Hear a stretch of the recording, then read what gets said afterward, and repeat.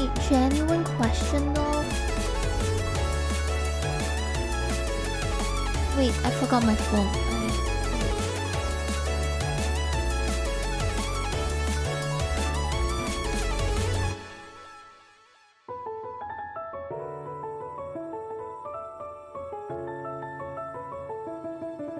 Right, I'm a VTuber.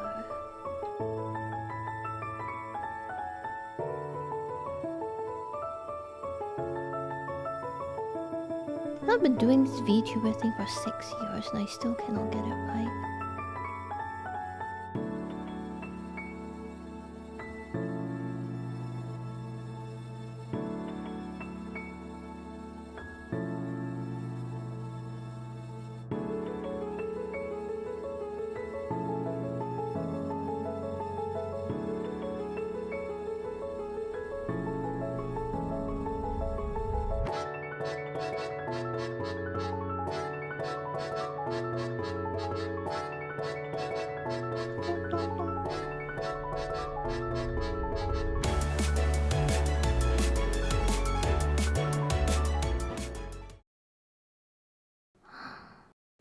Hello, good morning.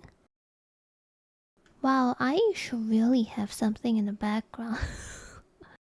Should I, or do you prefer silent? Silent background yapping. Good morning! Happy Monday. Here is today's words of wisdom. Every Monday means you're closer to payday. Thank you. Thank you for listening. Good morning! Good morning, good morning, good morning. Hope everyone's doing well. My tinnitus takes care of this. That's crazy, bro. Got paid today? Let's go. I think I'm getting paid next week. Every time I need to psycho myself a little bit about why Monday is a thing, I always just tell myself, oh, it's because every time it's Monday, it's 1 week closer to payday. I just say that to psycho myself a little bit. That oh, okay, you know, Mondays are not that bad after all. If you think about it that way, life gets a little bit more tolerable sometimes. Is the wind blowing hard in December today? I want to say that might be a Xenoblade reference. I think. Also, I got like 3 subs off stream. What in the world is happening? I am so grateful. But what is happening? Also, before anything, what hairstyle? Oh, actually, I want to go for the side ponytail. Maybe a shorter side ponytail today. And then we do like a... We do like a... No, well...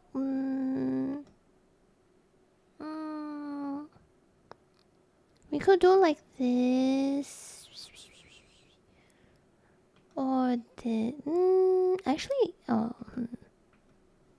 I haven't done long... I don't feel like the long one really suits this. Maybe like that. I think this is kind of cute. Alright, we'll stick with this for today. Dude, IRL, my hair... I can't tie my hair to a ponytail neatly. It just sticks out a lot. I don't know why. I don't know how girls do it. Especially with their... This, you know, those claw clips. I don't know how they do it. They always make it look so flawless and easy, and it's not. Yeah, you know those claw clips? You yap the thing. I think yap should be a universal thing. Everybody should understand what I mean by yap. We may have different languages and cultures and whatever, but yap, I think, is universal. It's the clip that girls use to tie their hair, but instead of using a rubber band, it's like a clip. And when you press, it's like yap. Wait, hold on, I have it. Please. Yap. Yeah, I don't know how they do that. I don't know how they do such a good job at that. 晚上好，stal 今天一样可爱。最近上班忙，没时间看你。没事啦，没事，感谢抽个时间来观看。晚上好，没事啊，你忙着工作吧，我反正都是一直在这边的。你有空你才来看我，没事。Yeah, yeah, the one you play as a kid. Precisely. Oh my god, Gem Dodger. Good morning. Hope everything's going well. Yeah, I'm here to keep your Mondays entertained. You got Monday blues? No worry. I will make it worse. No, I'm just kidding. I will make it better. I just need to find something in the background. Steam 唱游戏又搞特价了，要买？你要买的是哪一个？Grand Bazaar？Grand Bazaar 你还没买对吗？可以买那个啊，他们好像开大价，好像很大的 big discount。哎呦，thank you for 30 Thank you so much. Also, Jeff, what is wrong with you? What princesses? Star Sen. 诶，你玩 Star Sen 的时候，你知道怎么发财？跟我讲一声。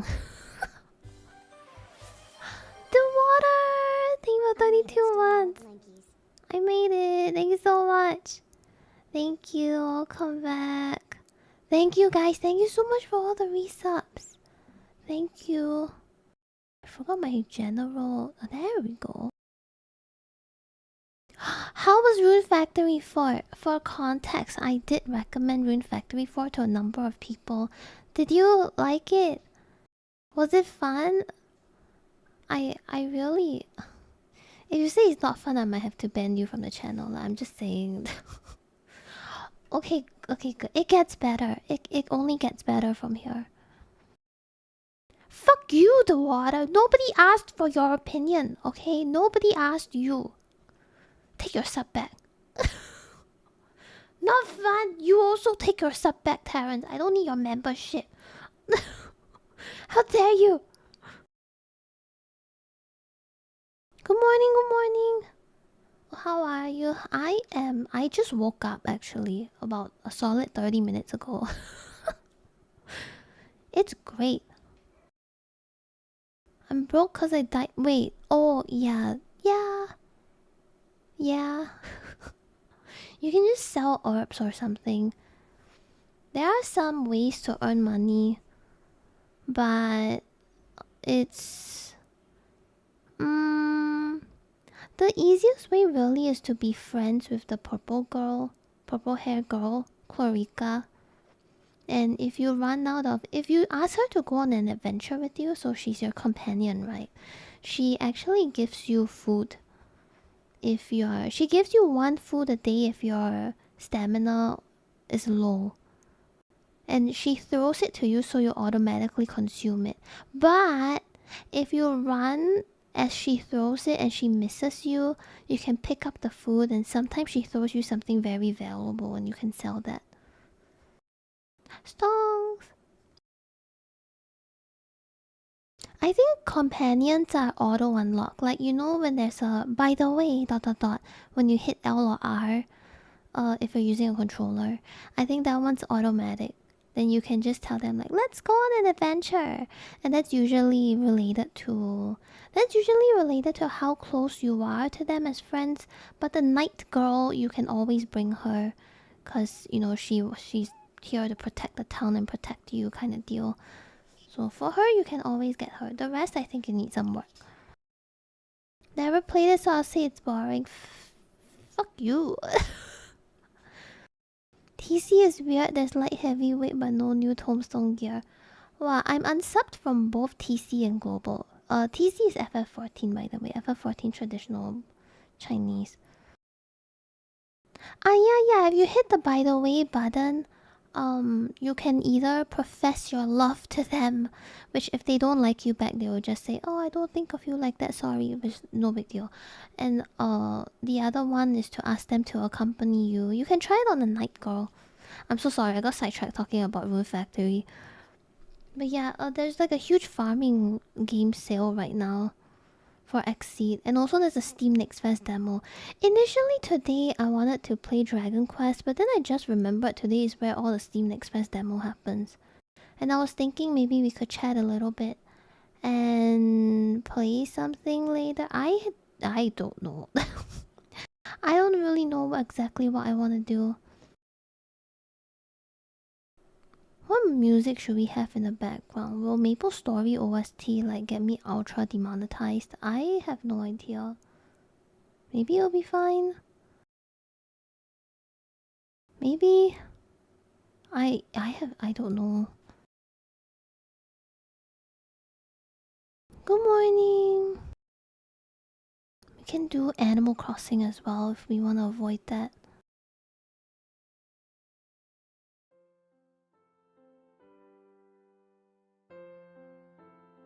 I just have it very soft in the background. It's a really soft one. Try not to be too loud with this.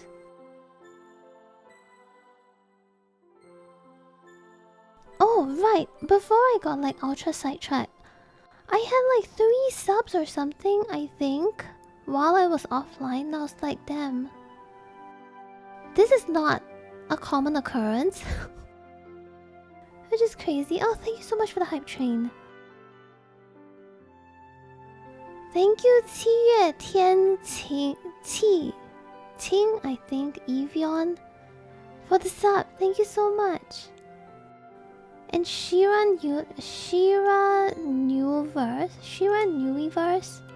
for the sub, and ZXC289062 for continuing your prime to tier 1. I think it's 墨镜漂流. Thank you so much. Thank you. What do you mean am I here? Where the fuck do you think I am? Why are you asking this kind of stupid question, Jeff? Got third. Is everything okay? Wow, they saw my short. Maybe. Do you know that that donut is an insult in the UK? Like, is this like saying someone's stupid or something?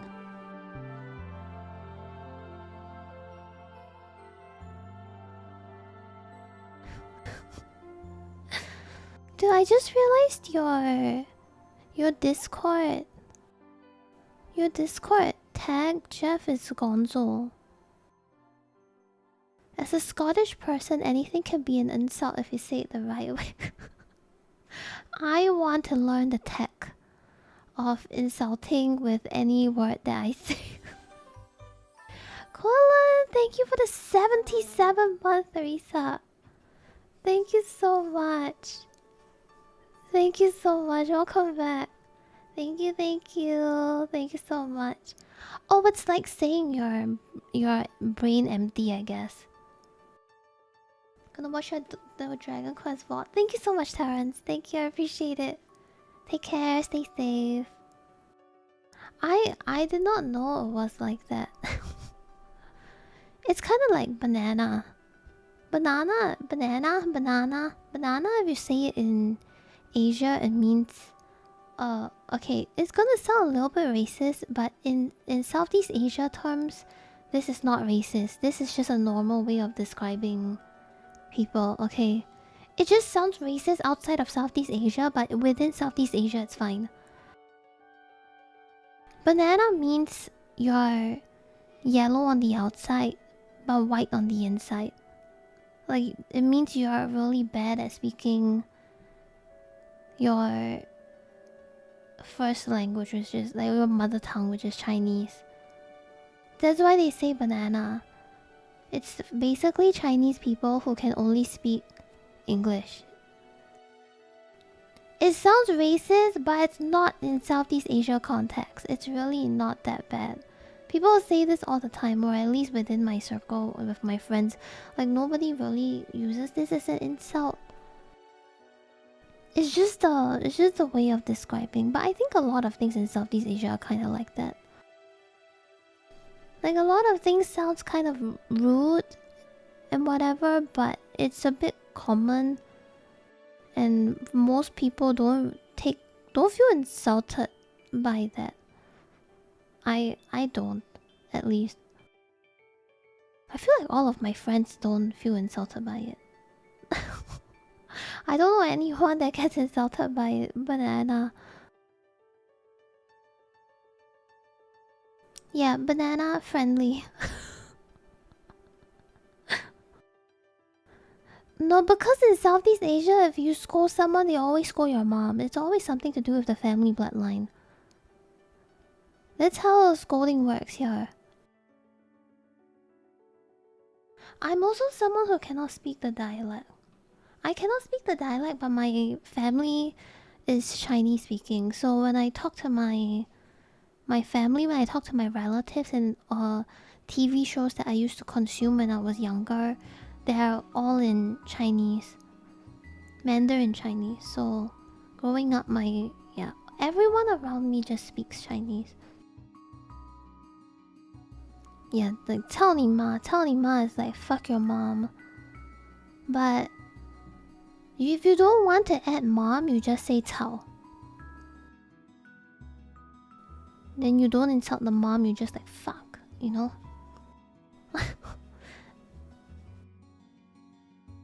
Yeah, some maple music in the background.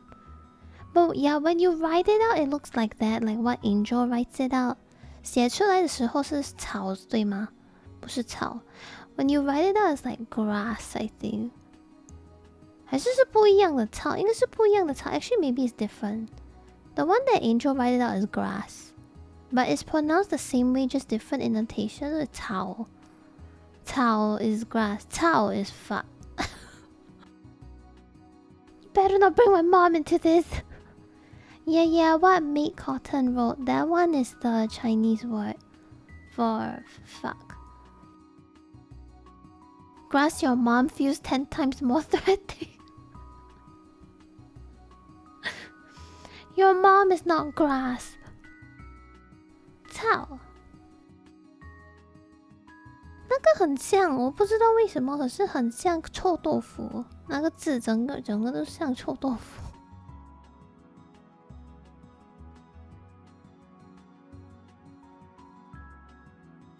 Yeah, the thing about Chinese is that there are a lot of words that they sound the same but different meaning and different way of writing, and even more different depending on what you say before and after the word.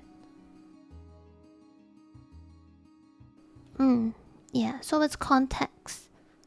It's based on context because there are multiple words that sound the exact same.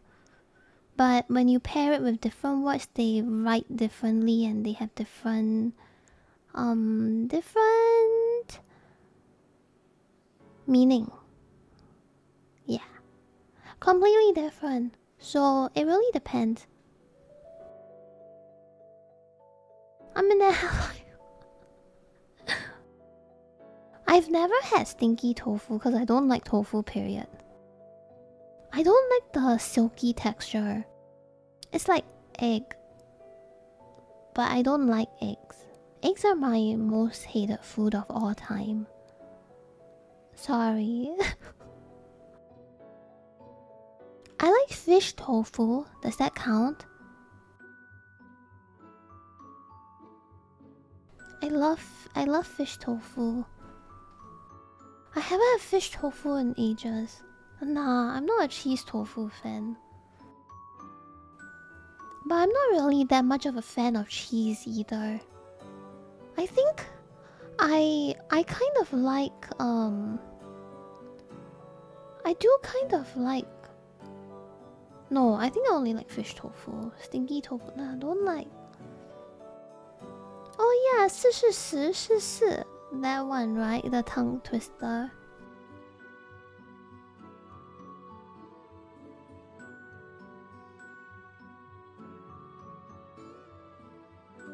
It's about a lion and the word 44.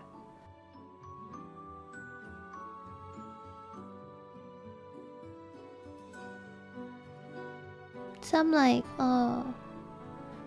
诗是时诗时 something like that. Or 四是四，十是十，十四是十四，四十四是十 something. And 是十四只诗狮子是死的 or something. There was one like that. This was the short one where they say like 4 is 4, 10 is 10, 14 is 14, 40 is 40. 44 stone lions are dead. Yo, stop saying shit. It's a combination of SI and SHI and different annotations. Yeah. 44, 十是十，十是四十四，四十是四十 something like that.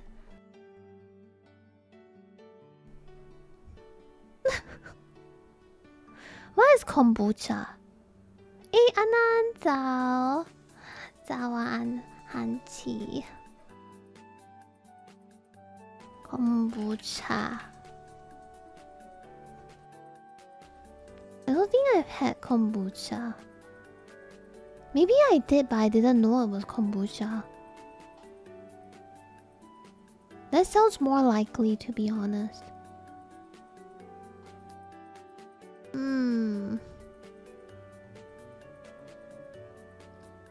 Maybe I have drank it. Is it? I did. I love apple vinegar, like the cider vinegar thing. I really like that. Is that basically kombucha?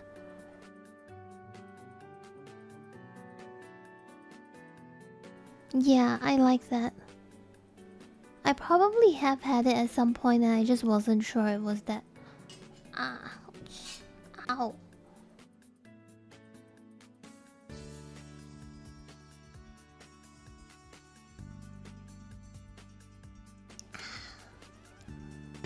What a good.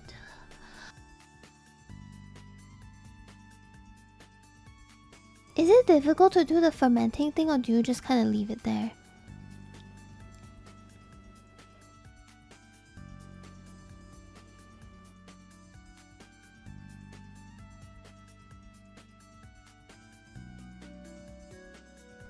Apple cider is already a drink. Really? I really like...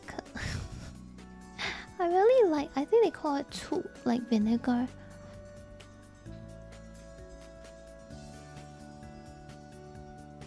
Is it just because you leave it there for a really long time, you gotta wait it out?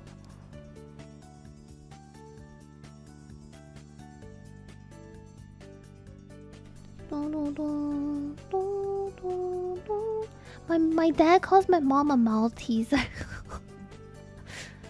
Hey, Maltesers are delicious though.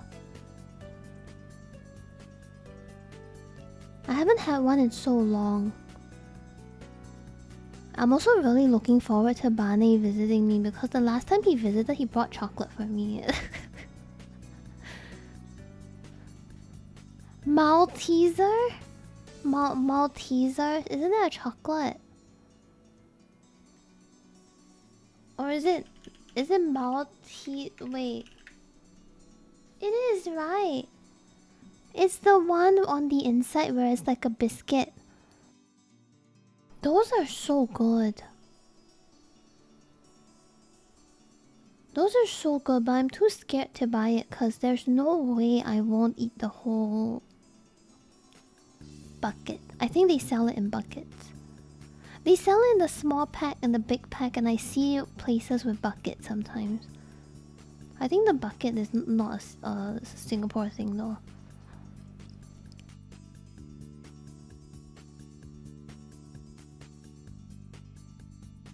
Yeah, I'm pretty sure that's not a Singapore thing. I think we only have the bag. You leave it there, let the thing grow. Once it speaks coherent English, you bottle it before it becomes a homunculus. What is that? What does that mean? Good morning.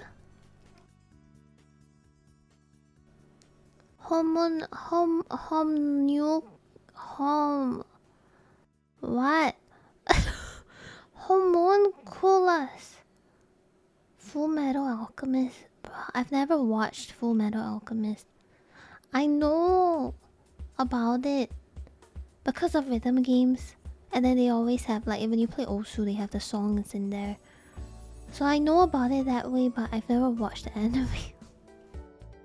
Homunculus. Unk is crazy.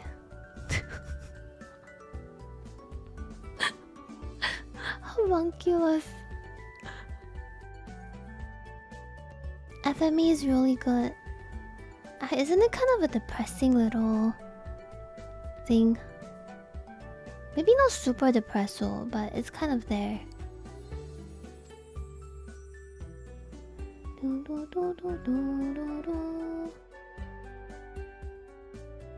Super dark bit dark, super good bit dark but good. It's because of the whole context of like the backstory, right? Of why they were like that. I remember playing a Full Metal Alchemist game. Did they launch games on like the Nintendo, like GBA or DS? I think they did. I think I played the DS one. I had no idea what it was, but it was some fighting. You know, it's kind of weird. I realized that when I was a kid, I actually played fighting games of that kind. Did I know what I was doing? Absolutely not. I just mashed buttons. Like, I played Metabots. And the Metabots was also a fighting kind of version. But I didn't know what I was doing. I remember I fought the bots and they were super. I set it on like the easiest setting and whatnot. But after I beat them up, I will always feel like I'm a pro and I'd be like, yeah, I'm so good. I can be anything. There wasn't like online back then, so all I could do was, you know, beat bots. I didn't have friends to do the online stuff with. So I always set them at the easiest and I would beat them and pretend that I was good.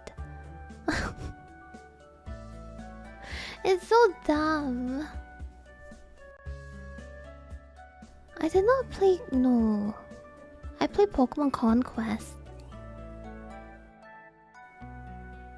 I feel like as I grew up over the years, I get more and more... I wouldn't say scared is the right word, but I get more and more concerned about playing games because now I'm like, damn, what if I'm not good, blah blah blah. But when I was a kid, I was like, screw it, video games. Hey Zazarov, good morning. Hope you're doing well.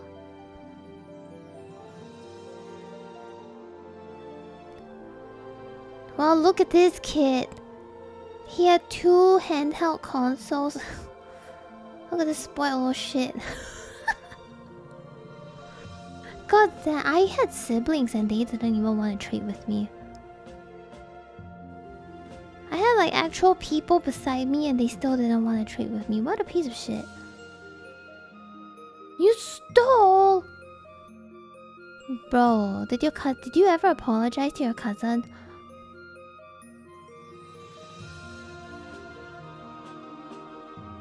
Who cares if you're a good player cause you have fun? That's true. It's something I actually had to learn for myself. Cause I couldn't get by that for the longest time. I don't know why.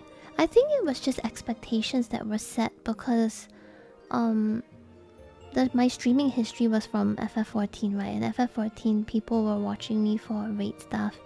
So I think it was just the expectations that were set from there and I found it a bit difficult to transition into stuff where I'm clearly not that great at games. I don't pick up stuff very fast or anything.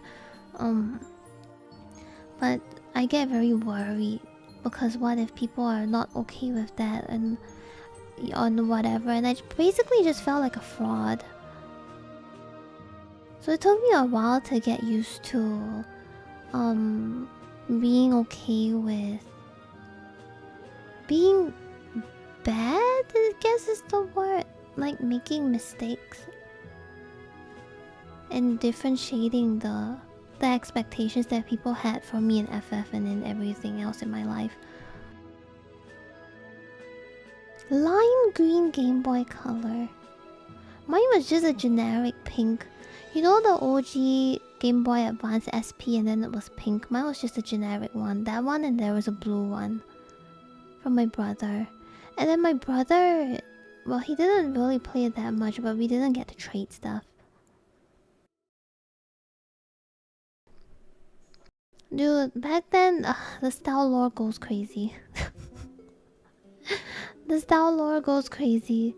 Back in the day, it wasn't a great experience. It was fine. It's just that I didn't know how to manage myself.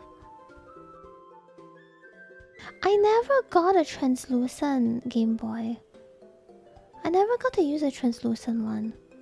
Kinda jealous. Well, I don't know about superior, man. I never thought of myself as like anyone super insanely good at the video game. I don't really think about myself like that. I feel like a lot of it was just right time, right place. And I happened to know the right people who could help me in multiple things. And that's why so many things became a thing, you know. It wasn't necessarily that I was very good or whatever. I just happened to be very passionate in something and became and gotten a little bit of fame from that within the game itself, I guess.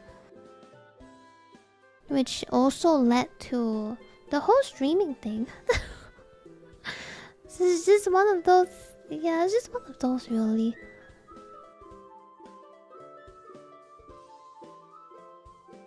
Highest quality gameplay. I don't know about that one. Yeah, that's why there was this translucent thing with the analog 3D and that looks so sick. Keld actually bought the controller and it looks really pretty because under light and no light it looks a bit different. And that looks so cool. I love the blue one. I think they ran out of stock for the actual console itself, but the controller is still a thing.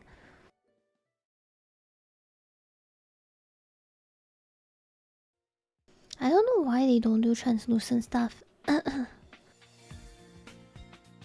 anymore. I think the last one they did translucent was the 2DS. I think 2DS translucent? Yeah. I thought that one was really cool, but my favorite my favorite 2DS one was the sea green. Oh, General is fine, yeah. General is chill. Oh, it's more fragile? Oh.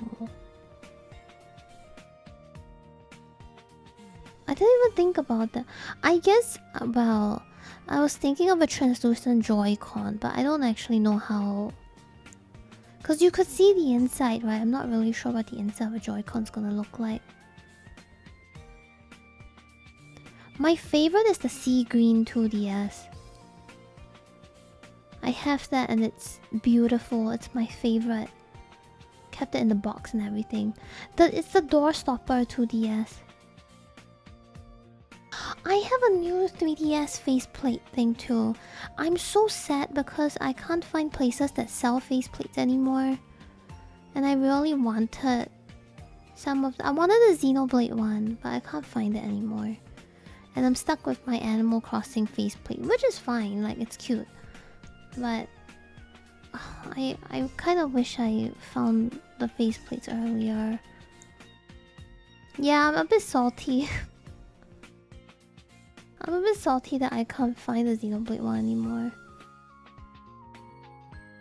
Like, you could buy it, but they're $100 over, and I'm like, nah, fam.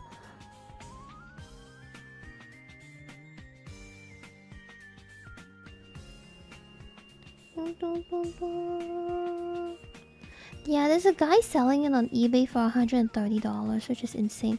Also, Val, I'm so sorry. You sent something to my PO box, right? They haven't replied me for some reason, so I'm gonna have to do something about this because I don't know why they have not replied me.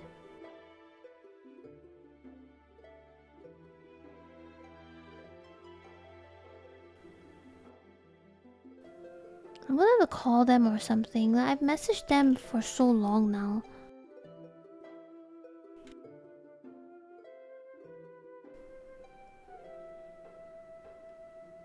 Yeah, why are they not responding to me?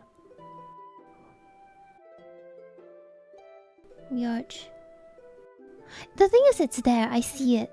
But they're just not responding to me about inquiries.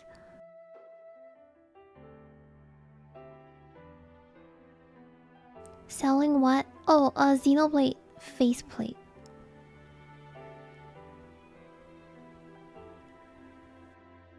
Dude, I want a If they launched a Xenoblade themed Switch, it's so over for me. I'm really worried about the themed Switch tools that they're going to announce because I will cave.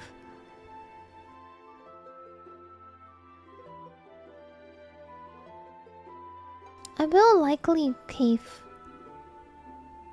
Okay, maybe not Zelda. Animal Crossing I will probably cave. Cause I caved for the other Animal Crossing one. That one was really cute. But like, I don't know if we're even... I don't know if we're gonna get a new Animal Crossing.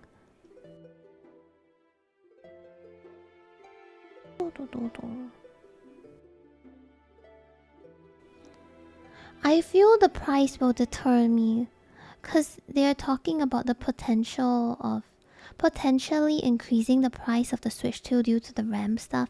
I am so excited for Tomodachi Life.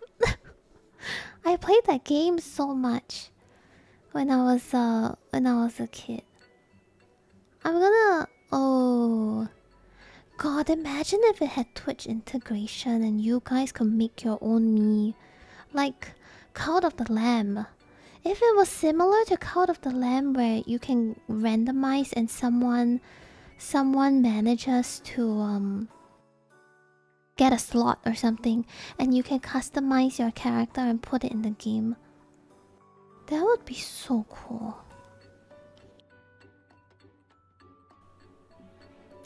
I would be so down to do something like that for Tomodachi Life. Is Tomodachi Life a game key card or not? Tomodachi... Do we know, or is it a cartridge? I hope not. I hope it's not a game key card.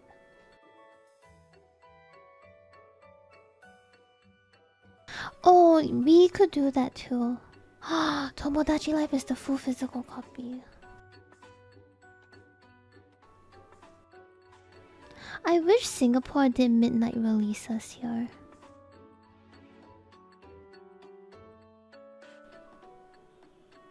That would be so good. If they did, I would go to the store and get, like, I would just buy it there.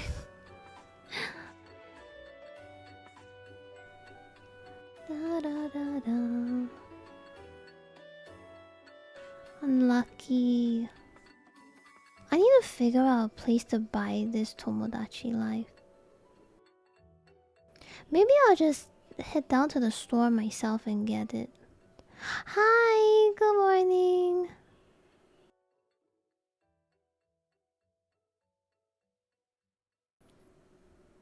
Do, do, do, do, do, do, do, do. Like, Pokopia is gonna be a game key card, so I was thinking maybe I just get it. I was thinking maybe I could just get it on the thingy. I don't know. I really wanna ask if it's possible. Yeah, cause see, if I get it from the Nintendo store, the Singapore eShop, I can play it on launch at 12 a.m.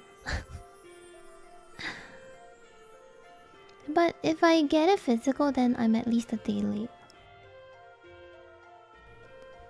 Are there any stores, dude? Are there any Singaporeans in chat? Do you know if there are any stores that would be super down to, like, send it to you by midnight? What if I pay for the delivery or something? What if I go and grab it? I'm curious. Buy a box. Oh, like just for collecting sake. Go to NZ store. It's expensive though, I think. I don't know if there's something like that. What is TAFEP? What is that? Can you not do that? Is a midnight thing not a thing? Oh shit. Nah. Singapore government, if you're listening to this, I'm not abusing anyone, alright? It doesn't work that way. I just get like someone else to do it for me, you know? Back then there was a store that I bought it from. They always delivered it to me a day earlier than release. They would deliver it to my place like +1, like a day earlier. I will not dox them. But they would do that and I could always play on midnight. But they don't do it anymore, and I was kind of wondering like if I could ask them if there's a chance like, hey, are you guys chill from it?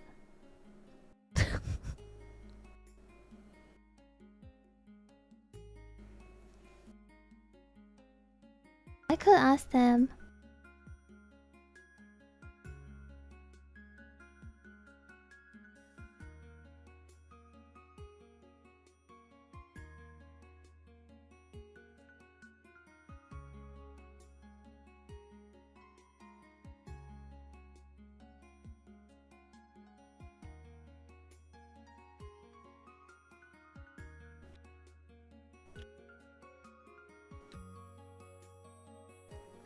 For old times' sake, I haven't messaged them for a year. I could ask them like, hey, I hope you guys are doing well. By any chance, is it still not possible to deliver it to my place? Or something like that. Hey, bestie! They were really nice though.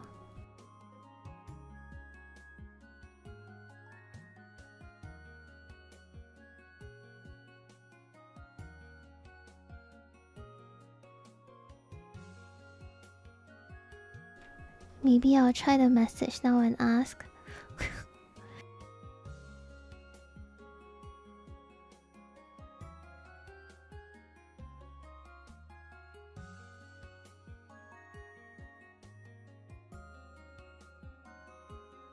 How do I want to ask this? I haven't messaged them in such a long time. I feel kind of bad.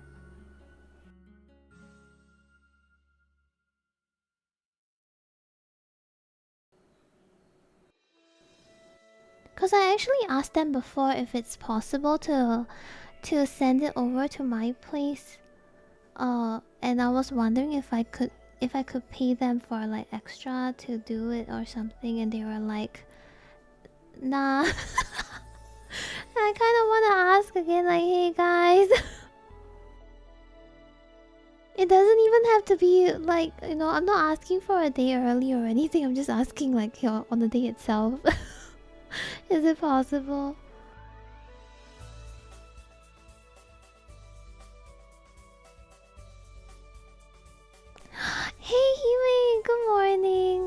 you're doing well. Teehee twirls hair, bites lip. You know, I realized that Star actually knows it's me. Cause my dumbass, right? My dumbass had the name Stalala or something. Or I think it was Stal. I think Stalala, cause Stal was taken. So I always do like a Stalala. So I think they knew it was me way back in the day. I'm like, oh shit. My fucking dumbass didn't even think I was like, ah yeah, there's no... But people don't even know I'm from Singapore anyway. Like, surely it'll be fine. It was not fine. I didn't even think about that. I doxed myself. And I'm just like, well... Oh well.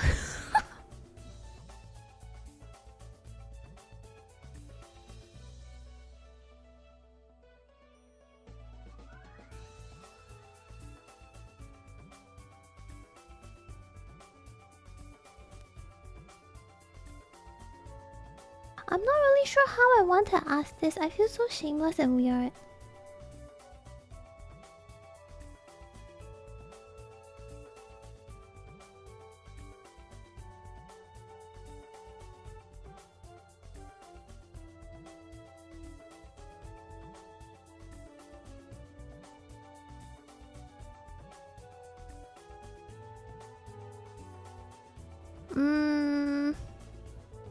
Call? Wait, call?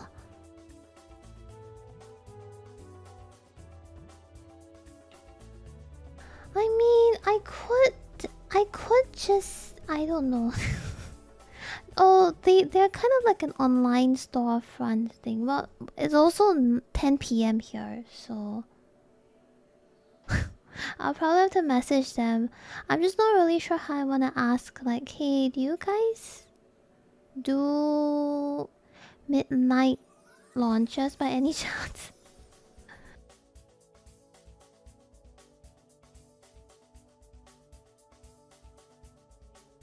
I wanted to... Oh, should I just say, like, I wanted to ask if you guys do midnight launches by any chance?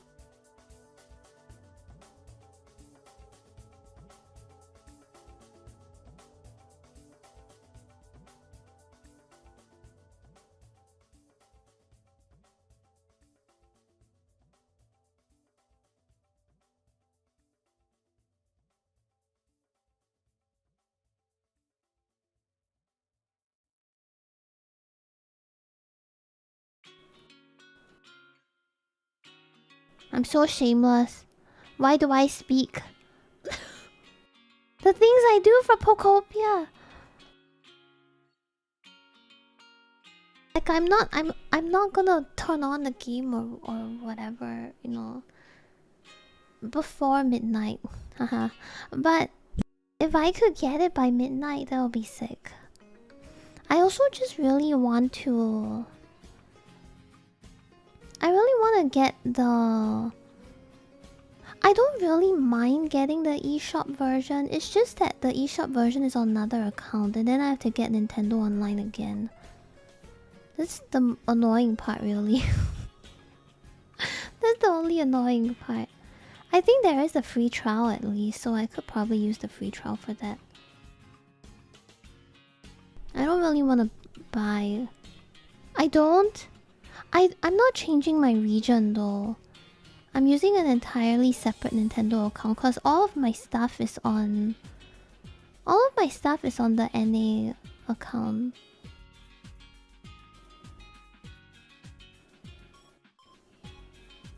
It's just recently they added the Singapore eShop.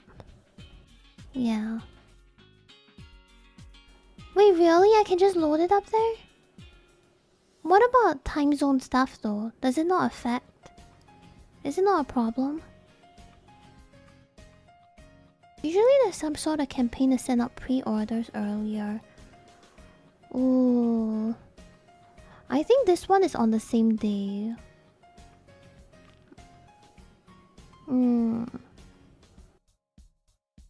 Maybe I can try that out with I'll try that out with the fire red leaf grip. But do we even have... Oh, my arm's short. Oh, my shit. Oh, it's alright. Maybe I can. I don't even know if we have. I don't even know if we have thingy. I totally forgot I was online on what's that called? I totally forgot I was online on Switch Xenoblade. I'm so sorry.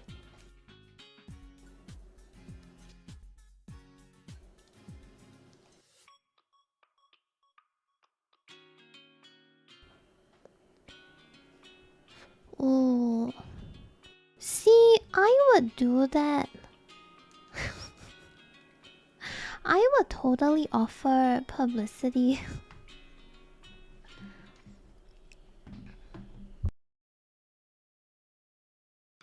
Oh, speaking of which, speaking of publicity and ads and whatnot, uh, from in a few days from now, there might be some like overlay ad playing on my stream.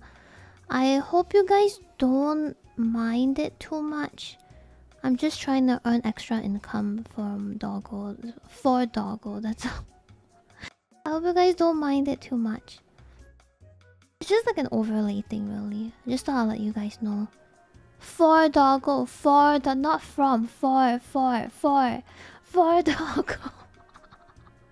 I am not making Doggo suffer.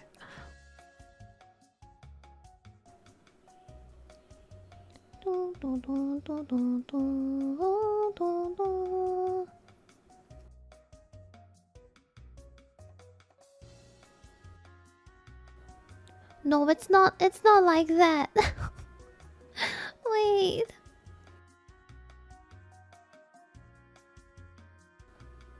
Hi, good morning. Wait, so if I said it wasn't for the Doggo, would you let me? By any chance, uh, by any chance, will you let me? Will you be okay with me taking this? just curious. Yes, but I'll raise my eyebrow. What if it's like a good ad though, like a legit ad?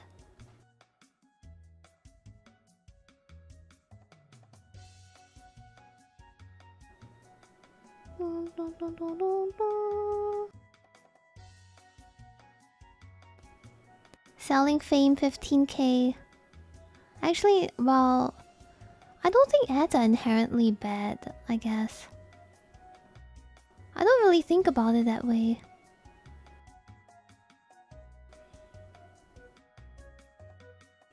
Yeah. I don't really think about ads that way. I just think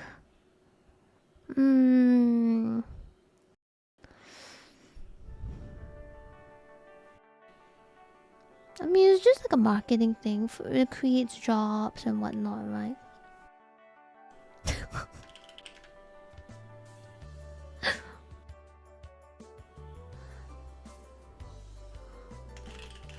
Ads are terrible.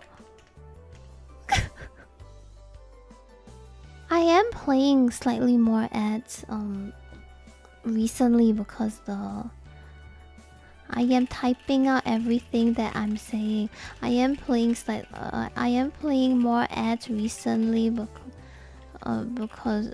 to help a bit with money. I hope you guys don't mind. I'm so sorry. Thank you for understanding. I appreciate a lot. Intense cozy stream. Yes. I am thinking of just doing something comfy today.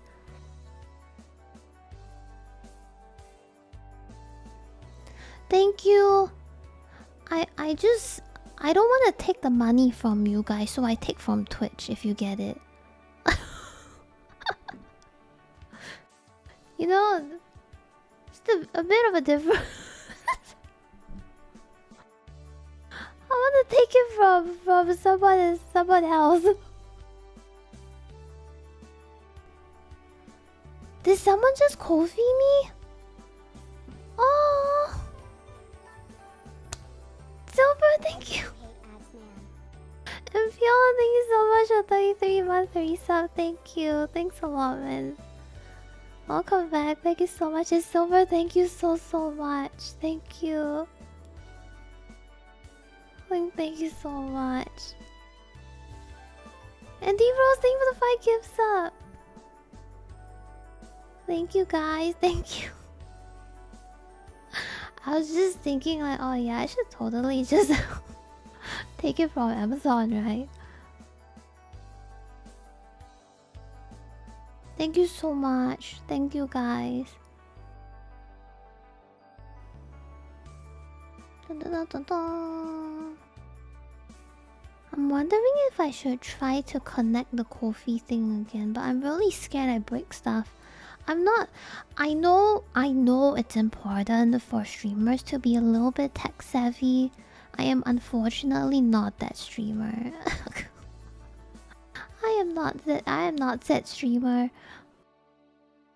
Oh right, I wanted to check the leaf green thingy. Wait no, this is my EU account. Sluthole, thank you for the 3 gift subs. Guys, thank you so much. Thank you. Thanks a lot, man. I appreciate so much. Thank you.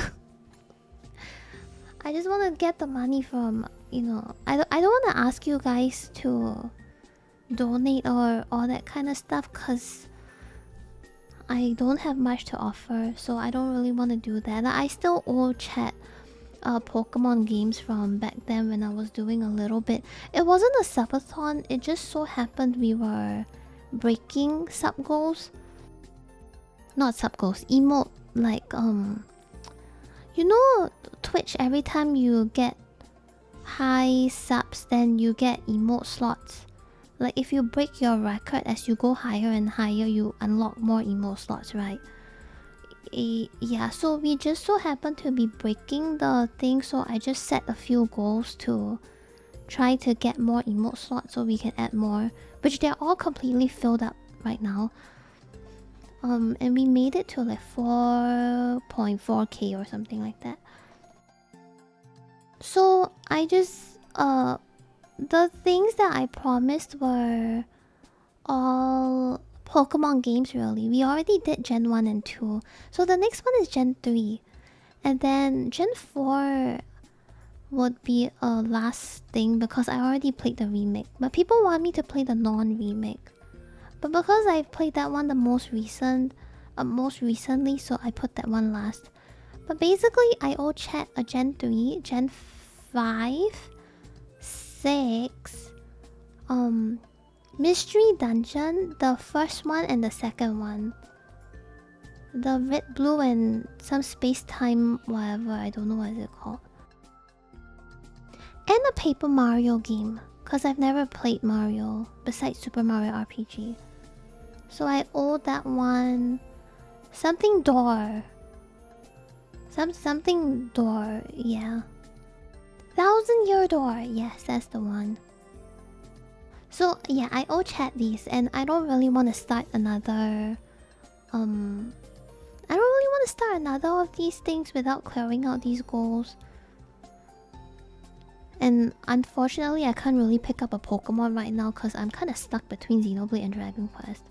So there's that. I would be super down to try a Zelda game. I would be absolutely terrible at it, but I would be down to try it. Wait, the Pokemon games are $33 in SGD. I feel... Wait a minute. How much is it for you guys? They're overcharging me. That's 26 USD. They're charging me more money. I hate the Singapore eShop. Yeah, they're charging me above... Dude. What the fuck?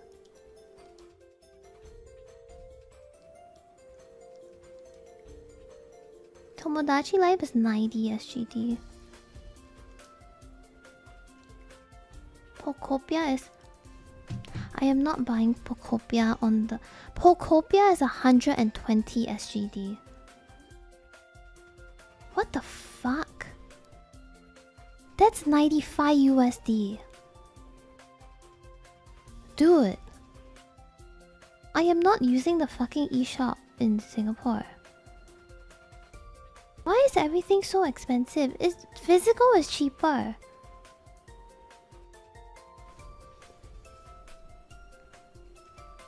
Do we have any eShops that are cheaper? That benefit from time zones? I don't know if I'm buying the game yet, like Fire Red and all that.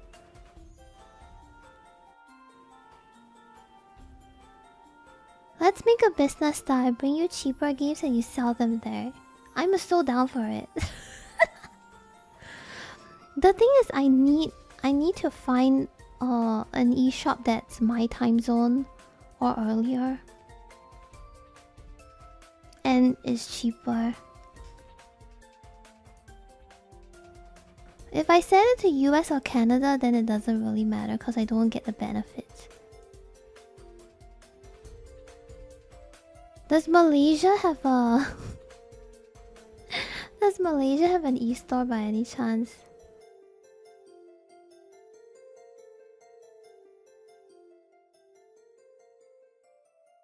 I think they do. I think they actually do. Holy shit, Malaysia, truly Asia. It's time to stop.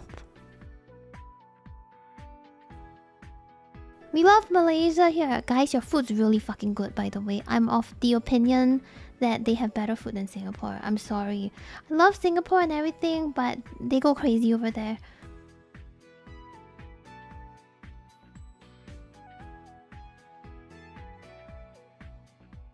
Hey Hina, good morning.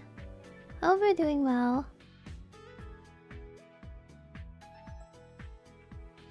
The real question is, can I use Touch and Go to pay? What are the payment methods for Malaysia?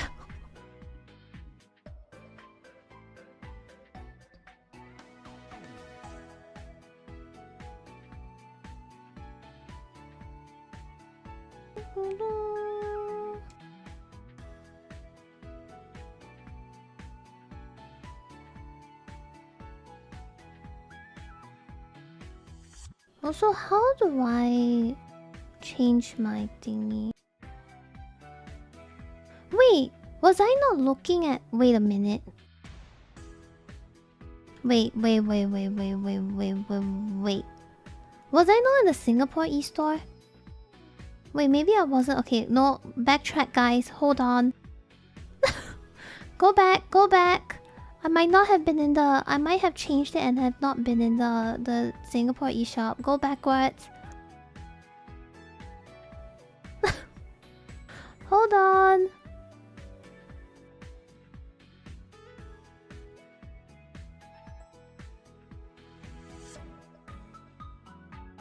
I just changed mine to the Malaysia one. So we'll see how that goes.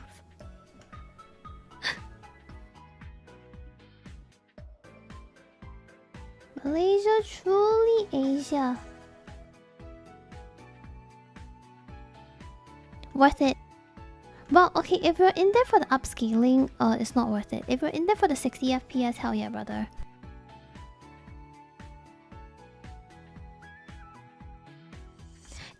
ringgit. Is 80 ringgit for Fire Red? That's how much USD? Okay, that's 20 USD. That's pretty legit. Alright. There is hope. There is hope for me. I just don't know if I can use a card for this. Let me see Pokopia.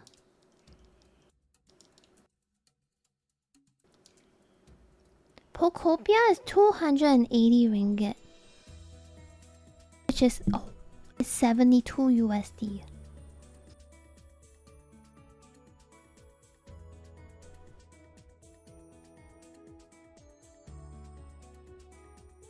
minute? Isn't that cheaper? Wait, is it the... No, it's not cheaper. I think it's about the same. I think you guys are slightly more... slightly less.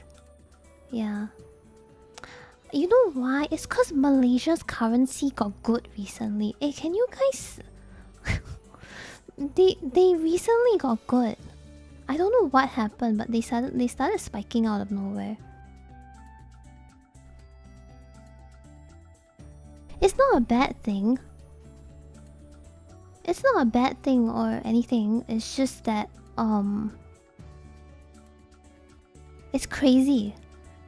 I only know about this because I have people in my workplace who are Malaysians, and they were bitching about the ringgit, which is Malaysia's currency, getting stronger because they earn in SGD. So they are losing money.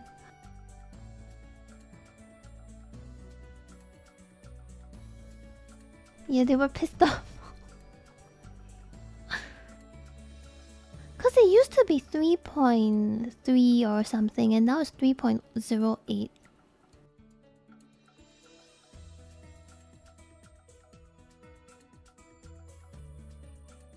So for every $3,000 they earn, they lose like 660. Yeah, so people were like, fuck.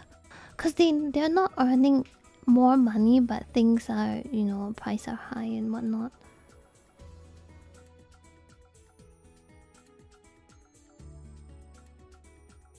Okay, I gotta take a look at the Singapore store now.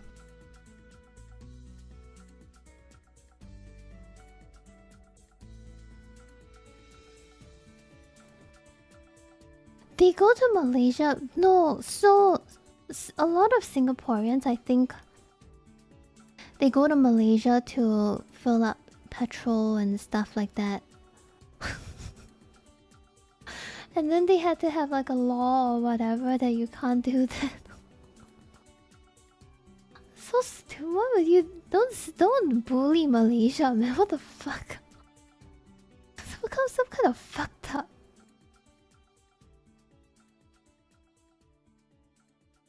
They're so mean, bros. Just go there, eat their food. Oh, yeah, the travel is worth it. So a lot of people like to go to Malaysia to buy they just go there to buy groceries and whatnot. To be fair, they do have pretty nice groceries. There's this tempura nuggets in Lotus. I think it's called Lotus. They're a grocery store. That was really nice. No cap, that was actually pretty good. Okay, I'm buying from the Singapore store. I was not on this. I would like to apologize to the Singapore store. I was not aware that I was on the New Zealand store actually. That's why things were expensive.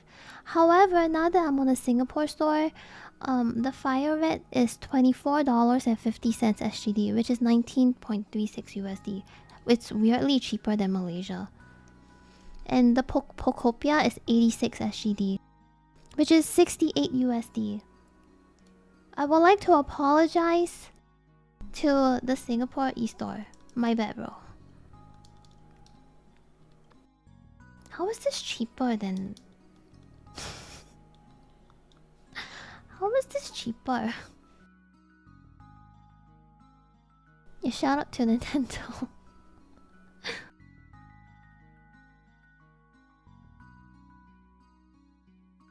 I could also just buy it on the New Zealand store if I really wanted to. New Zealand store, it was 120, right, for thingy. So it's 71 USD. But can we have like an earlier time? Can we have daylight savings? This is crazy, but can we have daylight savings? Then maybe I can get my game an hour earlier. That's crazy, bro.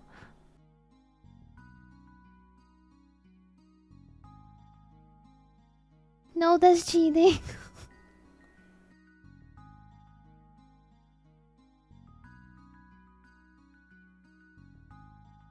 Yeah, it's not that far actually. Malaysia's not super far. It's pretty much like your typical drive in America. If we drive from here to Malaysia, technically you cross the borders in maybe 30 to 45 minutes. Yeah. Technically you kind of cross the borders quite fast. It's like your normal drive and you go to another country with a different culture. Well, it's not really that different. We just, yeah.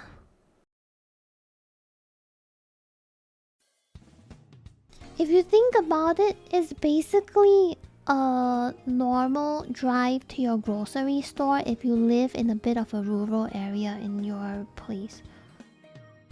If you take like a 2-hour one way or 1 hour one way to go to a grocery store from where you guys live, that's basically what it's like to go from Singapore to Malaysia.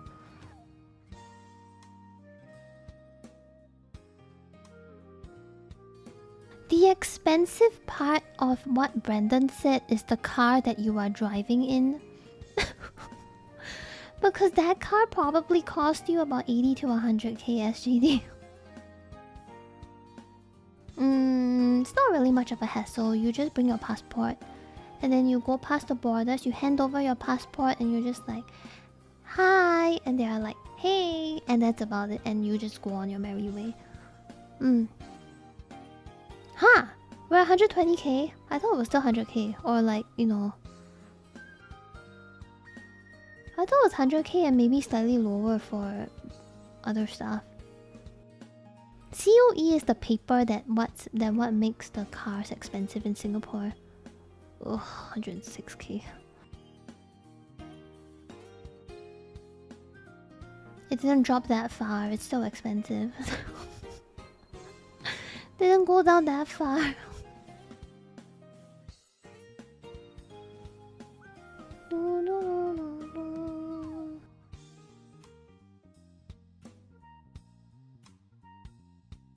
100k SGD.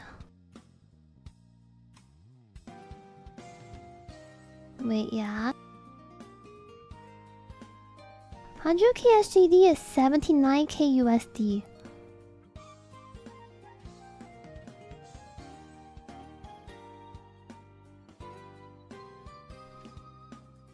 Honda City is 190. This sounds about right.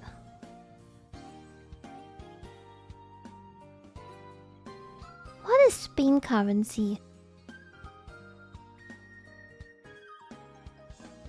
Euros? 66,968 euros. 70k euros for 100k SGD. This is like a normal car, by the way. That's why people who drive car in Singapore, it's like many money, you know, expensive. And every 10 years you got to do the whole song and dance again. The thing is, a lot of people do own cars in Singapore. They just pay in, you know, installments and whatnot. Hey Marcus, good morning. I'm doing pretty good, kind of vibing. I would not drive a car. I am too scared that I will knock someone down. Hey Anthonias, good morning. I got you, man. I am too scared that I would hurt someone. Also, I can't even follow GPS. I don't have sense of direction. Or depth. Or anything really. I don't think I'll be able to cope with... I don't think I'll be able to do this. Oh yeah, the taxi sim. I mean, I got my passengers to their destination, so I don't know what the problem is. Sure, we ran a couple of red lights and we knocked a couple of people down, but did they get to their destination? Yes, they did. Did I do a great job? Could be better. However, they were not late for whatever they were going to. So, I think I did a pretty good job. I think it was a W.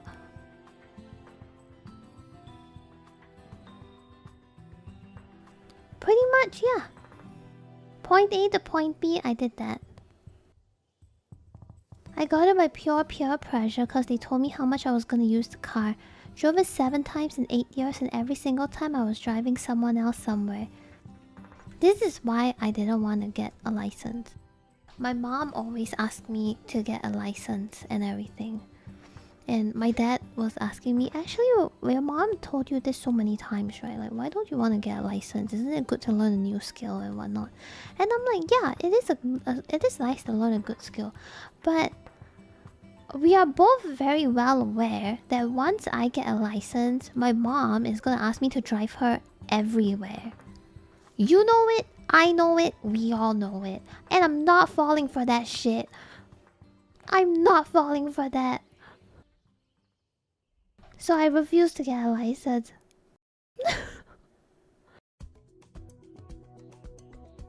The thing is, my dad already drives her everywhere. So basically, if I get a license, I'll just be taking over my dad's job. And she's someone who is very antsy in the car. Like, she will backseat you. She's the backseat driver. I do not need that kind of energy in my life. If you want a backseat, you will learn it yourself. So I refuse to learn. To be fair though, I do kind of need the backseating because I will get lost. However, I must assert dominance in some way, shape or form, and this is how I assert it.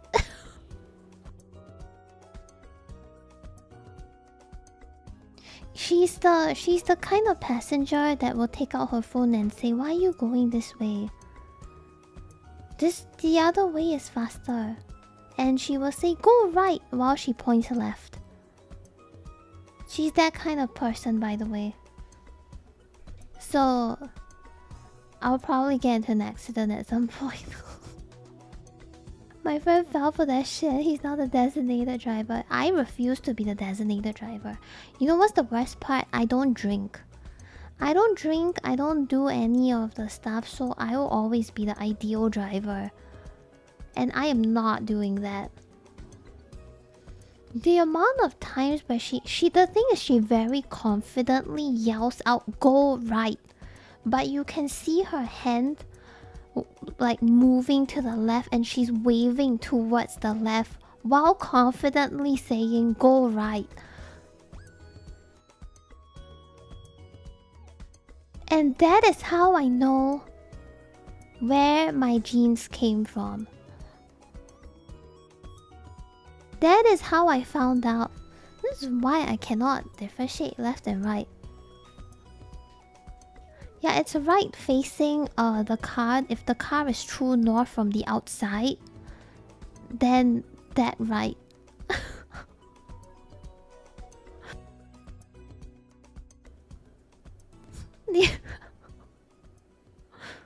Private cars are like what, Uber? Shit, Labo is left. Cause Alpha are left.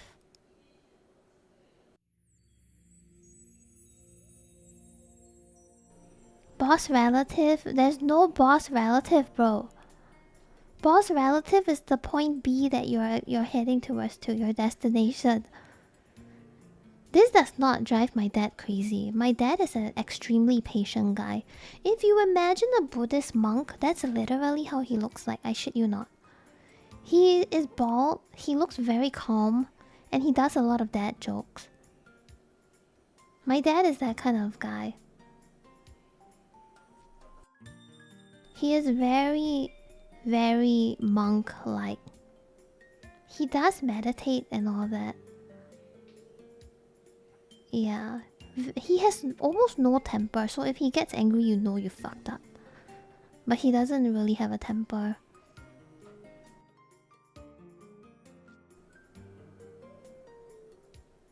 My dad is like BIS. Have you made him mad? Probably as a kid, yeah. He doesn't have a beer belly.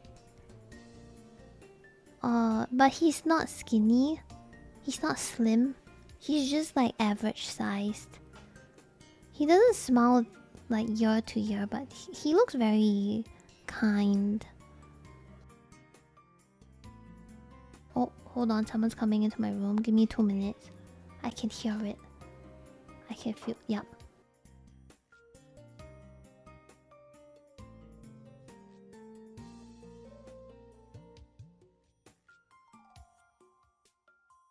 Okay, they were just asking me if I wanted to eat. Because they know I'm in the middle of my stream around the time that I eat. So my family's really nice. They always give me food in the middle of my stream. They always make it for me. They're kind of, you know, it's like, it's not too much of a hassle for them, so they make it for me. Hey Mansi, good morning. Also, my food is usually just chicken breast and rice, so it's very easy. Yeah, my dad is very... He's very curious. He likes to learn about stuff a lot. He's basically a lot of people's BIS. A lot of people's ideal... maybe not ideal, but he has a lot of traits that people look for, I guess. I have an ad coming soon. Once the ad is over, I'll tell you stories about what my dad does for my mom. It's crazy. It makes me feel like I will never find someone and I'll be single for the rest of my life. Cause the expectations, the bar is set so high now that I don't really know how anybody is gonna do this. Marry Jeff! I would rather jump off a cliff in Minecraft and like I would jump straight into the hole that it buries myself and the grave drops straight on me. I would never ever date Jeff. Not in an insulting way or anything, but it's just weird. He gives some young brother vibes. You know what I mean? I could never. I like older men. I would never. I suggest becoming gay and marrying your wife. Well, that's pretty valid actually. I would be down for that. I cannot date anyone with young brother vibes. Young brother, is that the right word? Yeah, I cannot date anyone with that kind of vibes. It feels too kid-like. Kid-like? No, not kid-like, but it feels...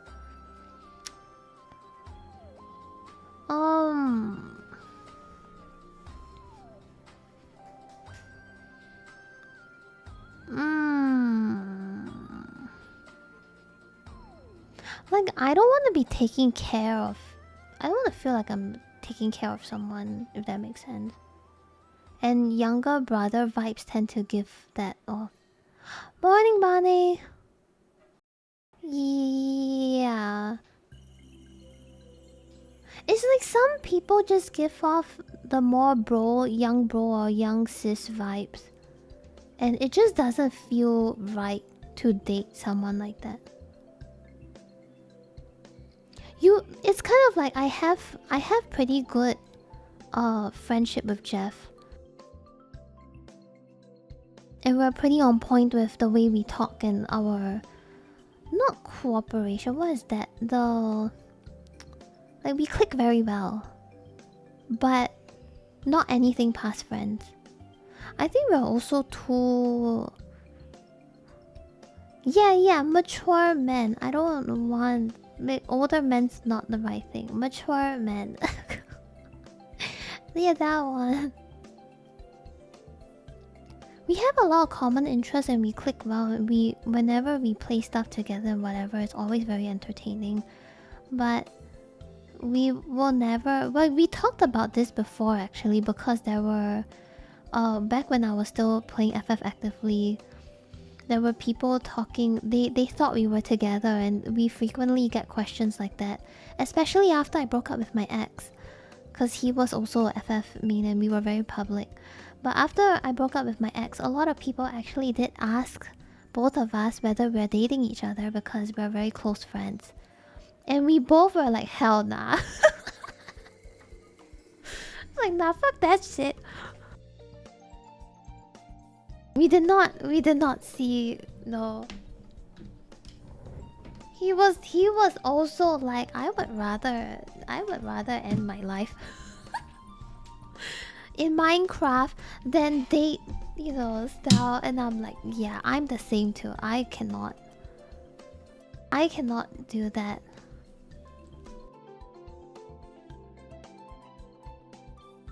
We would never get to that point. We broke up amicably but are still friends, but I'll date them again. I think that's kind of crazy.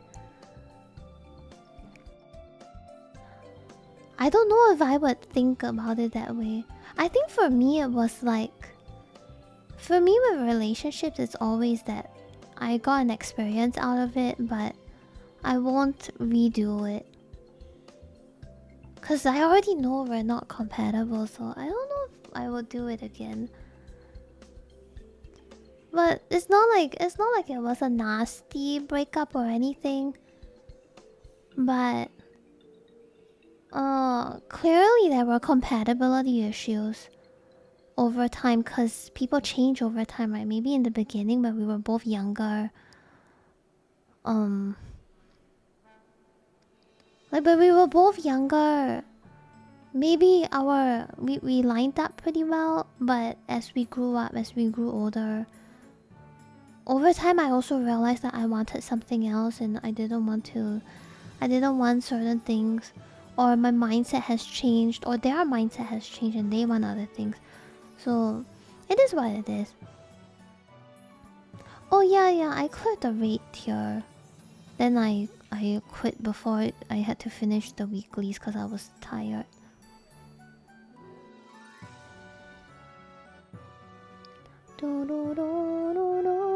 I feel with early teens, I think anything before 25, you just close your eyes and pretend it never existed, you know?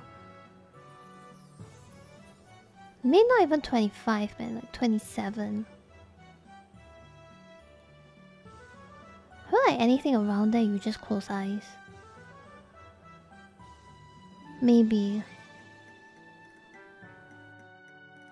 Just cause do you not feel like that? Cause I talk to a lot of people about it, and they always say that they only start feeling like they kind of roughly know what they want when they hit about 20. I want to say 28. They say like around 27 to 28 is when people start to have a bit of a direction in their life. But in the early 20s, because you just became an adult and you are walking around trying to figure out what's going on, what to do, and all that. So you're still pretty much lost. There are a lot of people that also figure out what they want in 25 or whatever, I think. Because, a lot of people got married around that time, which is great for them. But yeah. Yeah, I feel like especially when you were in the pandemic, COVID fucked you up quite bad. Maybe when you hit 25, at that point you realize that you found fulfillment in other things, and you don't really need dating to fill up. It's kind of like, it's always nice to have a partner and have someone to accompany you and whatnot, but it shouldn't be the reason. It shouldn't be. You shouldn't have to find fulfillment in your life from another person. Okay, that's not really the right way, but they shouldn't be the only reason. There we go. Like, there should be other things that you want to do, or you want to get better and that kind of stuff, I guess. I guess that's how I would put it. Yeah.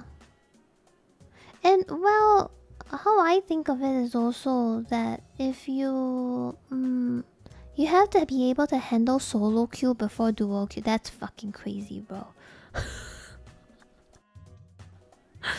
What the fuck?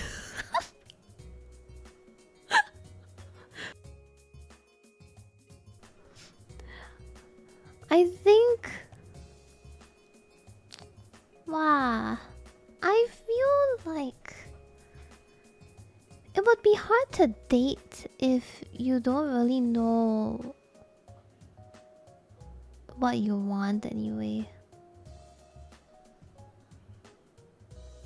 I guess it depends. Some people just go for short-term stuff just to figure out what they want and what they don't. I don't know. People are complicated. Someone in Discord queued rank with their parents. I'm like, are you insane? Hey, maybe parents are gamer. If you're shit at solo queue, don't bring down someone's elo and duo. That's crazy. What the fuck? My partner is my everything, but sometimes it gets to the point I ignore myself so much she gets angry. Yeah, compromises, right, for your partner. Compromises sometimes. Shit's hard though, easier said than done for sure. Shit's rough, but it is what it is.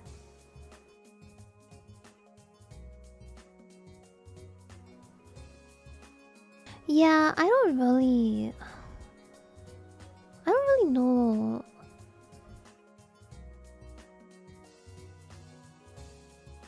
Wait, I only know about the Skyrim grandma. Is she still a thing? Now I gotta look it up. Is that still a thing?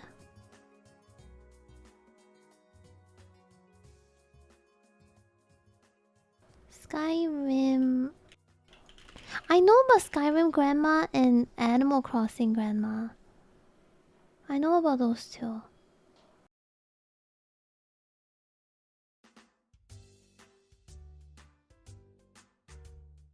Do, do, do, do, do.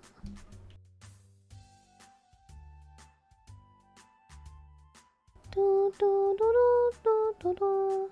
Dude, Skyrim grandma is probably way much of a gamer than I am. The aunties wanted to punch their monitors. Wait, what? Are you serious? They have anger issues?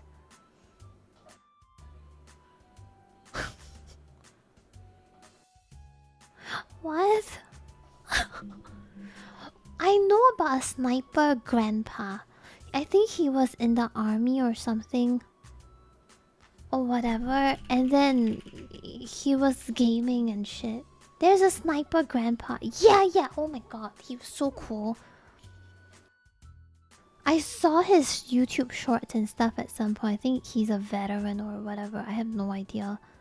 But bro was a fucking gamer. Oh my god, it's an IRL what the?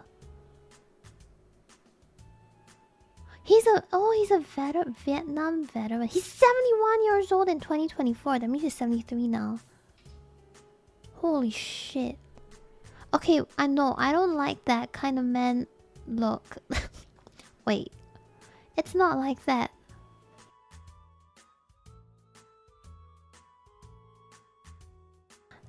Damn, he's old. He's 73. Bro is 73 and he can aim 10 billion times better than me. You know I cannot even differentiate. I'm telling you, when I tried shooters one time, literally one time, I tried shooting a person. First off, I cannot see said person. Second of all, I thought I found a person, but it was a tree. The tree didn't even move. It was just a static tree. And for some reason, I just thought that was a person, and I tried shooting it, and I'm like, how come he's not dead? I literally cannot play shooters. I don't know. I'm not even trying to pretend that I'm bad at the game. Why am I like this? Why am I like this? And I can't tell how far they are because I don't have a proper sense of depth. And I can't tell whether they're around me or not. I know the map shows red circles, but after I move the cone in the direction of the red circle, where the fuck is the guy? Someone's walking into my room soon, I can hear it. Yeah, right back.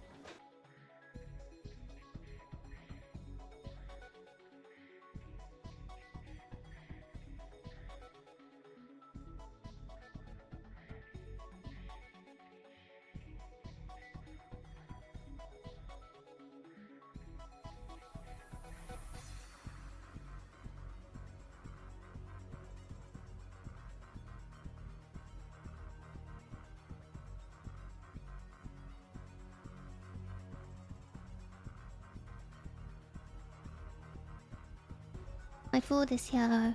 Yeah, I hear the footsteps and I know who's coming into my room. If you see me chewing, I'm just eating food. Don't you guys do like hear something like that? Like everybody in your family has different footsteps. It's very obvious.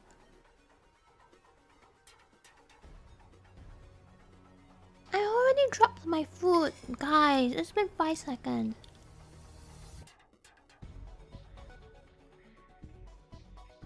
God damn it.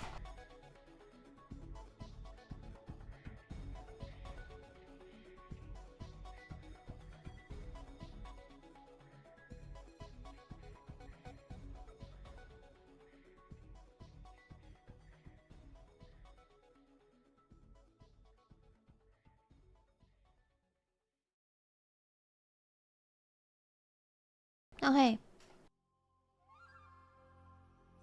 Apparently my mom's friend knows that I'm trying to lose weight.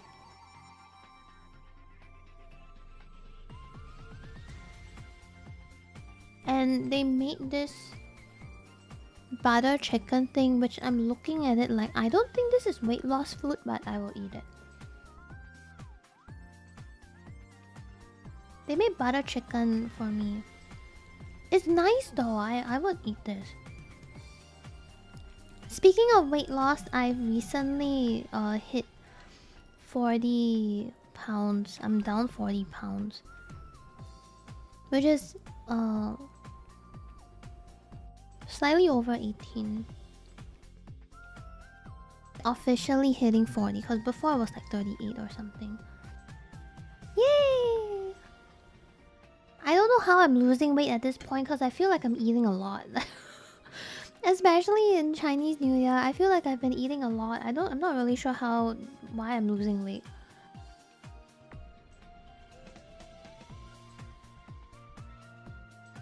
Feeling a bit lost.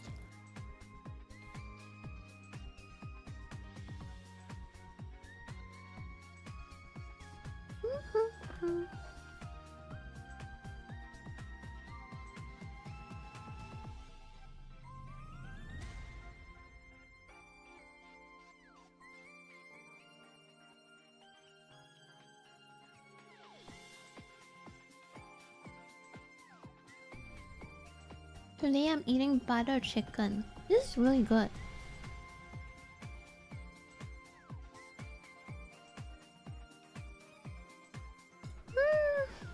Oh, so nice.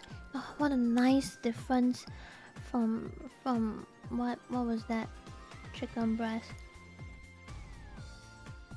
Oh my god, yeah, whenever I eat food whenever I eat food, I do a little happy dance when the food is good. I just really, really like food. I'm very picky, but I really like food. Whenever I eat something good, I'm just like, yeah, this is amazing.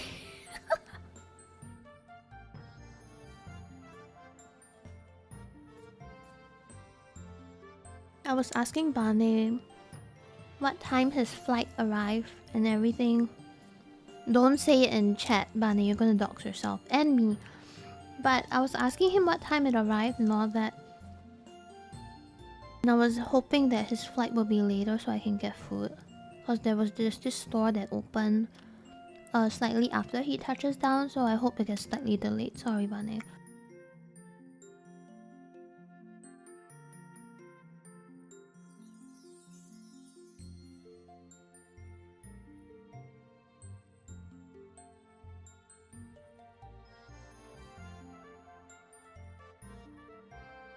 I'll buy it for you too. I'll buy the food for you too.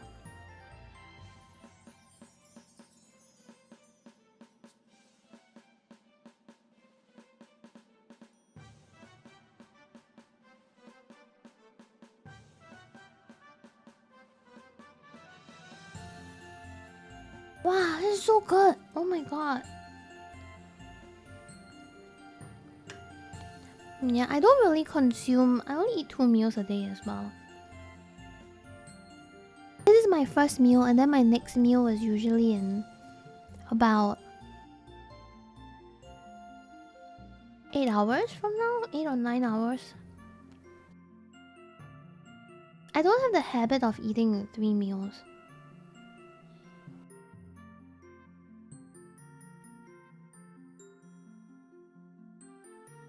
Wow, so good, man. Holy shit.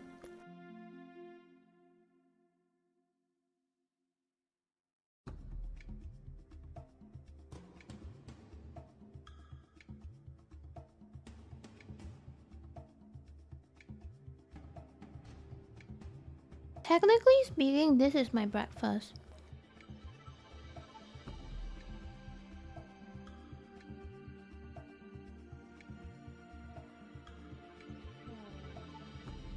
Don't eat lunch. Hey Wind, hey Van, good morning. Hope you guys are doing well today. Happy 1 week closer to payday, Monday. For me, I have this thing. It's gonna sound so stupid. But what I normally do is I eat my food like now, right? Because my times happen to coincide with streaming. So I eat my food at this time. After stream, once I end my stream and I'm downloading my VOD and everything, I will go to the kitchen and grab a small piece of chocolate as a reward. I'm rewarding myself like, oh, this was a good stream, you know, like good job, Stal. Now you just do the post-stream stuff and then work. So I just take a piece of chocolate as a reward. I drink a lot of water. And that will hold me all the way. Because by the time I end stream is about 3 or 4 a.m. That piece of chocolate will hold me all the way till 7 or 8 a.m. where I will eat food again. One more time. The last time of the day. And then I sleep at about 2 p.m. And yeah, that's pretty much my food habits, my eating habits. Kami, thank you for the 93-month Prime resub. Thank you so much. Happy New Year. I still count my calories and everything, just like roughly. I don't really write it down anymore, but I just have a rough estimate of like what I'm eating right now. Maybe it's at 500 or something if I'm being... I always overestimate it like crazy. Because it's better to overestimate than to underestimate. So I'll just do all that. And I'll roughly know how much I can eat or how much I should avoid eating in the morning. Like for my last meal. This meal basically determines how much I can eat for the day.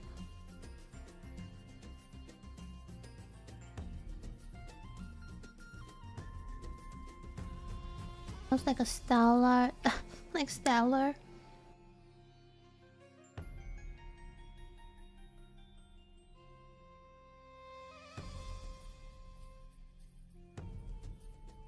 Hmm.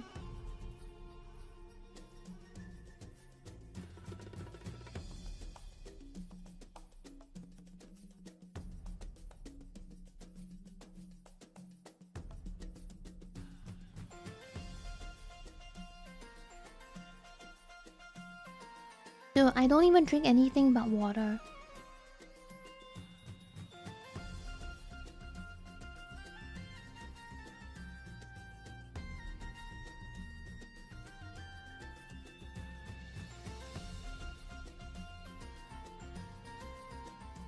I've just been eating chicken breast. Yeah, for me as well. Like, right now I'm not super.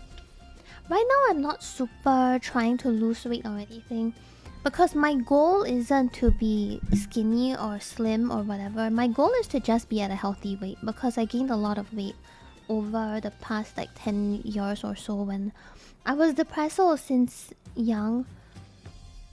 So I tend to binge eat a lot to deal with my depressal, and that's how I got a lot of weight gain. So I just wanted to lose the depressal weight for health reasons, but I don't really care about being super slim or any of that. For me, it's just as long as I'm healthy, I'm okay. I'm totally fine with that. Cause I'm not built slim. I am on the thicker side. Thankfully for me, apparently that shit's a bit trendy right now, so people don't judge me as hard as when I was as a kid. As a kid, I was always bullied for being on the thicker side. My hips, like my thighs and like the hip area is uh it tends to be thicker. My body shape is just like that.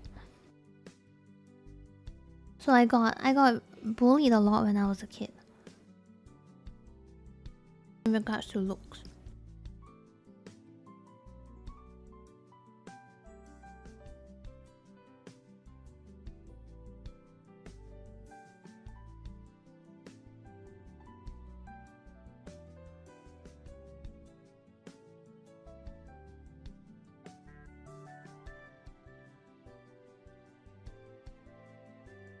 Yeah, fucking anime girl with supremacy.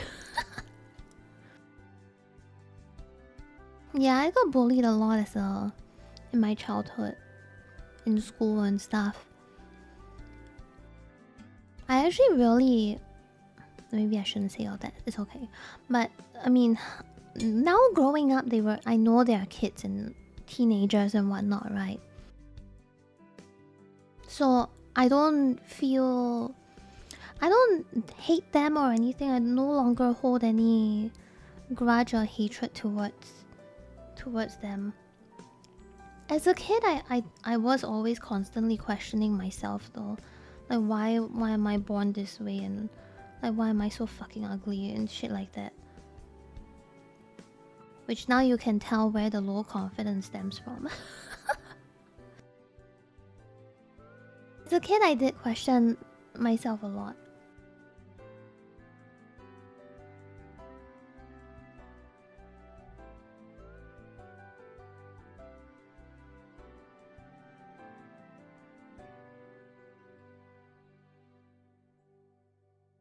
I think generally I've let go of a lot of things from my past. Yay, therapy!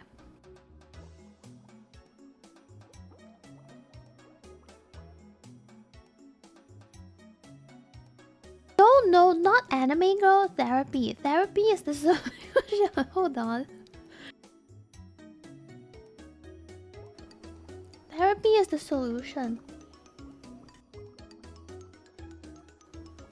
Dude, if the Singapore Health Board wants to do a campaign on mental health, I got you. I've been through way too much of that shit. Hey Mabel, good morning. I personally also don't like kids. I'm not a fan of kids either. I'm not a fan of kids, but I won't stop them from being kids. I just know that I never want kids.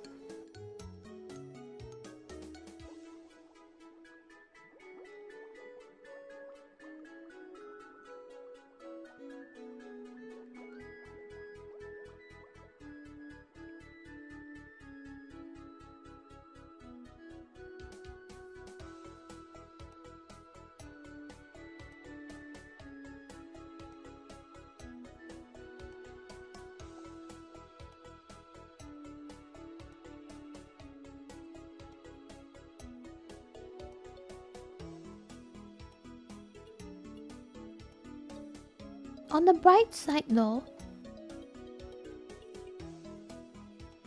I think my confidence was never that strongly impacted by my looks. I think I've kind of just accepted that I'm very average looking.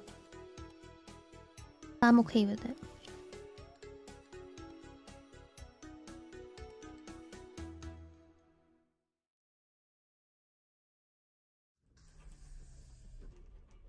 I don't think it's a bad thing necessarily. For me, it just feels that I don't draw attention, and I like that.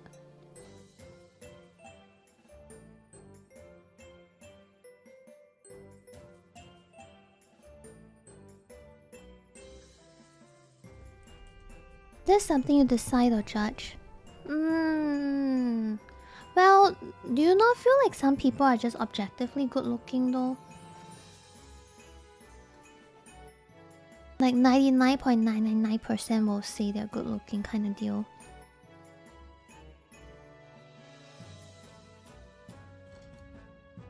Maybe some people will find me good looking and some people will find me ugly.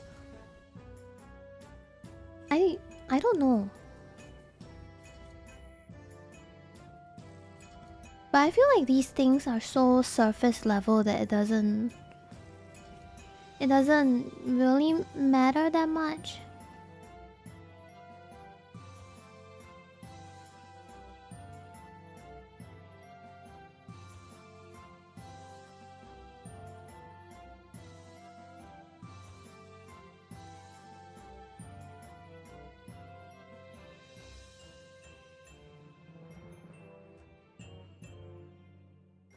Like, I don't know what Jeff and Barney thinks. For example. But it doesn't really matter what they think of me with like how I look.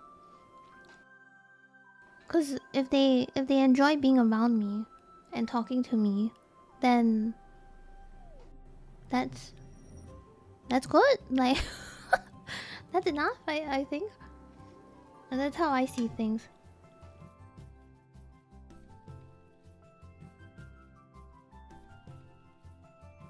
I used to struggle to be able to tell when guys were good looking because I was very, very straight. I can tell now. And unrelated, I'm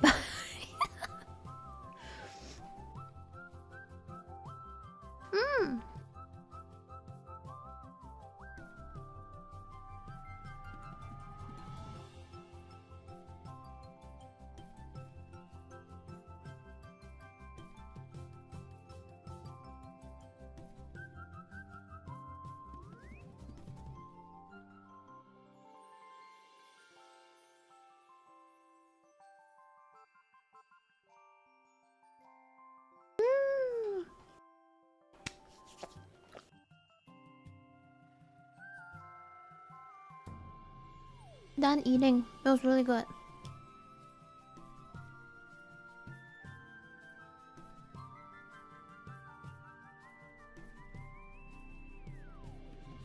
I'm gonna ask my mom.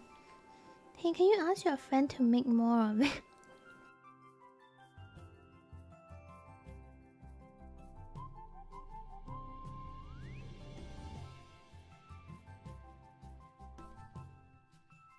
I had butter chicken. It's so good. I usually eat 100 grams of rice, uncooked. You weigh it uncooked. And then some protein. I've never really had Indian food all too much. But whenever I have it, it's so good. There's also something about Indian food that the longer you keep, the better it tastes. I don't know why. It's probably the spices. Welcome back. Hope your meeting was good. It's so good. It's so good. I like the bread thing too. Indian food is so peak. Highly recommend if you haven't had Indian food before.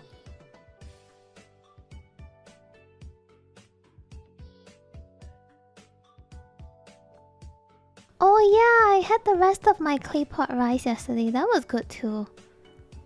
It actually tastes pretty good even after I kept it in the fridge and I heat it up. Oh yes, please, I want the recipe. Cause if it's really that easy to make, I might go and try it.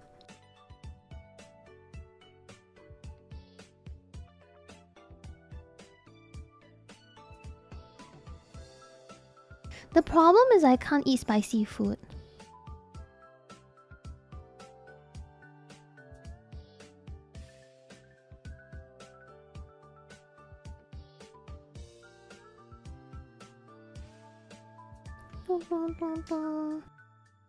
You can't find it? Well, the most common one, the cube, is Japanese curry. If you go with golden curry, maybe you can find on Amazon. Hey Polly, good morning. Hope you're doing well. Happy New Year. Yeah, I would say the most accessible one is golden curry or whatever Japanese curry, because they tend to be packaged in that way a lot. Did the ads end? I think they did. I was supposed to tell you stories about my dad. And then I got distracted.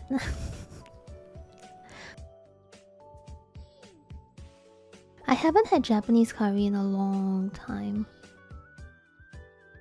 Weight loss problems.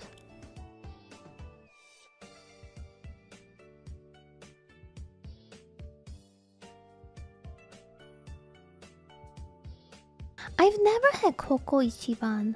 I don't think I've ever had that. I like curry, but I can't eat with like spice. Good morning! Oh, take care of yourself though. Don't slip and fall. I heard that when it snows it's pretty dangerous actually. Looks pretty but it's dangerous. I think Japanese curry is really nice, but I do feel that I wouldn't say overrated, but I think I'm just spoiled for choice in Singapore. Like when I go to Japan, I feel I always eat the same few things. Udon, ramen, rice, tempura, you know, sushi. Like it's kind of the same few. I cycle between the same few. But when I'm in Singapore, I am just spoiled for choice because you want to eat anything Western food. It's everywhere. It's super easy to find. And they're usually good. You want to eat noodles? There are 10 billion noodles here. You want to eat curry? There's so many curry. Rice? What kind of rice do you want? You want clay pot rice, chicken rice, char siu rice, duck rice, fried rice? Like there's so many kind. You want to eat porridge? Sure. You want the standard chicken fish, or you want like the pork porridge, the frog leg porridge, there's lobster porridge if you are feeling fancy and shit. There's just like so many variety everywhere because Singapore is such a huge melting pot. Now I feel so spoiled. Because when I was in Japan last October, I was talking to my dad about it. We were just chilling, waiting for my mom to finish shopping. And we were just saying like, do you feel like the food that you eat is kind of samey throughout? And he's like, yeah. You don't really feel it the first couple of times, but then I think in Singapore we're just so spoiled because if we want to eat bread, there's so many kinds of bread. If we want to eat any kind of food, there's so many different types of food. Fuck off, Bane. I mean, we can find a place, but you can have it yourself. I don't.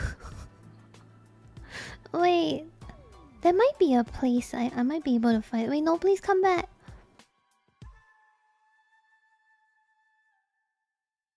He's leaving. Goodbye. There are some bakeries that have like freshly baked breads, yeah. There are some.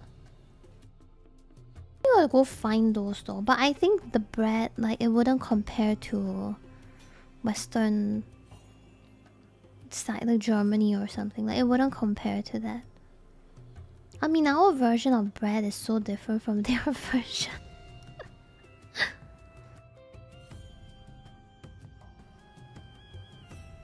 I think it's just so much variety in Asia. It's crazy. Dude, how long are you stuck with the snow like this? I think it depends though. It depends which store you go to. Like if you go to the basic chain stores in Singapore, then yeah, they are usually just not super fresh. But there are some other bakeries where they have like the baking thing on the spot just in the back kitchen. It depends. Smaller stores tend to do that, I think. Yeah, you have to go and specifically find those kinds. It's not a common thing everywhere. I hope you have rations and stuff prepared. Rations? That sounds terrible. I hope you have food prepared.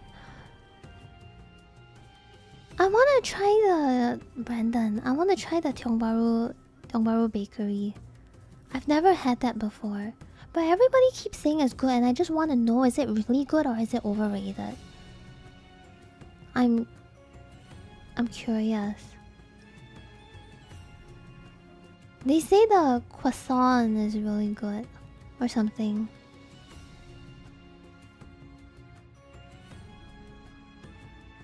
I don't know though. I don't know. It kind of sounds like a trendy thing. Oh, croissant. Yeah, I wanna go there. I guess I could just go to the market to get hawker food and then walk opposite for the bakery.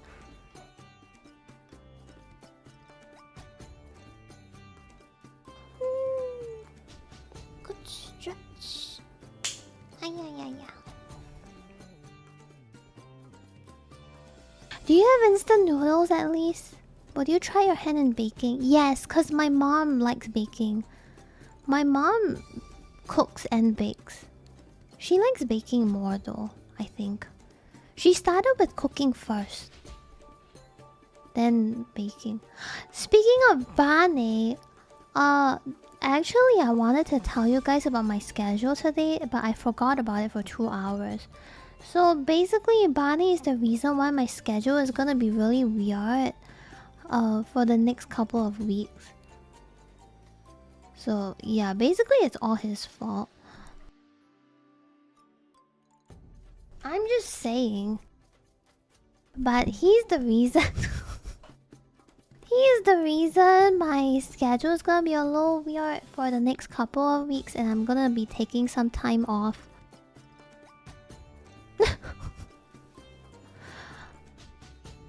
I was thinking if I should take a week off and everything, but I kind of don't want to. I'm not really feeling the week off.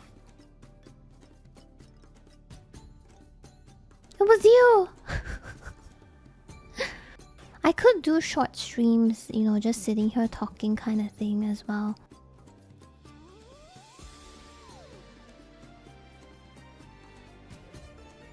Hmm.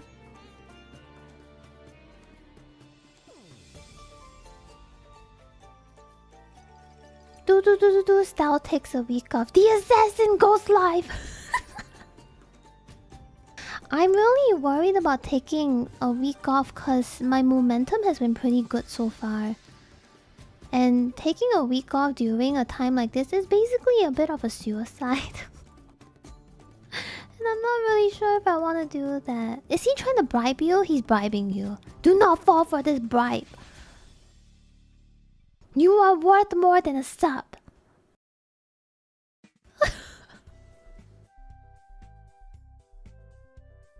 Oh, oh, he was being kind. Say thank you, thank you. Thank you for the gift sub.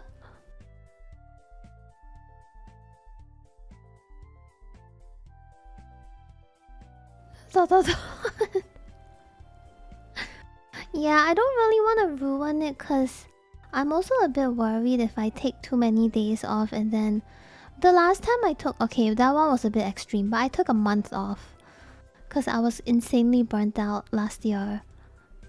During September to October. So I actually took a month off because I was traveling as well. And when I came back, oh my god, having to build everything back up again was so... It felt very weird. Because you're already so used to the consistency of streaming X days, for a week and all that, and all of a sudden you're gone for a month and people are just like, oh, you know how it is with this industry. It's just, you have to keep the streams going and whatnot, right? And it felt so weird. If it was so weird. I was really not used to it. Yeah. Good morning. But I was thinking, so this week schedule is pretty chill. This week I'll be pretty much streaming every day except Saturday. Is my plan. I actually wanted to take another day off, but I'm not really sure. I'm not really sure how I want to do this. Bunny, I just want you to know that you are a very kind person, so thank you for the sub. I was paid to type this. Thank you, Bunny. Currently, my plan is looking like... Well, initially I said I wanted to play Dragon Quest today, but look at where we are now. And tomorrow, my plan is to play... I wanted to play some Steam Next Fest demos. I wanted to go to Enfield and get some stuff done, then play some demos. And Wednesday is like a... I was thinking of a Xenoblade thing. Wednesday and Thursday feels like a bit of a JRPG day.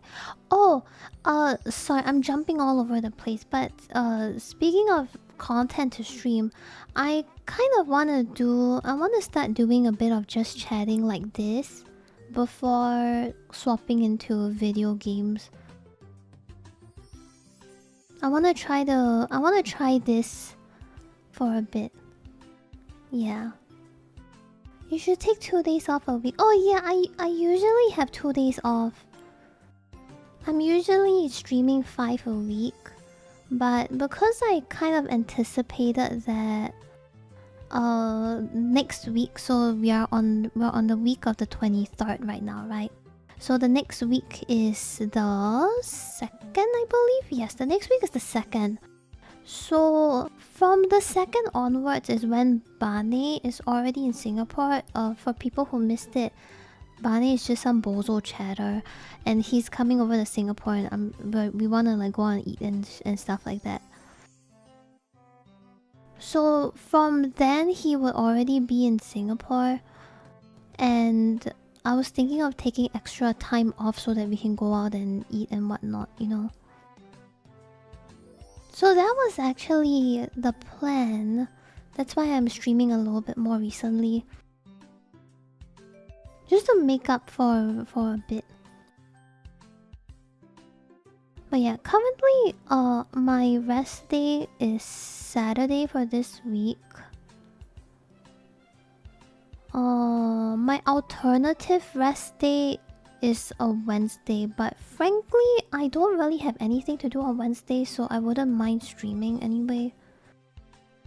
I would be down to play the video games. So that would be fun too. I was thinking of just doing short streams. But yeah, Friday we are going to stream because I already told Bane in advance, because there's the Pokemon Reacts thing. Pokemon Presents, not Reacts, Presents. And I really want to watch that. That one will be a short stream probably. Friday will be a shorter stream. Saturday I will be resting. So basically this is how it looks. But yeah, normally, thank you though. Thank you so much. What was the name? Lucid, I think. Lucidity. Thank you. I do normally stream 5 days. My rest days are actually Thursdays and Sundays. But I want to change that too. So I have a lot of things to talk about in regards to scheduling, cause I do want to make some changes to my current schedule.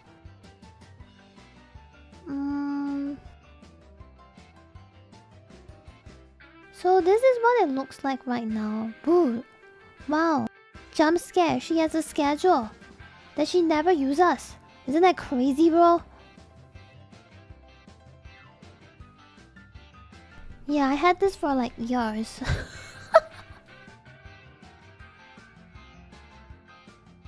The legendary schedule.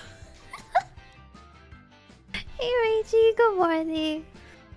I actually had this for a few years. I used it a few times, but then I ended up not using it, cause I realized that I was streaming the same time every single day anyway. So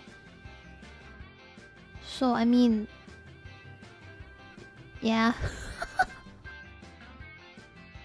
This was the planned schedule for this week.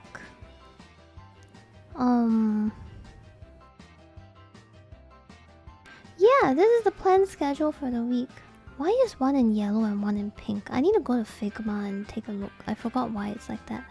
But anyway, this is usually how it goes. The art is by this art. Oh, she's so cute. This was actually a art commission that Chatter got for me.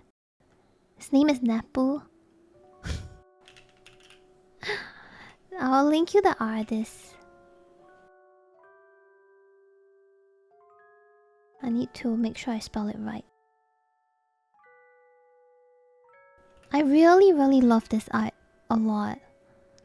This is the artist making this schedule. I really love their art.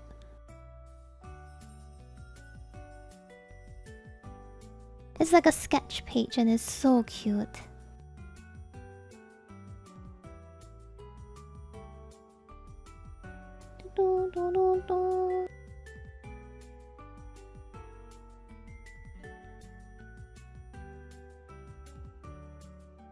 I feel like the artist really put a lot of love into my art. I really feel that. It's so cute. But yeah, this is the planned schedule for the week. This is the planned schedule for the week, and well, I was supposed to play Dragon Quest today, but we were just chatting. I'm also actually a bit unsure if I want to continue Dragon Quest on stream. I wouldn't mind uploading my VODs there, like if I'm playing it off stream. I was just not really sure if I should play on stream because I don't know if it's very entertaining or something. It is to me. I kind of enjoy it, but some things are just not as suitable on stream, you know. So yeah, I've still been thinking about it. It's also because there's not much voice acting going on, so it's a bit hard. It's entertaining. Okay, I'll keep it then. I can still, we can try it a little bit more and see how that feels. Cause I do really like the game. I really like Dragon Quest 7. We could do just a comfy just chatting today, and then Wednesday and Thursday could be the JRPG days. But yeah, so this is, I'll probably edit the schedule again later to reflect today's vibes. Because we're just chatting today.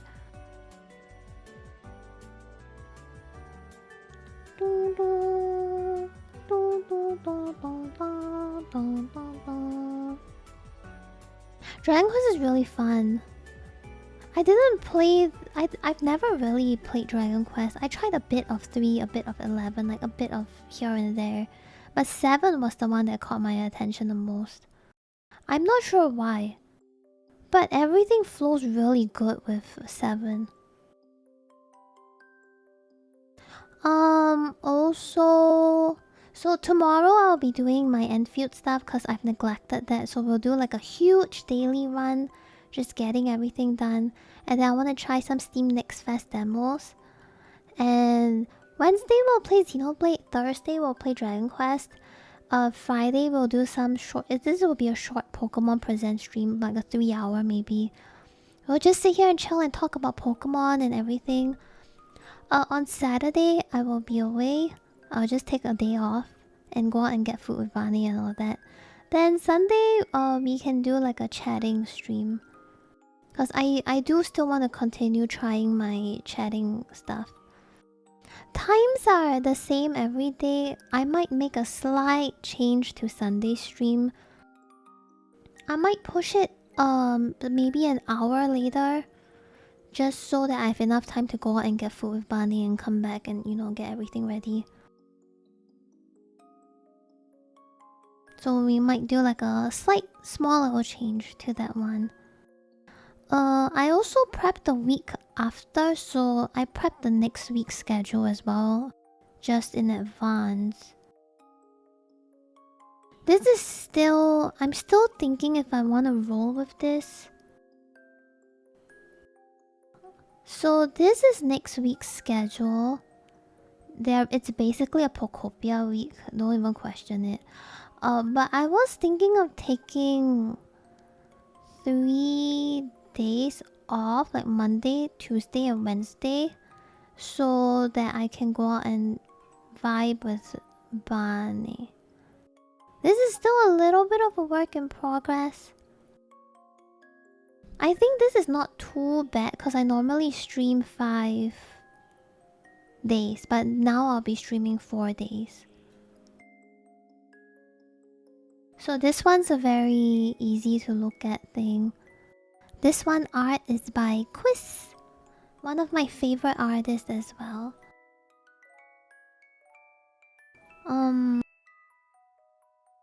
I'll link. Pokopia is a Pokemon Dragon Quest builders.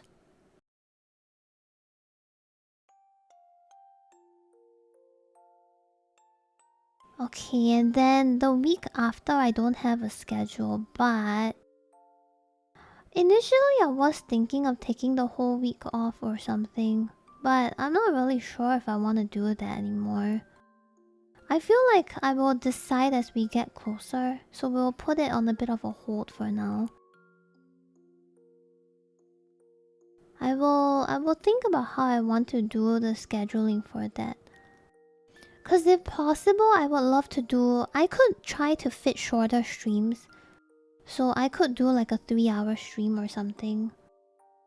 It's like half the duration of I usually do, but I'm still here at the very least. Which I think is pretty perfect, cause I would have time to go out and hang out and everything, and I can come back and do a short one. To still keep things going. And I think that's quite nice. And daylight savings hit on the 8th anyway, so I probably want to wait it out for a bit before writing down my schedule. Hey Valder, good morning. Yeah, I'll try to fit the schedule properly. But I think this schedule is pretty much fixed already. This one should be...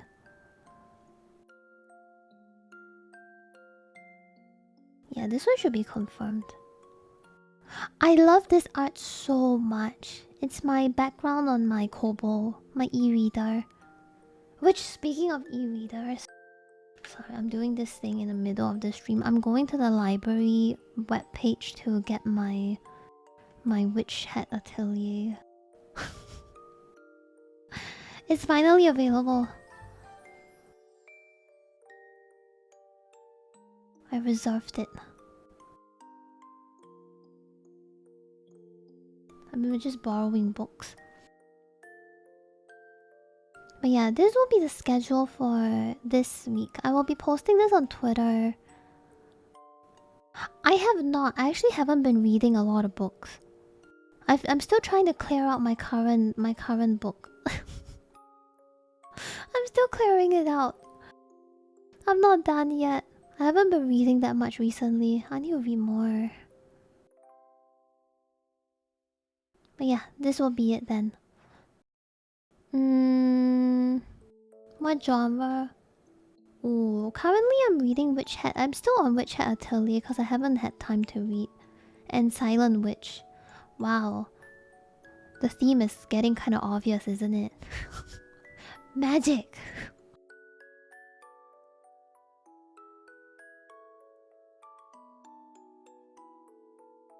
Have fun at work! Can I launch Figma here?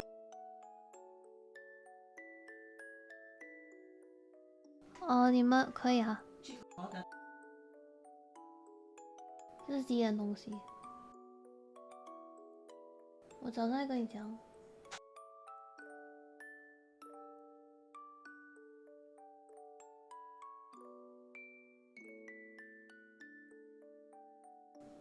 7:45。我到时候跟你讲。谢谢。My mom asked me if I want to go out and get breakfast with her in the morning. She said, "Want to go out and get a meatball at 7:45 a.m." And I'm like, maybe?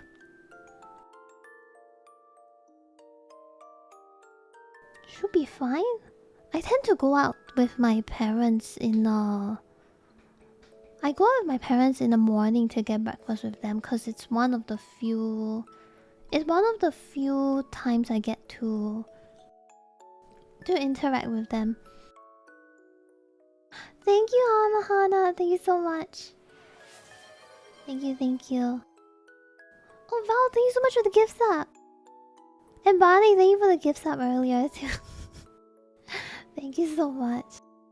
Community train. Wow, we've been getting kind of lucky with the community train. Meepo is basically dry noodles with fishball and minced pork. The noodle is like yellow noodles, flat noodles. It's flat.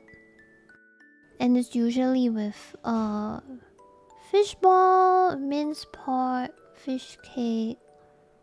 Yeah, some spring onion.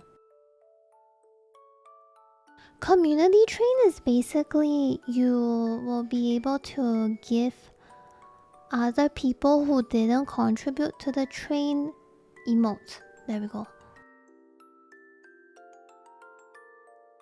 So if I didn't contribute to the train, I still stand a chance to get the emotes from the train. There we go, yeah.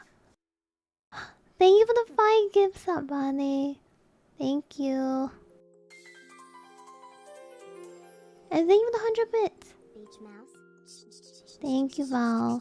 So basically, it says you've unlocked 5 emotes for chat. That means 5 random people in the chat will get the emote, instead of only the people who contribute to the train. Yeah.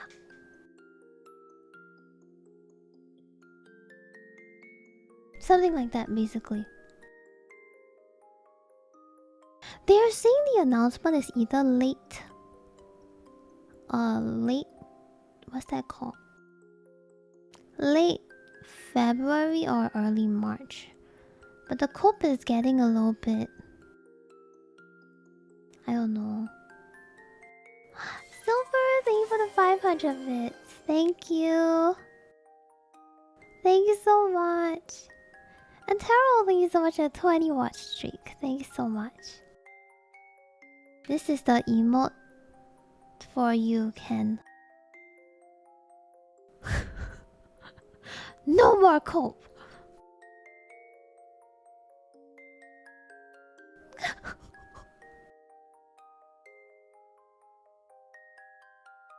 Actually, I've never played Pikmin. I tried the demo and it was cute. I bought the game, then I never played it.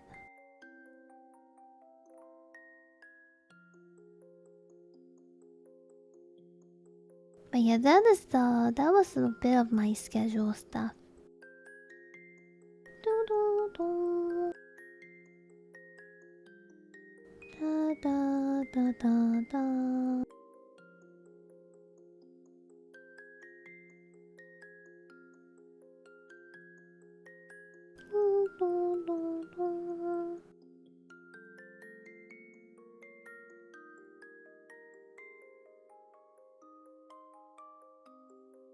Actually, yeah, why is it?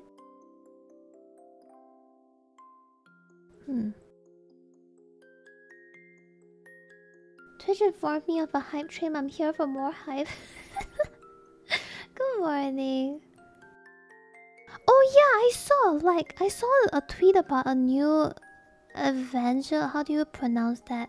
Anime, and then people were like, "Oh, okay," and then they said writer Yoko Taro, and I'm like, "What the fuck?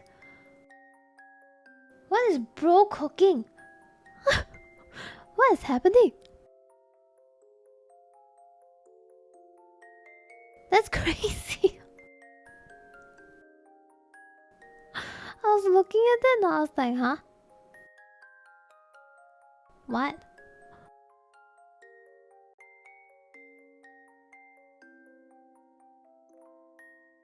Yeah, that was something.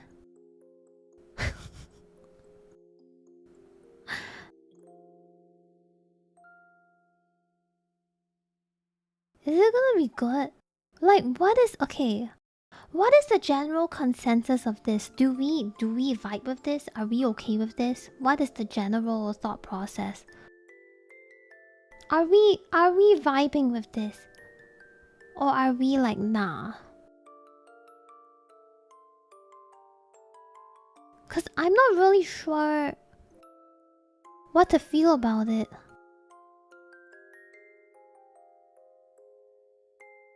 We will like it but probably be fucking depressed. That sounds about right. Do we have high hopes? I guess is the question. Cause I think, you know, he made this game called Voice of Cards, and I think a lot of people had high hopes. But it didn't turn out the way that they wanted it to. But personally, I really love Voice of Cards. I really love it. I thought it was amazing.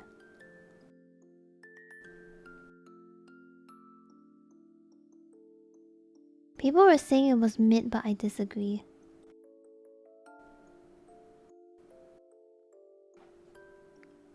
Is this like a sequel thing, or like what's up with this? What's up with this new thing that they have?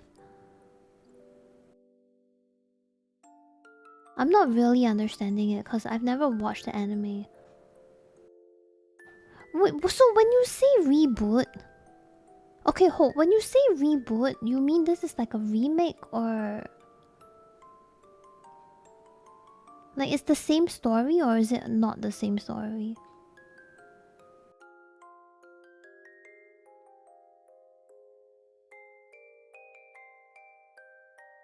Okay, so details are not really out. Is my understanding.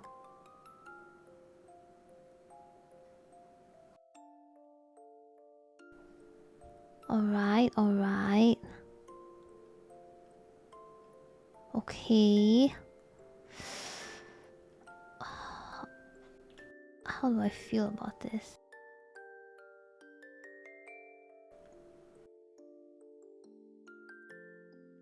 I am thinking if I want to watch it. Just out of pure curiosity. Community treat. Thank you so much. Thank you guys.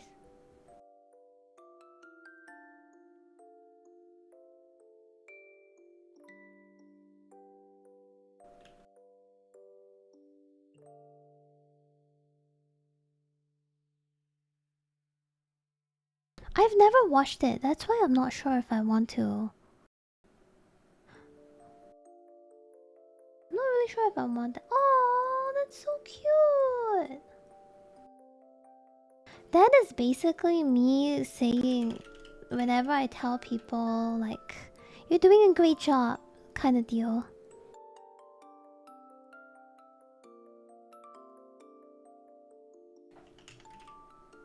Hey, a badge is pretty good.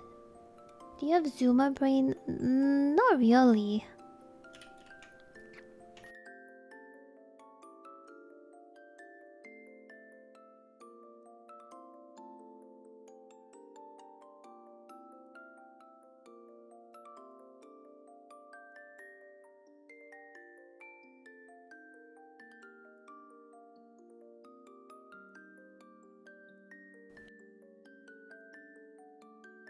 Watch the original anime, then the... Okay, what if I don't have Zoomer brain, but I have Boomer free time?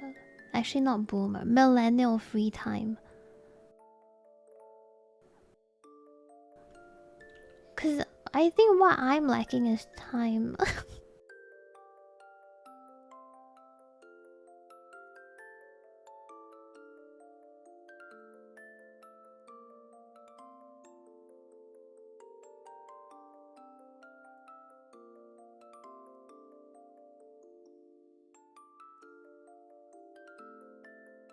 I want to say Boomer free time, but I think Boomers are retired, so they actually do have free time. So it's the other way around. Millennial free time. Millennial, that's the word, right? Millennial.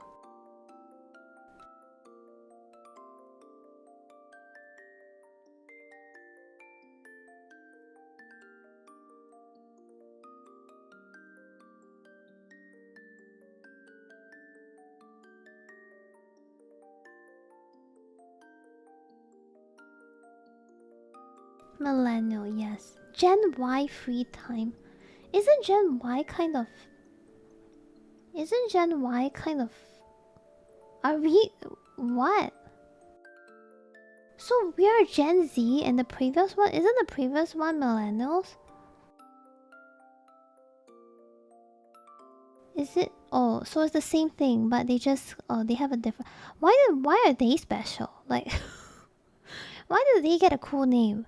And we're just called Gen... Like, we're like fucking Pokemon where they can only name us after colors and letters.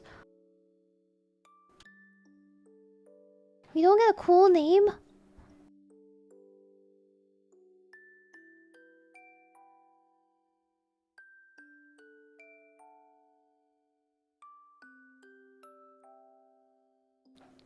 Oh... You know what? Fine, that makes sense.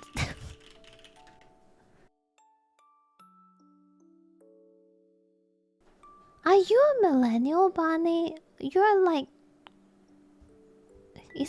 Aren't you really old?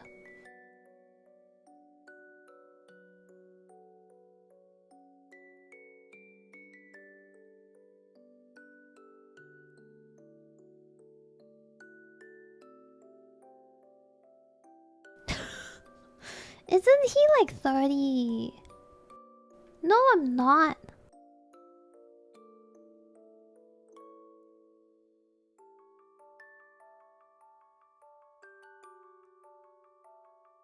Isn't Bonnie like super...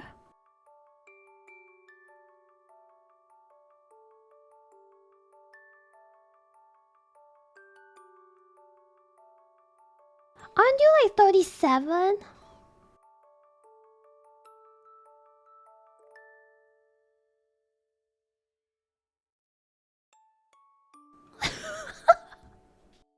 Wait. 37?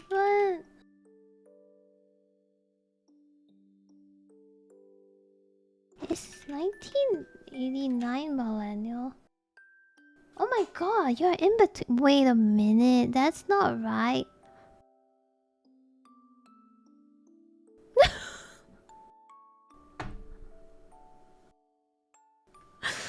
That's not right.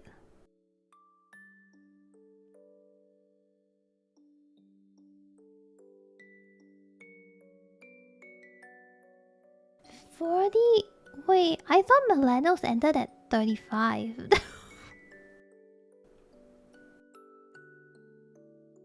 What the fuck?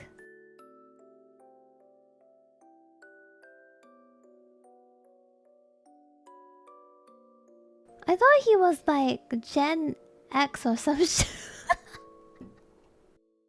Never mind, I apologize.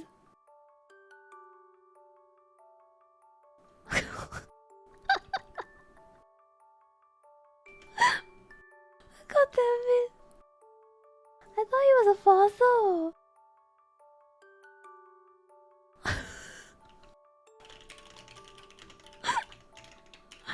My bad.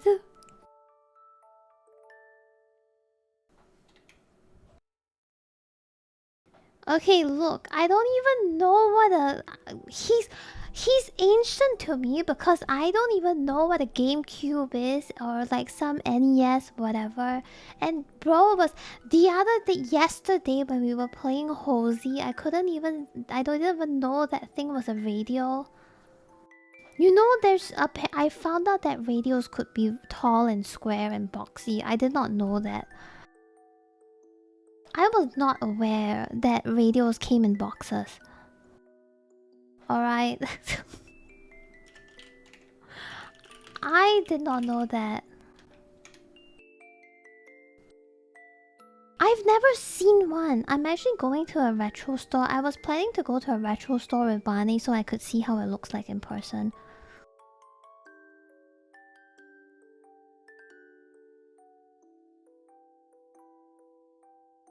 Is it called NES? NES.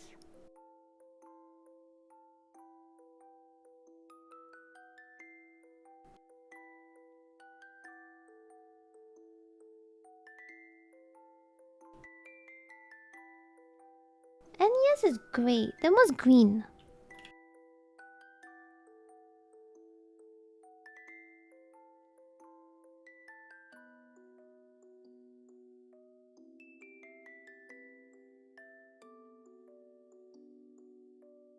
What the fuck is a Dreamcast? No, sorry, not green. Purple. Wait. Purple? Purple console. GameCube. The square.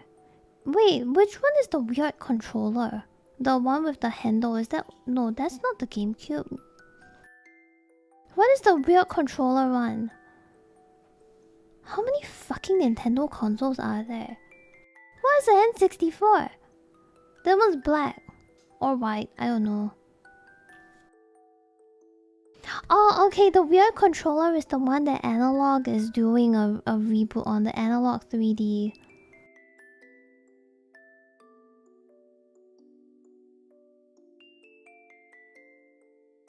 Ah, wait. So which one's older? Is NES older or N64 older? How do N64 games look like? Wait, N64 games actually look pretty nice. What the fuck? Wait. NES is older. NES. NES games. Oh, this is a Super Pixel one. Wait, I want to play an N64.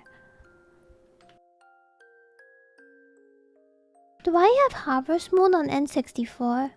There is a Harvest Moon 60. Wait, I want to play N64 games.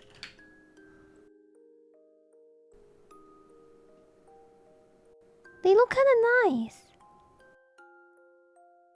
What games do we have on there? What's Ogre Battle? Tactics Ogre. I want to play... This is gonna sound so stupid, but I want to play Harvest Moon.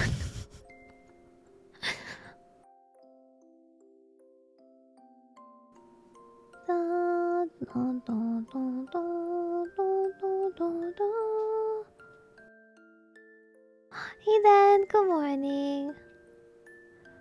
Oh, they have Paper Mario. If I ever get an analog 3D with the controller and the cart, the thing, I will play it.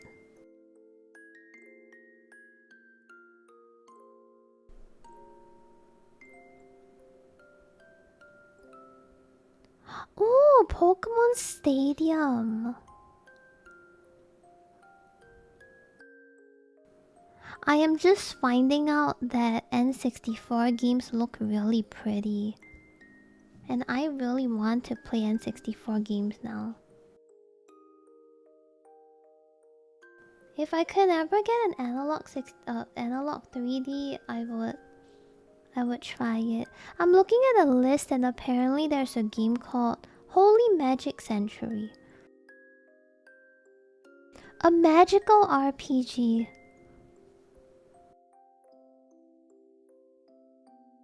And there's also Aiden Chronicles, the First Mage.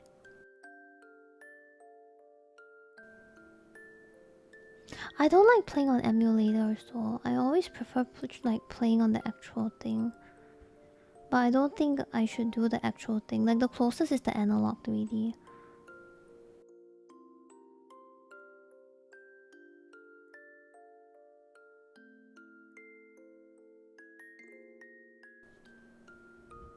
Tony Hawk's Pro Skater.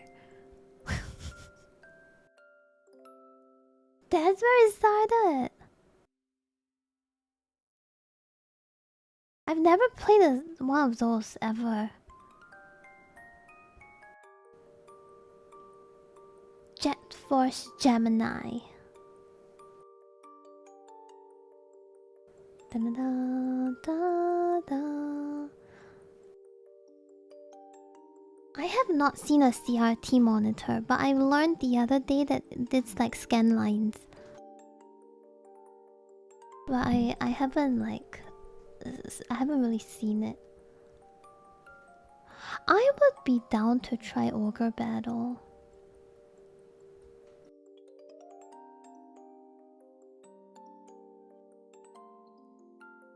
Do do do do do do do do do do. Da, da, da, dun, dun, dun. Pokemon Snap is on the 64. They ported it and it was kind of meh though.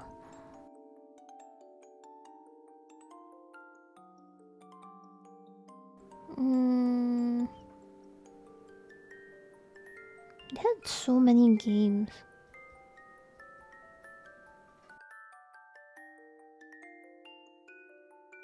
F-Zero, Smash Bros, Paper Mario, Star Fox.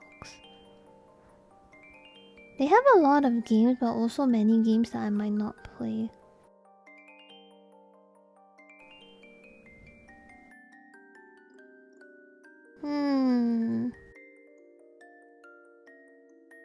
Was there only one Harvest Moon game?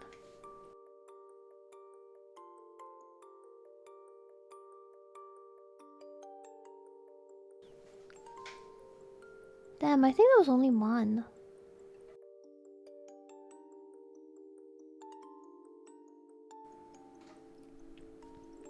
I kind of wish someone would make a modern version of like Wii or something. I've never played Wii games because I never owned one. And I feel like I missed out. I feel like I missed out on a lot. Yeah, maybe one day I'll get an analog 3D and I can play it like legit. One day! This looks kinda cool though. I wanna play the Rune Factory Wii games. And the Harvest Moon one, Magical Melody and whatnot. I hope they port it one day. Sports and Mario Kart. Did you guys not really play much of it? The Wii?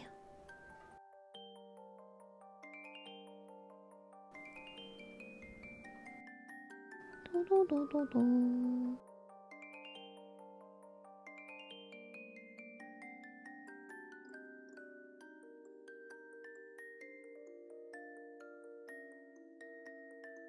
I never owned the Wii, but there were so many Harvest Moon and Rune Factory games that came out at that time. And I kinda just missed all of it and I was so sad about that. I wish I was there, but yeah. I wasn't. Oh my god. I'm doing the scheduling again to like change some stuff. And I'm looking at that art. Oh, I'm so happy Napu commissioned this art. This is so cute. I had a PSP too. I played a lot of actually not a lot. I didn't really play that much. I remember playing a Sims game on the PSP and I got really scared because there were ghosts in that game. Sims 2. There were ghosts and I got super scared and I just ran away and I never opened the game again. Every time I got to that point I was really scared and I closed the game. And I restarted from scratch.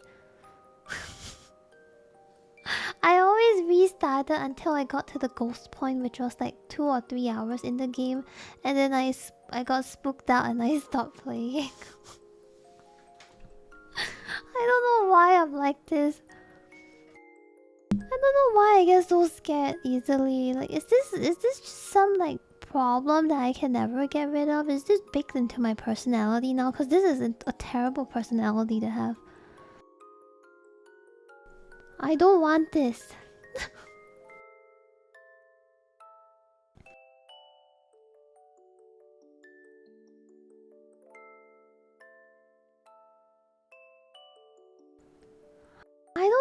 I don't know about getting rid over time because I've tried it for so many years. You know, I tried with the small things that I was scared of course, and it never got better. Why? Why? I don't get it. What's wrong with me? Am I broken? I might be broken.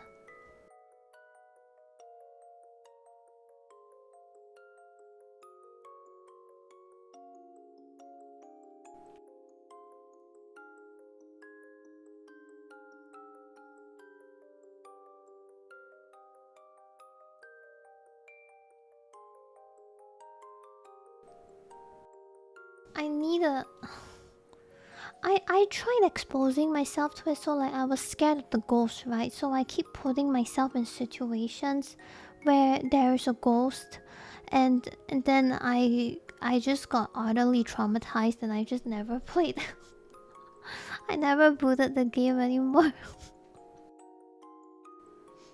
I don't know why. Like the Persona TV, I was scared, so I kind of played the song. At one point, I played that song over and over again. Da da da da da da da da da da da da, something like that, I think. And then I kept playing that to try to make myself desensitized to it. Then I got a nightmare for 3 days straight, so I never tried that again. I'm not really sure. I'm not really sure what else I can do. Lavender Town didn't really spook me. I just listened to it and I was like, oh, this song sounds kind of nice. Yeah, I don't know. Supernatural phenomenon. A little bit. It's because when you do anything 3D, you cannot see what's behind you. But then if you play like Pokemon, the thing is top down, right? Or isometric. Then I can see what's behind me. So it doesn't feel as scary, question mark, because I can see. Does that make sense? I don't know if that makes sense.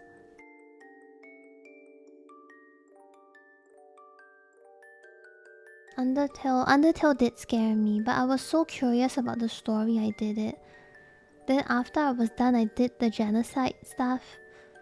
And once I was done with that, I'm like, Wonder what happens if I do it one more time. So I did it one more time. And the game basically called me a psycho. I was too locked in on the fights themselves. So I didn't really think about the other things. But when the game, like when they did the thing with the game closed and whatever, that definitely scared me. Fuck that shit.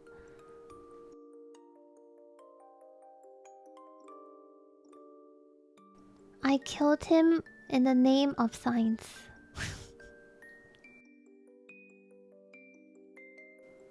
I think.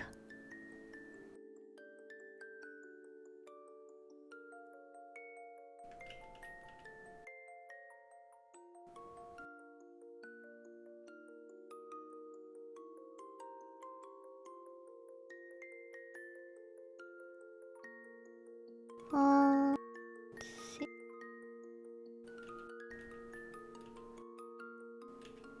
Okay, this is good. This is what Psycho would say. But I had to find out. Like, I was curious at that point with dialogue options. Like, what is he gonna say if I do it one more time, you know?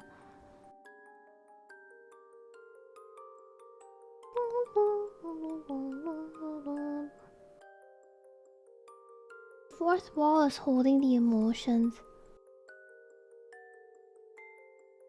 For me, I didn't feel bad killing anyone. Necessary. Maybe Torio. The rest, not so much. Maybe just Torio. Good morning! Which also reminded me of why... Oh my gosh, she's called Torio because it's the tutorial. Never mind.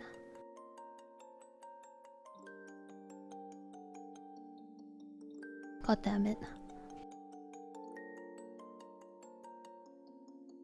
How did I not catch that this whole time? Oh, Undyne, I think her name is. That was my favorite fight. Because it felt like I was playing a rhythm game. And I'm like, hell yeah, rhythm games.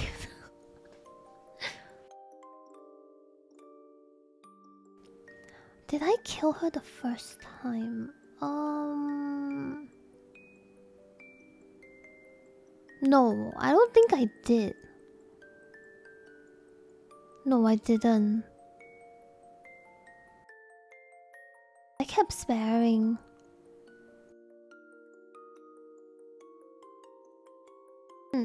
Yeah, I don't think I killed her the first time.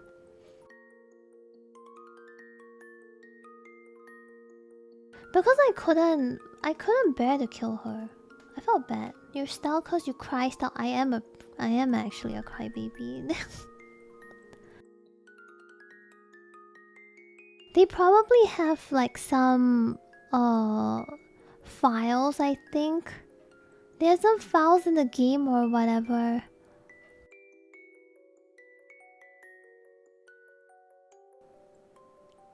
Oh my god, are people in the...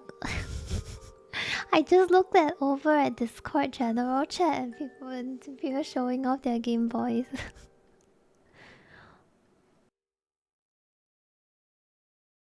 Oh my god, the translucent is so pretty.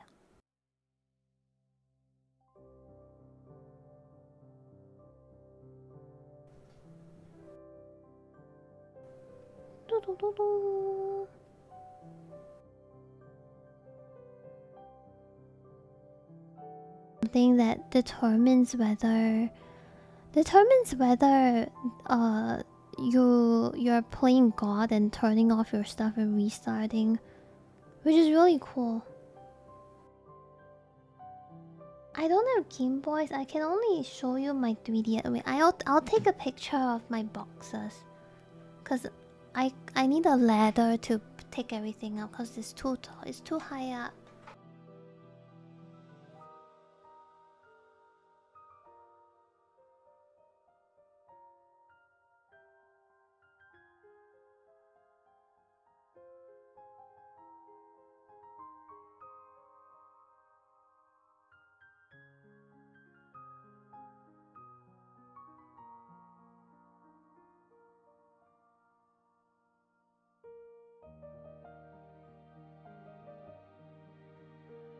I'm not short. You're just giant.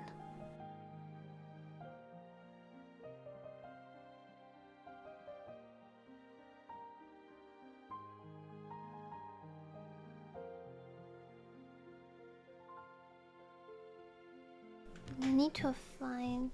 No, you're tall.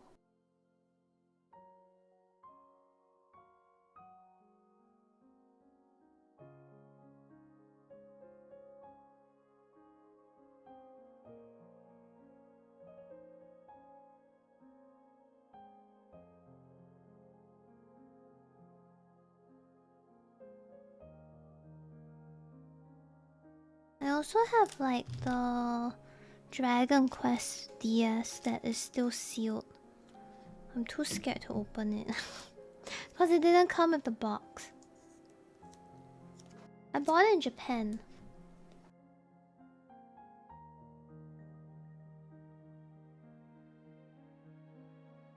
I better not show you this because there's a metal thingy and this reflection.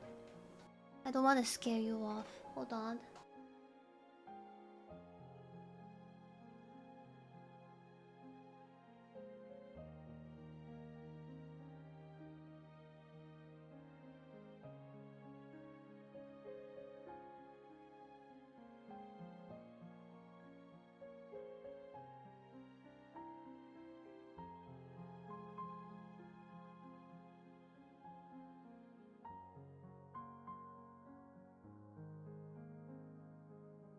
Ay.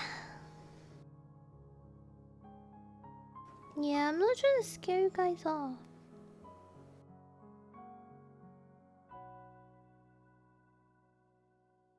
Well, to be fair, if you happen to be in Singapore and you're going to Maker's Quest, you'll probably see me anyway.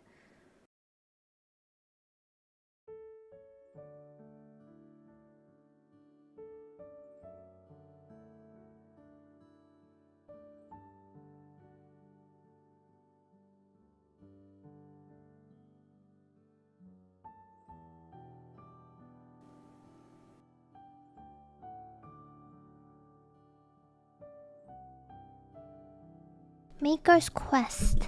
It's a FF14 fan convention. There's a good chance that I'm going there, I think. I'm not super sure yet if I'm going there, but there's a pretty high chance.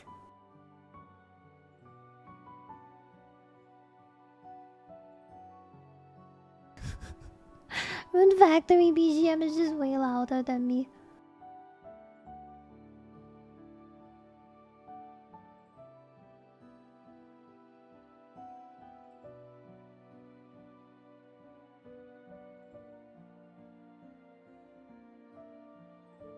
Okay, I can't find... I still have some that I still have some of my 3DSs that are not in this picture. Oh, my DSs. These are just the boxes, because the rest are scattered in other parts of my cabinet. There's some Switch stuff there too.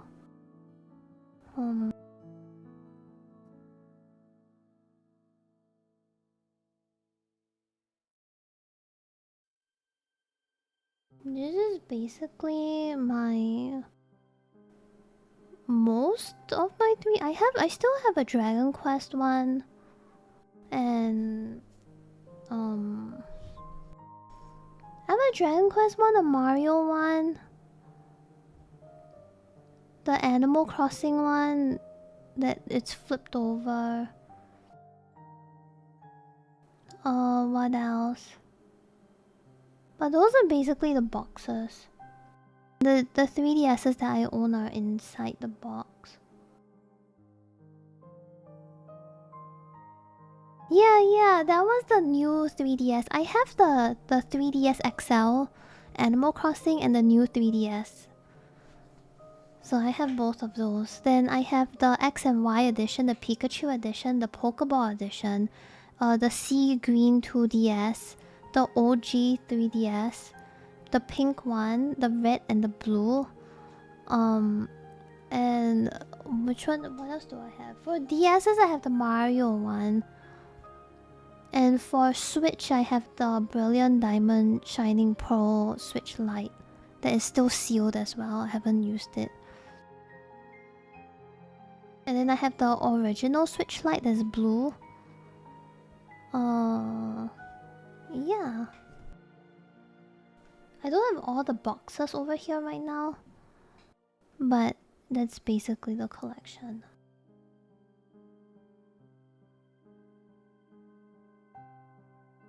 I also have a couple of... because at some point I started collecting...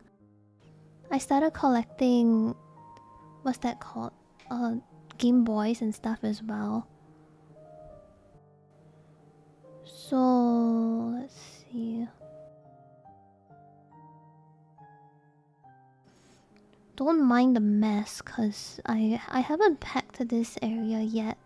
I moved stuff up temporarily.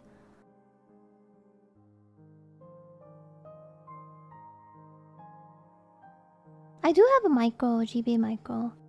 This is the other cabinet. Oh, sorry, my mic didn't go through. You can see a bunch of DSs on the side. This is the other cabinet. And then some GBA on the side. That cartridge on the left below the analog pocket, that's Golden Sun. Oh, and then some of my games and whatnot. Foldable SP? Yeah, it's all the way to the right. I'll probably get Fire Red if I buy it. Yeah, the SP is all the way on the right. Then I have some modded Game Boy Advance that I bought. I'll get a better picture of it, hold on.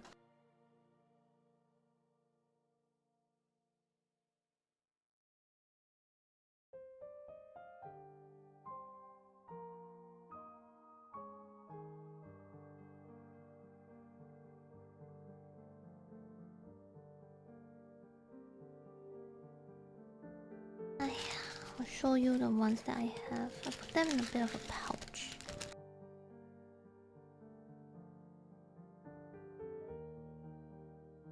I also have a Game Boy Micro.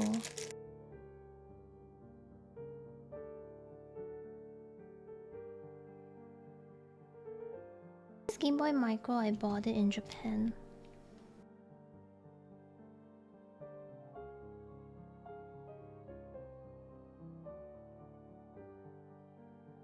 I really like collecting stuff like that.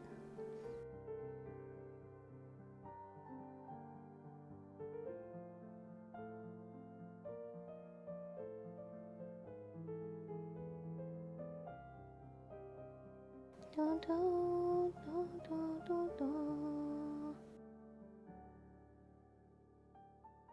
on, yeah, I'm grabbing a picture.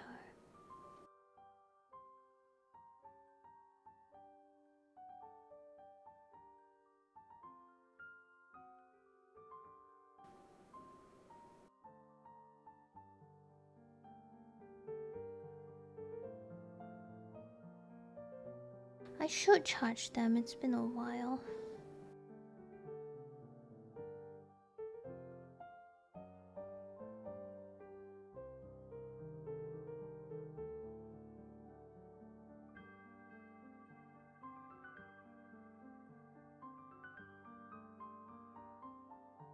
Give me a moment.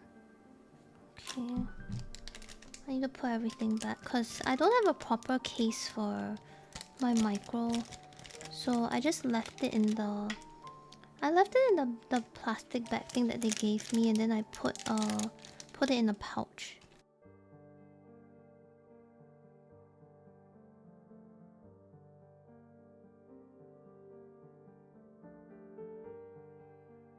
So I haven't found like a good place to keep it yet. I bought like a Miffy pouch when I was in Japan. It was super... It's so fluffy and cute.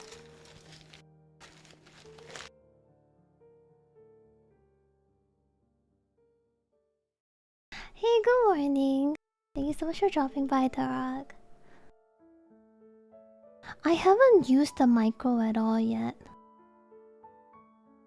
Okay, let me just grab this picture and then I can show you.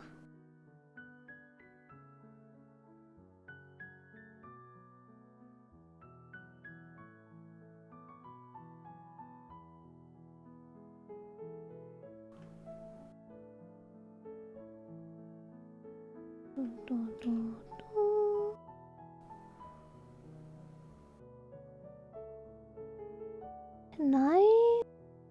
There we go.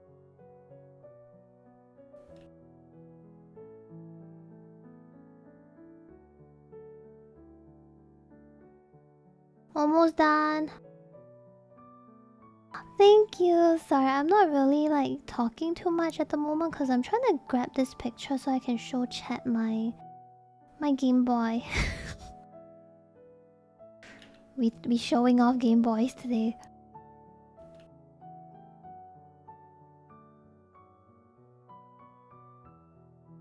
I kind of wish I was more within that era.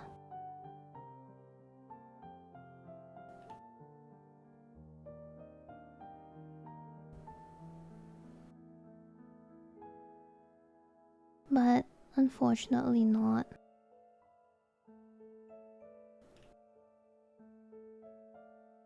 I was more in the DS era, I feel.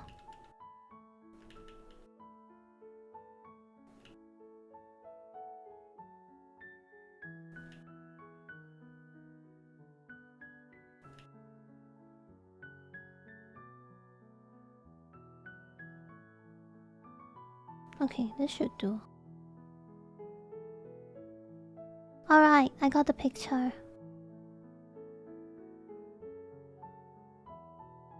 Yeah. I have like a Game Boy Micro and two of the no, this is not SP, the normal Game Boy Advance, but those are modded. Yeah. Those are modded with the screen and stuff and USB.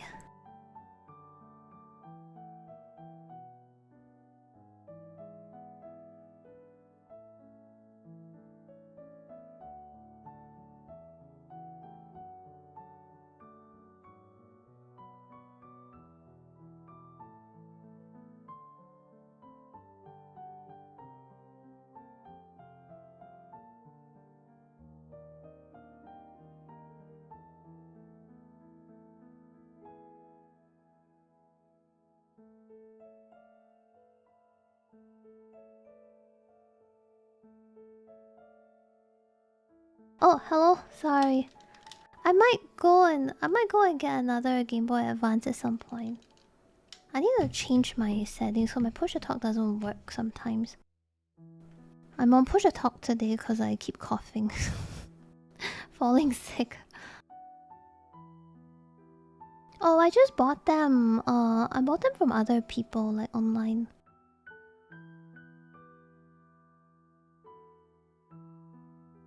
Blood duels? Oh, this is a Logitech mouse. Logitech Lift, I believe. I'm using a vertical mouse because of my hand.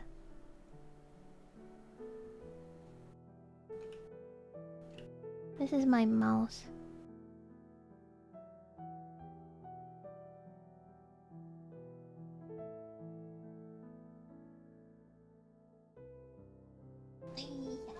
Putting my Switch back. Yeah, the colorful one, the blue and pink one, this one has USB charge, and the can you hear? The sorry. It's kind of clicky for the L and R buttons. The normal one is the one on the left is just a normal GBA with the screen is fancy though. But this one doesn't have the clicky buttons. Yeah. And yeah, then I have a fire red cartridge. No, they don't come with games. I just have a collection of Game Boy Advance games. I have a lot of Game Boy Advance games. Like FF Tactics and all that. I like the clicky one. No, Barney, I cannot be sick. When we go over, I want to go to the retro store and I want to buy another game. Okay, maybe not buy. I don't have the money right now. But in the future, I want to buy another. I want to buy a Game Boy Advance. The problem with the colorful one is that the D-pad is very sticky, so it's not very nice to play this on. But I really like playing on Game Boy Advance because it's really nice to hold compared to the SP. So I really wanna get another one in the future. I want my perfect Game Boy Advance. You know, one day. Maybe in a few years from now.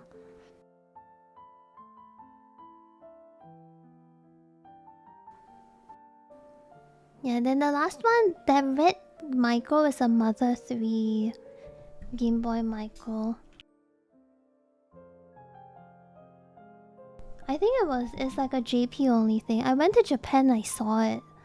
And I was like, what the fuck? Because you don't usually see this. And I jumped on it. No box though. But I jumped on that one.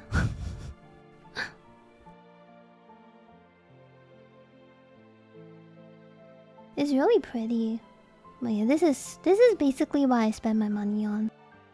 I don't spend my money on anything else other than video games. This is my hobby. My hobby and also my job.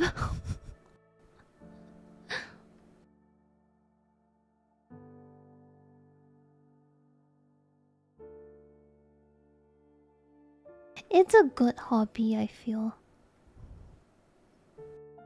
It's expensive, but it's fun. I really like collecting these things. Literally, I normally only spend my money on games and food. I don't buy anything else. Cause I don't really like spending too much money. Besides those two, it's just books. But I borrow my books from libraries, so I don't spend money on books.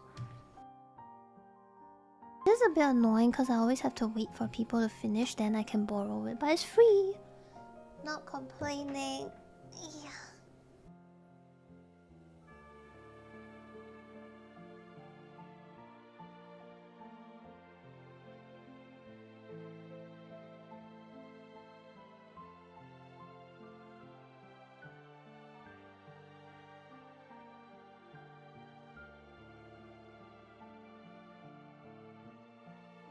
Oh yeah, I have Pokemon Crystal as well.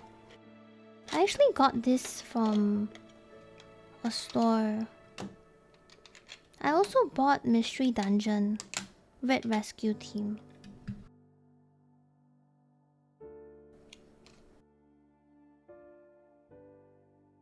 I want a standing desk, but I realized that standing desks are usually they're very short. Like they don't have much depth to it.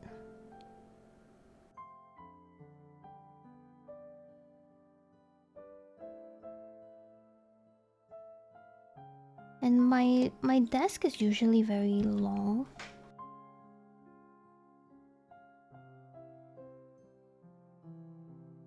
My desk is usually really long and stuff like that, but that's why I held back on getting a standing desk.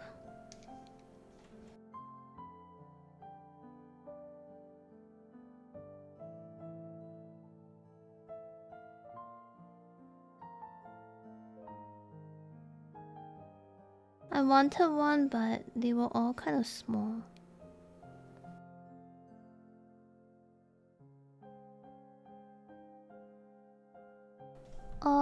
Like... Oh, I see the link. I can see it. Like depth. They're very... They're not wide enough. Like my current desk is very, very wide.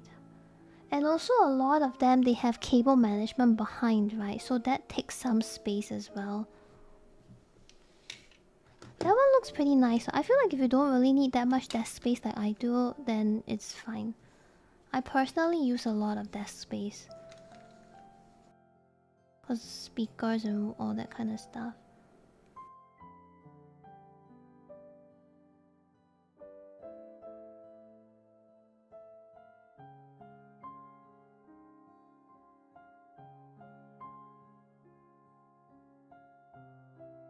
I'm starting to wonder if my Game Boy cartridges are legit or not.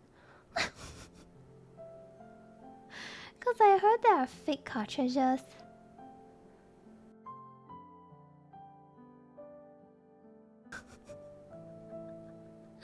And I'm starting to wonder now if mine's fake or real. Shit.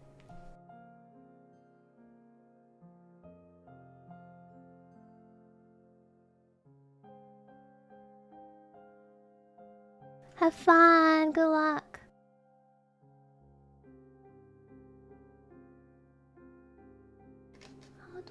if it's even. I would like to think mine is real.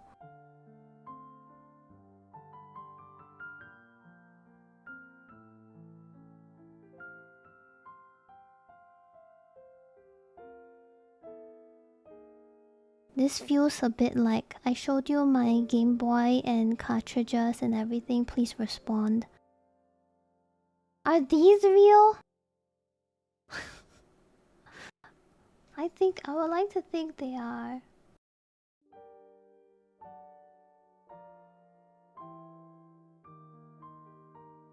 Let's go!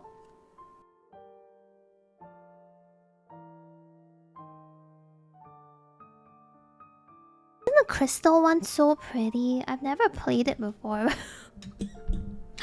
I've never really like played it, but I like that. It looks good. The back they have like the battery and everything. You can see it. Yes, yes, yes. The golden sun is the one. Yeah. Golden sun is legit 100%. I still have. I think leaf green might be fake. I'm not sure.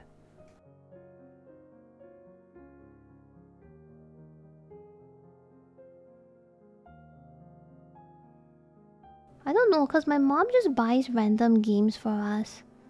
We were not really Pokemon fans or anything. But my mom would just buy random games sometimes. And we would just have like Shrek out of nowhere.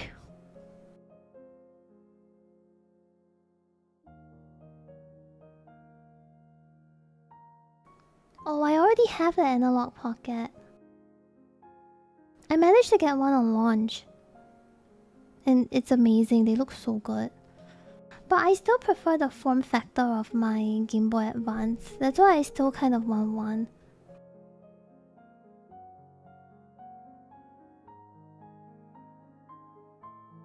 Are you going to relive it and get silver and continue? I have never played Tetris. I don't think I've ever played Tetris before. I only heard the song, but I've never played the game.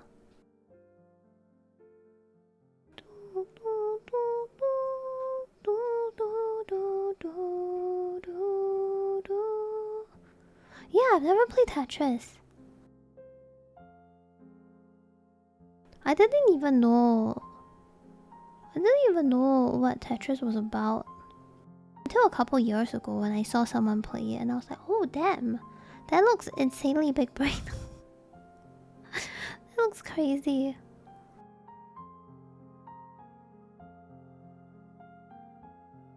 I'm still thinking if I want to get that fire red thing on the Switch. Cause I think it'll be kind of cool. You know, not everybody, but a lot of people are gonna be buying it and playing it. And it'll be kind of cool. We can all play together. We wouldn't be like playing together, but it would be cool to just everybody at the same pace, you know.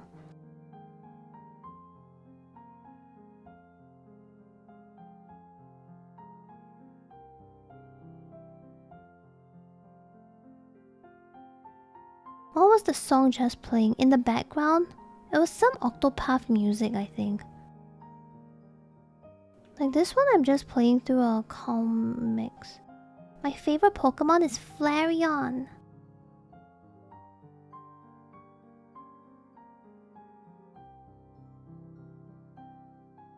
Oh, let me see. I might be able to get the song. Cyrus, the Scholar theme. Is it? It's either that or Decisive Battle. It was before this, right? Decisive Battle. Octopath Decisive Battle 2.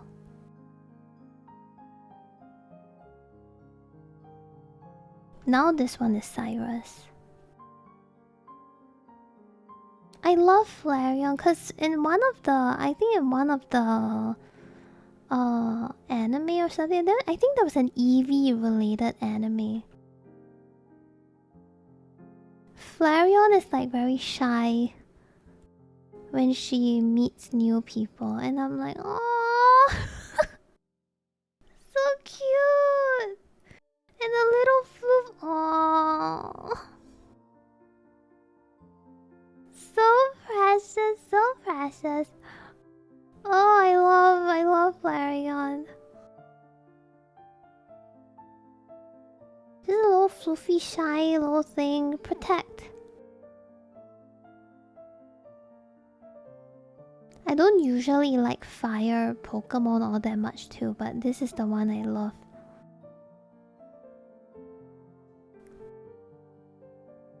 I love how shy they are. It's so adorable. But Bonnie, I'm gonna make you get Leaf Green if we play together so that I can get the Fire Doggo. Thank you.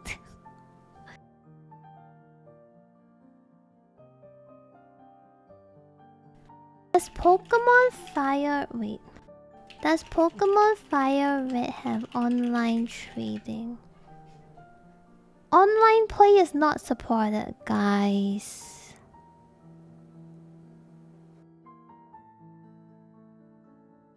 Guys.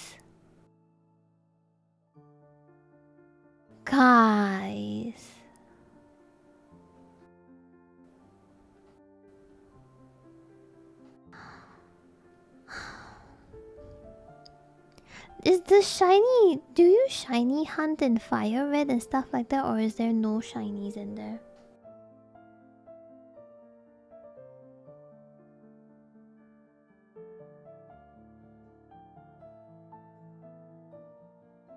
Wireless local.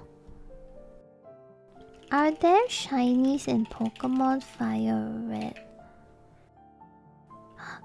They exist. Does Japanese Ditto thingy work?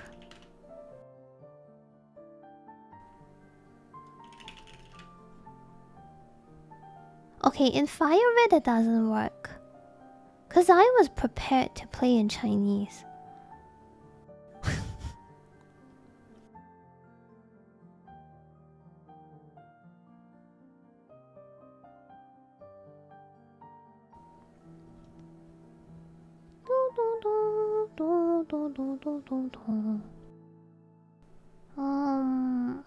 Fire Red versus Leaf Green exclusive.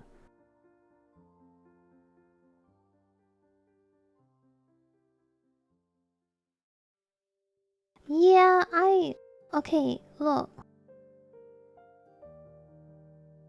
These are the exclusives. I kind of vibe with the top one more because it has my boy Psyduck. We call him Jack. He was a fan favorite when I was playing Gen 1 2 years ago. That was my first time playing Gen 1 2 years ago. He was a fan favorite. We were looking for him everywhere. And then my boy Wooper and Quagsire, I think, is there too. And my little Fire Doggo is there. He's so cute. I love him. And Scyther. He's an OG. Because Fire Red is technically in Gen 3, right? So they probably added stuff.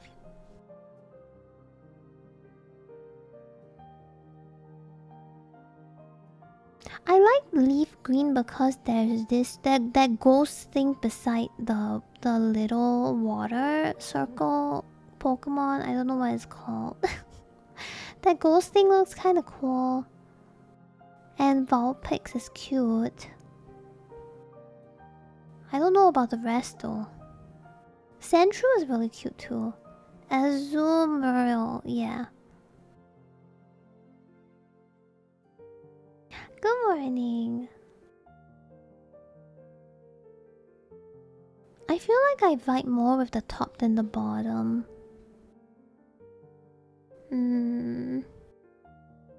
What does physical and special split mean?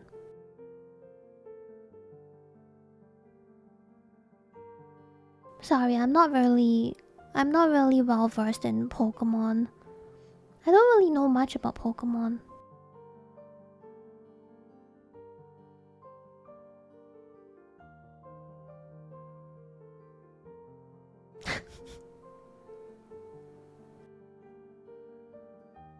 I don't really want to use any on the bottom. Besides the ghost, maybe. The ghost looking. Shiny Spice first showed up in Gen 2 but used DV. What is DV? To determine if Pokemon was shiny, and Gen 1 and 2 use same structure, so if you traded with the correct DV to Gen 2, it would be shiny. If you trade shiny to Gen 1, trade back, it will still be okay. Misdreavus, is it? That's what it's called, Misdreavus. Ah, yeah, they look kind of cool. I don't know what's it about, but they look pretty sick.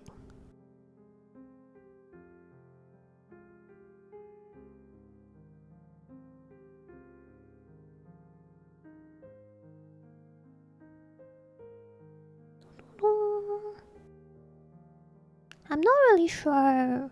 I know that I want to use the lab press. Is that it? I've never used that one. Which starter will you pick? Do you want to do a thing where you use your trainer ID to determine which starter you pick? Yeah, Lapras is so cute. I've never used it before.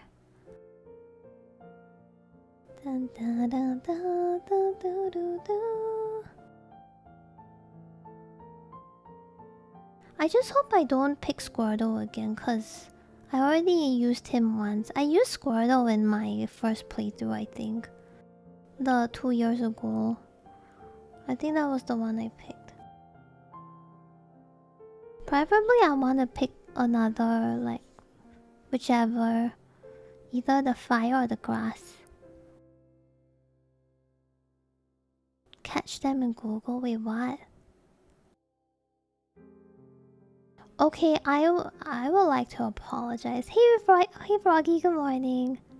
I would like to apologize to everybody who was a grass starter. Like, you pick grass starters, because one time I made a comment and I said grass starters are for losers. And I would just like to really say sorry about that. I did not know better. I would like to apologize. I did not mean it that way. I'm sorry. I'm gonna start, like, when I start Gen 3, I am picking a grass starter though. Public apology time. Oh shit. Is this the time I bring out the ukulele?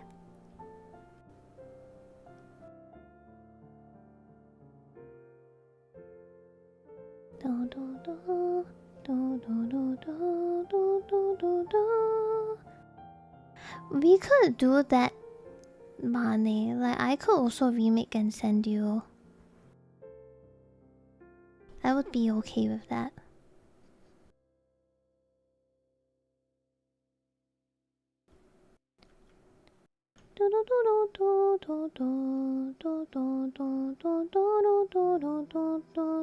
Why is this song stuck in my head?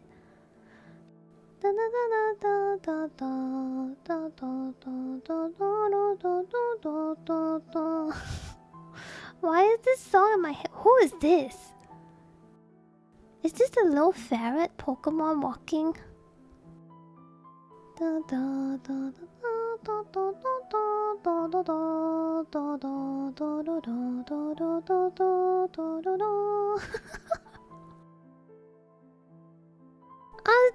yeah, that's the one, the cute little guy. Oh, I love him. He's so cute. I think my goal, I'm gonna try to get a team of cute Pokemon this time around. Not that they weren't cute before, but surely I can make something cuter. Do do do do do do. No, it's not Zig. Okay, Zigzagoon. Isn't he known as like the HM slave or something? I think. I'm not sure. Yeah, he is. God damn it. Can he swim?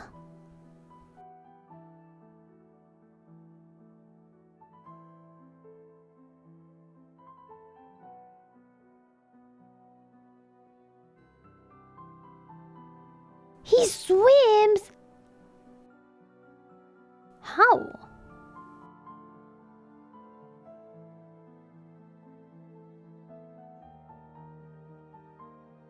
I'm getting a little bit of a Pokemon Rusty flashback where it's like a meme Pokemon thing with this guy called Rusty and he throws his Zubat in the water and he's like, go swim!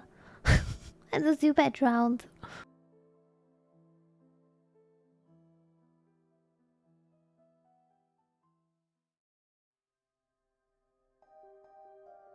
Oh my god, he's so precious. Zigzagoon's so What generation is Zigzagoon?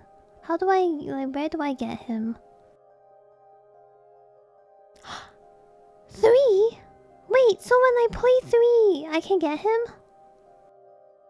Ah yeah, Bidoof.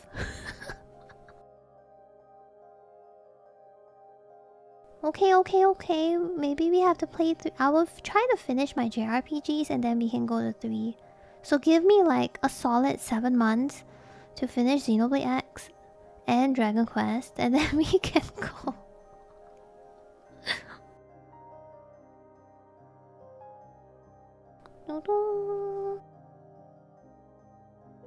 Would you guys be chill if I played a little bit of Dragon Quest off stream? Like if I did some of the story stuff off stream, or should I not do that? Should I just save everything on stream?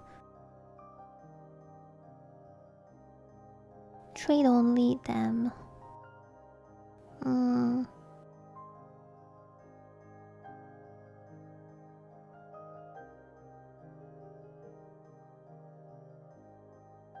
I can give you a recap of the story. I can do the RPs, and assassin walks into Dragon Quest. I could do that shit. I'm good at that. I can give you a TLDR of the story. I think the Steam Next Fest demos are starting soon too. And then we can see how people decorate their rooms.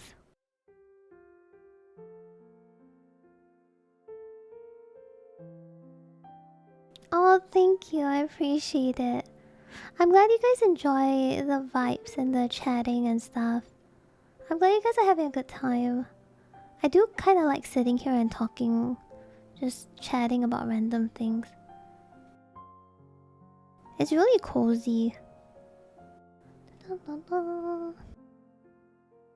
I like the yappers too. That's why I like playing JRPGs. Because JRPGs outside of the story portion, there's a lot of you walking around, exploring, finding stuff and whatnot. And then there's a lot of time to just sit there and talk. So I really like that a lot about JRPGs. There's a lot of downtime to talk. But I think people don't really realize it. I don't think people realize JRPGs are actually mini just chatting streams. Because it feels very... I guess sometimes it feels very involved in the story.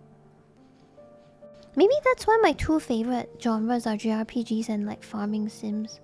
Simulation games. Because these two tend to have a lot of downtime to talk. And I feel a lot more...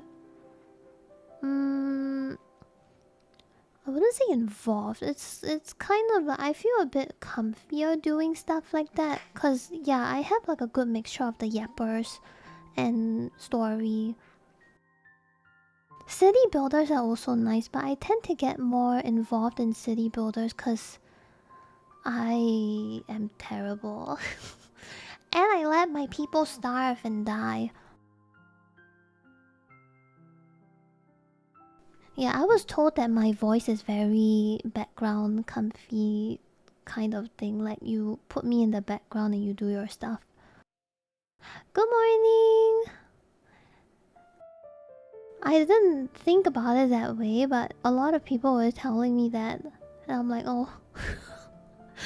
I'm okay with this. I usually also look for people to listen to in the background while I do stuff. So I kinda get it. I always try to look for, even if I'm just playing games and I'm just listening, vibing, I just put something in the background and listen to it. But it's difficult to find the balance of not too loud, but not too soft. I think I usually struggle with that when I try to find something in the background. And there was something I want to look for and I forgot. God damn it. I wanted to look for something. We were talking about Dragon Quest. Well, where did my brain go? Angry gaming rants, fantastic.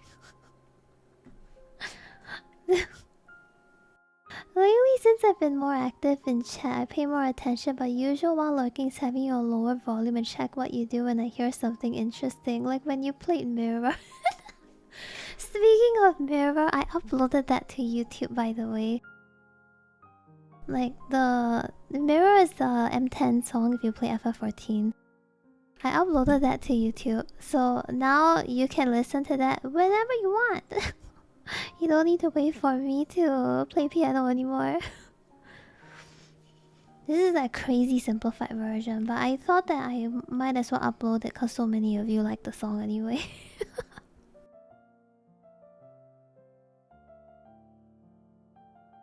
Wow, good games. Whenever I think about good games, my benchmark is always Xenoblade. Monday survived, let's go! Another day closer to payday.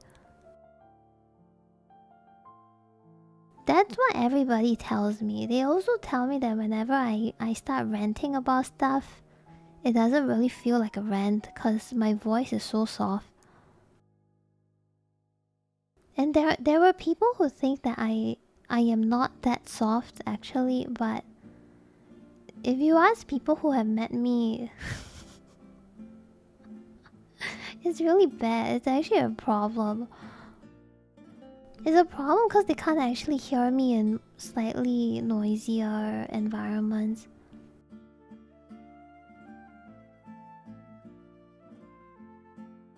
Raising my voice is very tiring for me. I'm not used to it. I am not a frog. An owl, maybe, because apparently when I say who, it sounds like owl going who. I am not a frog. I cannot yell. I don't think I can. I mean, I can, but once every 6 months, maybe. We set a quota, like... It's probably once every 6 months or something. Shinobi. Do I look like one? Maybe when my 3.0 comes out, it doesn't give off that vibe anymore. You have a voice that gets through walls. That's crazy. I do sneeze. I sneeze when I'm sick. When I sneeze, that's when I know I'm falling sick. But normally I don't sneeze. I cannot burp though. Don't know why. A bit weird. It sucks because the air just gets stuck in your throat and then you croak like a frog. If I play a Souls game, it's more panic, I guess. It's like a croak. Yeah. I do have experience with a colleague who speaks very soft. I had to lip read and add context to make out what he's saying. That's extremely soft spoken. Probably softer than me. Usually, people can hear me if they talk to me in okay sounding environments, but if it's just slightly louder, then I get completely drowned out. Yeah, Barney would know. Jeff will also know. Cause Jeff felt bad. He was fixing my PC in the room and everything, and because I speak so soft and Jeff is ultra loud, he felt bad and had to lower his own volume. Cause my room started echoing.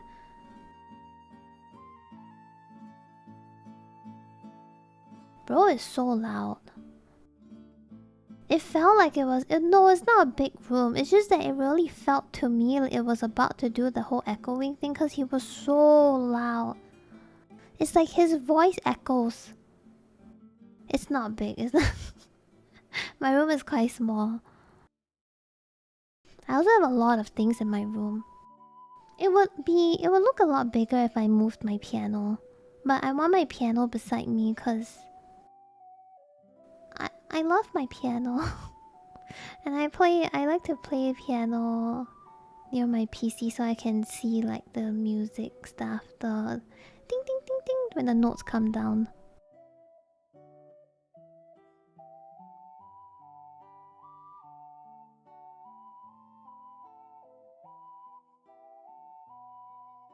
Dun, dun, dun, dun, dun. For me, it depends on where I travel. But I realize I'm really soft in general.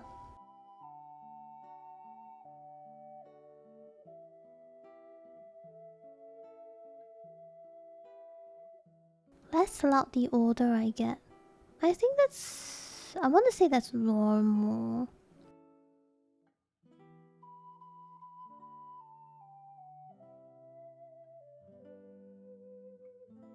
I am a quiet person with a quiet voice. I just talk a lot on stream because I think it's easier to talk on stream. I mentioned it before as well, that I find it easier to talk on stream because I can read chat. I don't have to read too fast. I can take my time to respond. But it's a lot more pressure when I have to do something like that in real life. Because when someone talks to you in real life, you can't really pause and be like, hold on, give me 2 minutes. You can't really do that. They will look at you weird, you know. But in chat, it's like if I'm reading something and I'm still formulating a response, I can get back to it a bit later and people will be a lot more chill about it. I speak very close to the mic, and my mic is on max gain, plus my OBS has gain. So it's double gain. If I move my mic slightly further, like to normal standards like this, where most people's mics usually at, you can probably barely hear me anymore because the mic is not directly in my face. And if I just move it slightly out, I just sound like I'm really far away and nobody can hear me anymore. So I gotta put the mic very close to me, otherwise you cannot hear me.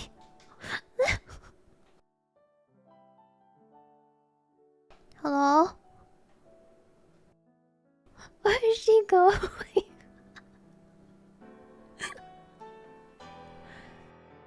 If I just move it slightly further, you just cannot hear me. I would say it is a bit of an inconvenience. Not so much for me, but for my VTuber tracking. Because the mic is directly in front of me, right? So my tracking... It isn't as accurate as I hope it would be. But this is not something I can really control. Because if I up the gain even more, then you will start hearing my background sounds. I also use speakers instead of headphones when I play games. So if I up it too much, you'll be able to hear. And I guess over time I just got used to it. Even when I was using different mics that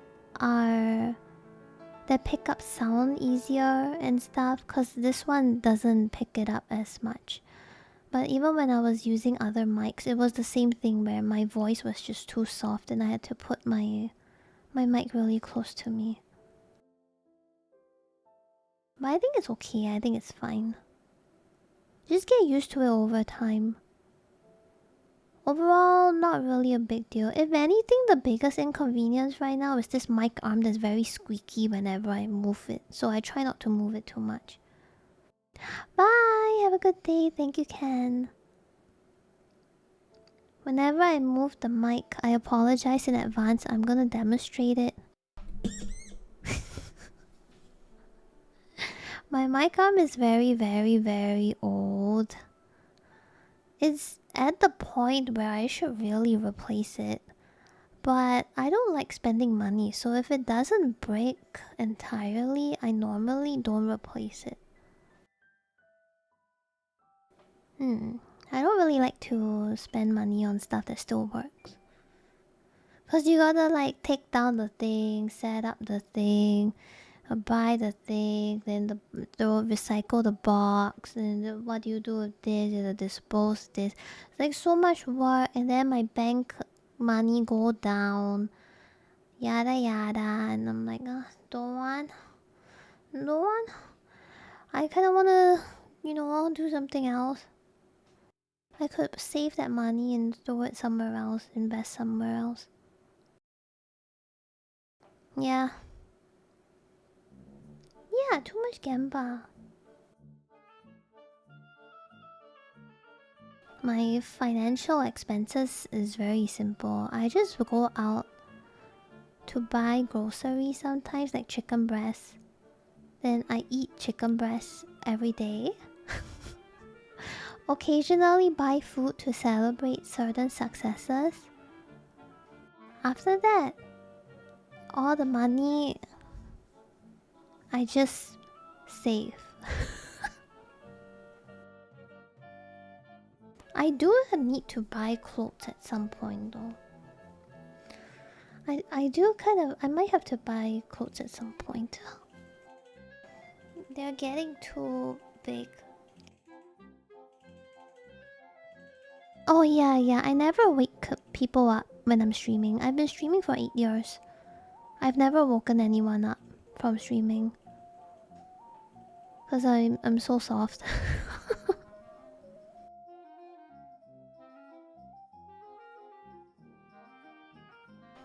I've been eating the same kind of meal for months nearly every single day cause it's super affordable.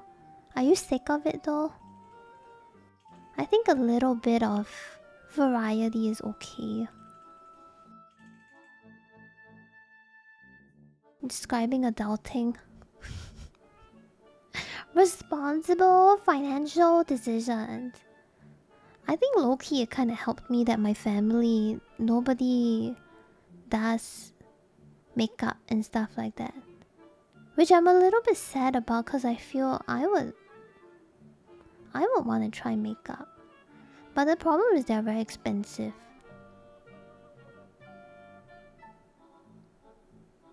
I don't know if I'm willing to spend so much money. Like, it gets more and more expensive over time. But I never learned makeup because nobody in my family does this kind of stuff.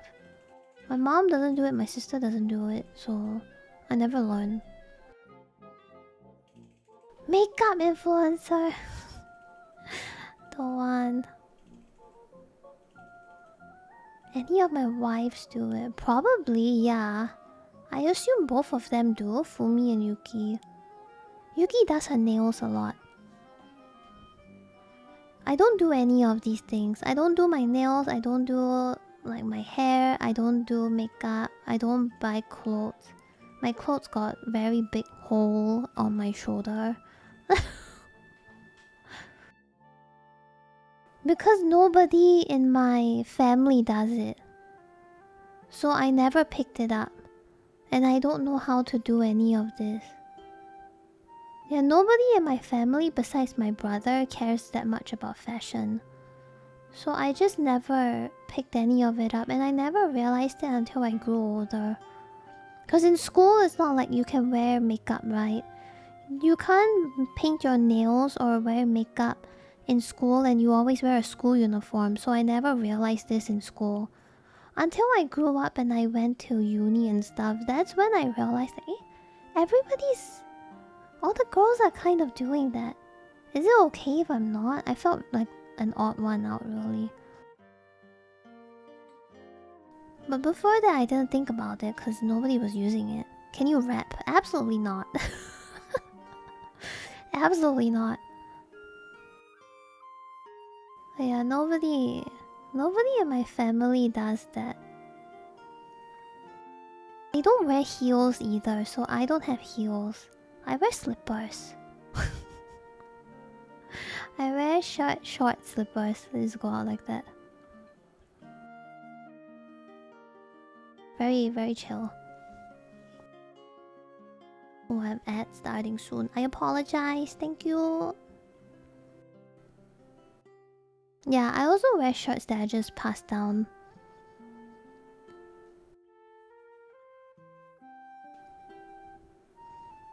Oh, lucky me then. I don't think I'm worried necessarily, but it's more that, you know, sometimes you go to events, you want to be presentable, and makeup helps you look presentable.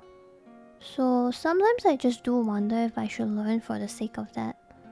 Not so much for how people look at me, but more of to fit in with the function, I guess. Something like that. Yeah. Like I tried getting accessories like necklaces and whatnot. Just so maybe I have a little bit going on. Just in case, because there are times where I have to go to more formal stuff.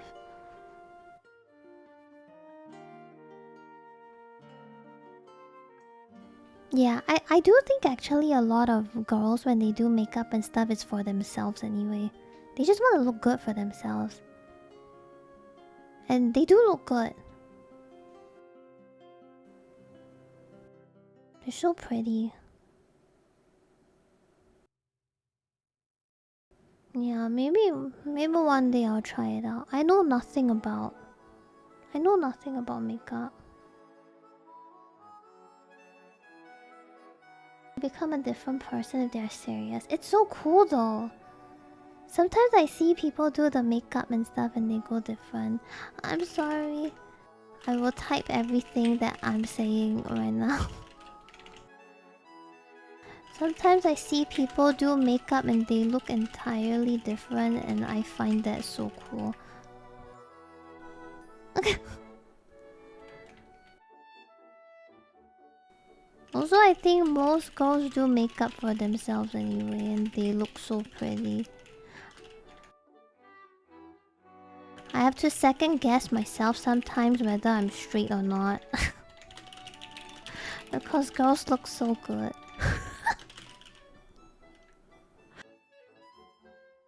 Why are girls so pretty?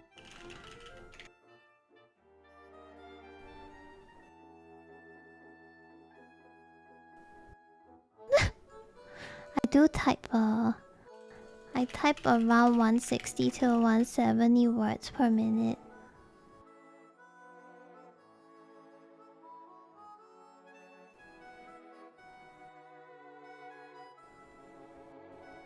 Cute girls are superior.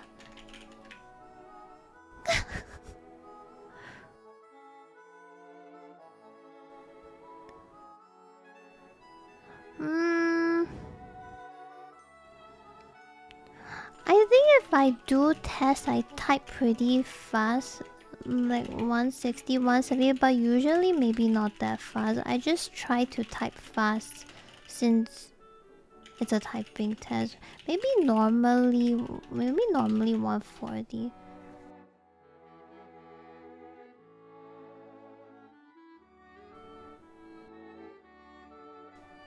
Monkey type.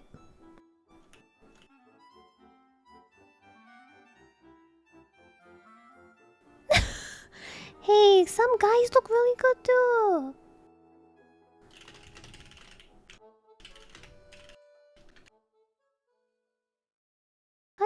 guys too. Oh, I think my ads ended.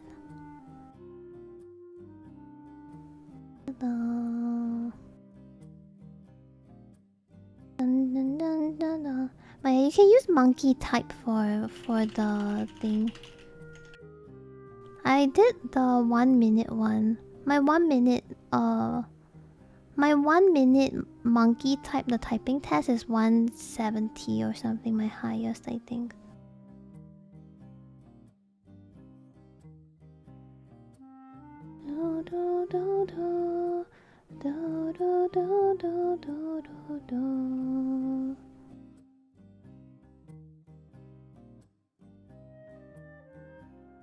Yeah, I think normally I only type about 140, 130, 140 maybe. It's just that if it's a test, naturally you push, right? You want to go faster. But normally you don't really type that fast. I don't remember what my typing speed is like anymore. Yes, yes, I'm playing a calm version, like calm mix of Octopath songs. This one's kind of good. We have a Pokemon one coming up next. Yuki has been playing Octopath. She's playing Octopath 2, and I'm so glad she likes it. She's very hooked onto it. Apparently, whenever she plays Octopath, she has to allocate extra time. Because she's very... she's enjoying it a lot. Shouldn't you push for typing normal speed? Maybe, but I just send. You know, like I see it and I just click. But I don't really think about it too much.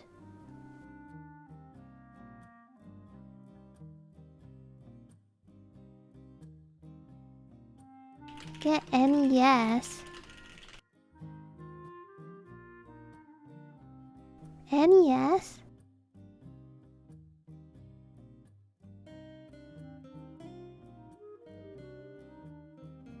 No. Can you hear my keyboard? Is it very loud? This is basically how I type in the test, really.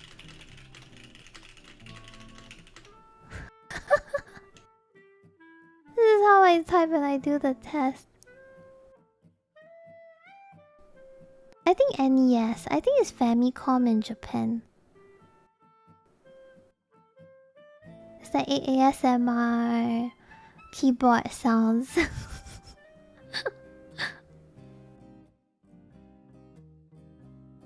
Yeah, that might be a Japan exclusive, I think.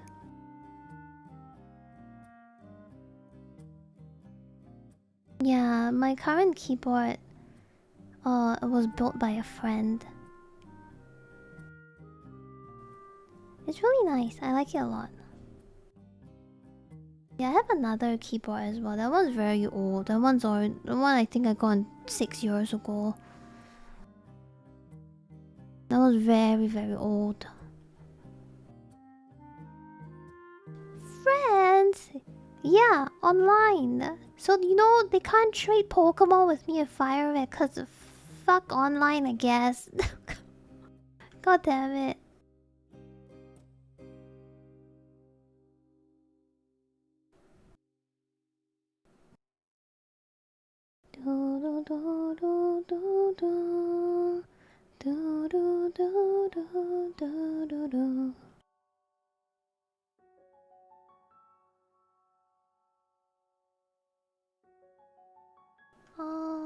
Let's see.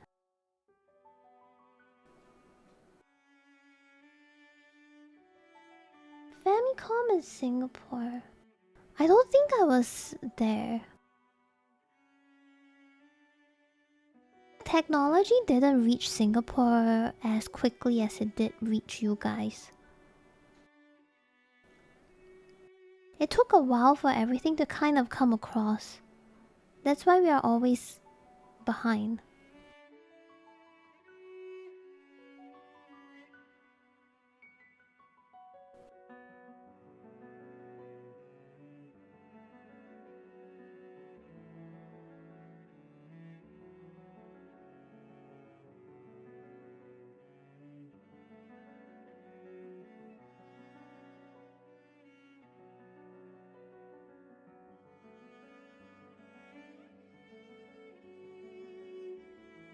Cause you're overseas. Yeah. Pretty much, yeah.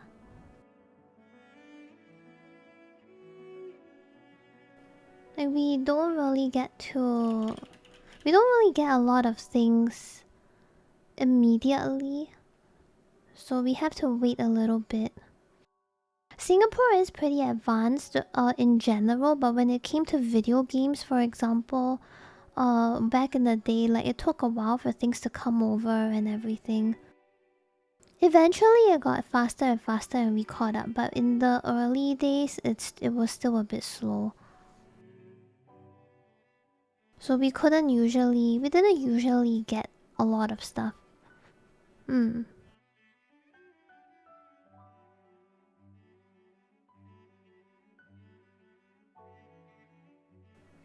Core cultural histories are lost to time. They weren't recorded before computers. No! Those do not exist. Terrible.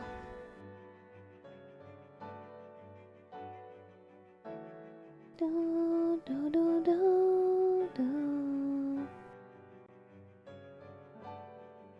Mm-hmm. The lost records.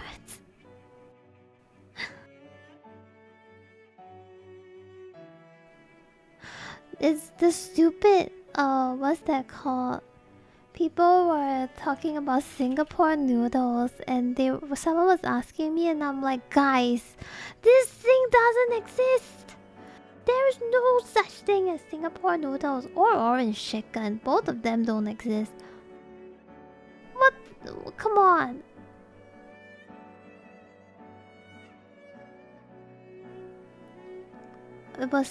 I lost my mind for a little bit. Yeah, we do drink coffee and tea in Singapore. I personally only drink water, so... So yeah. I don't really drink anything else.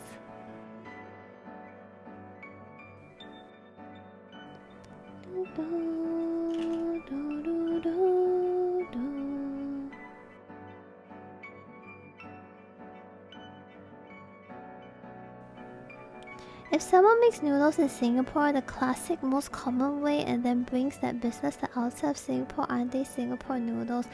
But I don't think it came from actual Singapore. It's not an actual thing. I hear about orange chicken and I get slightly offended sometimes, but I am also curious about what orange chicken tastes like. Oh, Zaria, thank you for the 33-month Prime resub. Thank you. If you guys ever visit Singapore, can you bring some orange chicken? I think I would like to try out what orange chicken's like.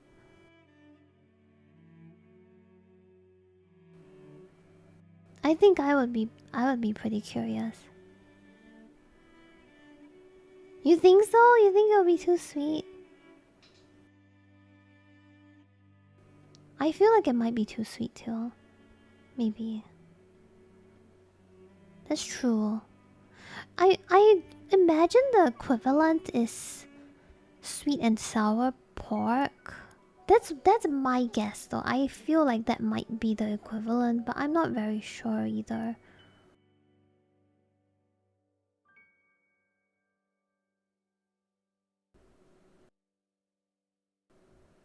Yeah, I'm not super sure. I would be very down to try orange chicken. I would bring you guys to get I would bring you guys to get the chicken rice in Singapore and stuff in exchange. How about that?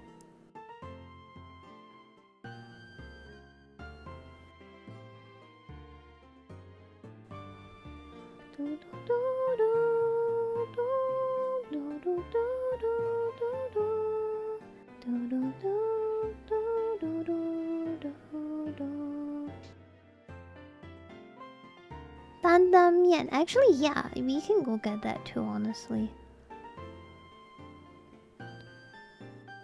You can find that over here.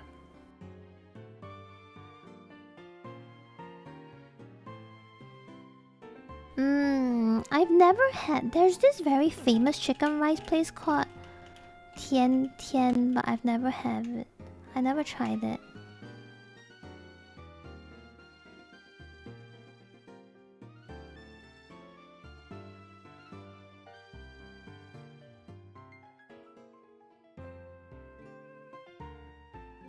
Yeah, from Hong Kong. I'm not making orange chicken for you guys. Lemon chicken, actually a lot of chicken rice place in Singapore, they sell lemon chicken.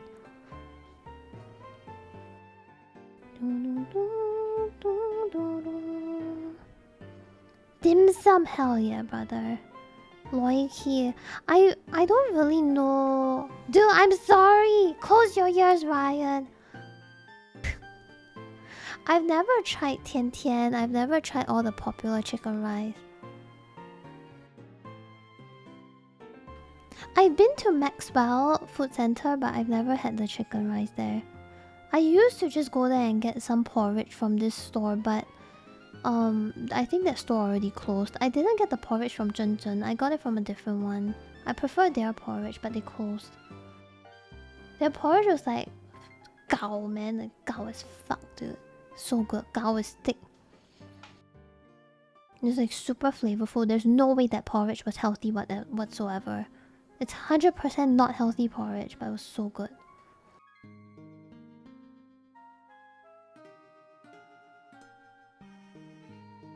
Chicken feet is okay, I think. I'm alright with it.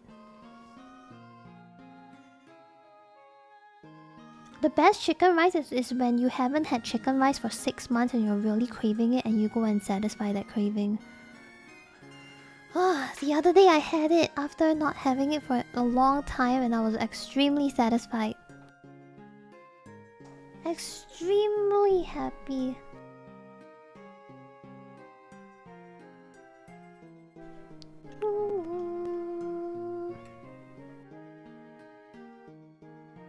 It was so good. Absolute peak.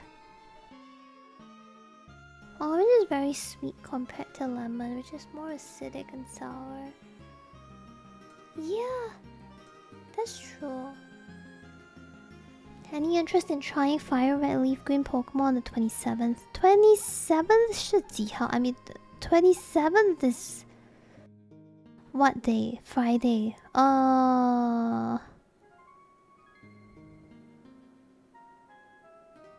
Sure. Maybe, yeah. Ibani doesn't mind. Ibani doesn't mind that I start early. I'm down. I can actually play on Thursday for you guys if time zones are chill. If time zones are a thing, I'll be getting on the Singapore store if I buy it. Bani, are you chill with me starting a bit of Fire Red on stream, or are you not chill about it?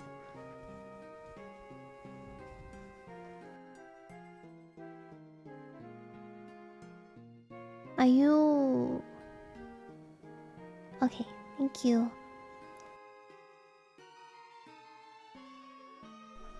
Cause if I get it from the Singapore e-store, I'm gonna think about it first before I want to get it. Cause let me sort out some expenses. It is $24.50 in the Singapore e-store.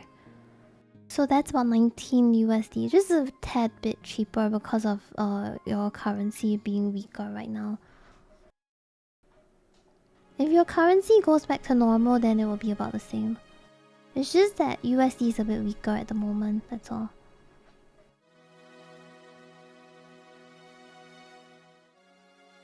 Hong Shao Rou. Shao Rou is roast meat.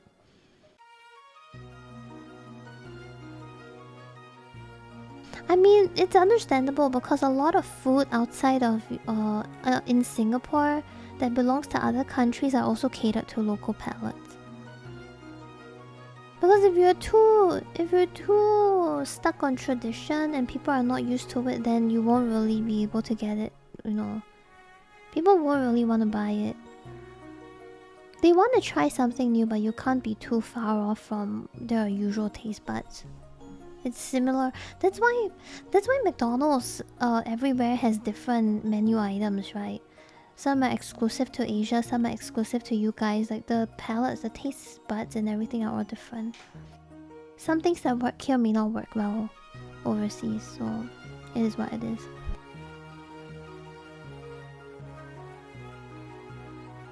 I haven't had McDonald's in so long. Biohazard. Wait, UK has McSpicy?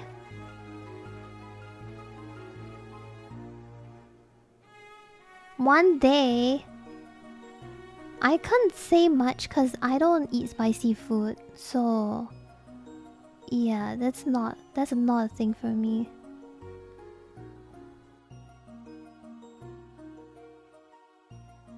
Damn. I didn't realize it was that serious.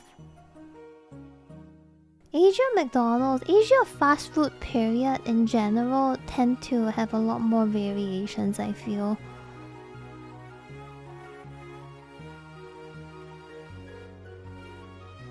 They tend to be a lot more special. Yeah.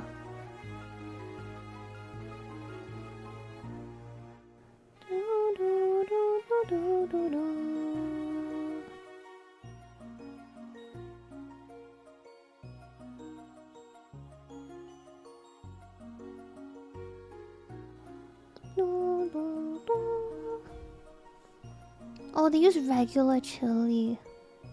We always have a joke with UK where they colonize and then they don't use spices. I went to London a couple of times though when I was younger. Maybe not a couple of times, just like once or something, I think. And honestly, the food wasn't bad or anything. It was okay. It's just that you don't really have that much variety. But that can be said the same for everywhere in the world, that they don't really have as much variety as Asia, and we're just spoiled for choices, you know. We're just very lucky. Are you going on Wednesday? My mom was crazy obsessed with fish and chips when she was in London for some reason. Almost every few days she would really crave for a fish and chip place. I don't know why. She's a big enjoyer of fish and chips. She's a massive fish and chips fan. So we were a bit on a search for good fish and chips. Yeah. It was really funny to just see her run around and trying to look for fish and chips. I haven't had fish and chips in a long time. I should get some in the future. I haven't had it in way too long. I'm satisfied with cheap, like with those really cheap fish and chips. I'm satisfied with that. I don't usually eat anything super fancy.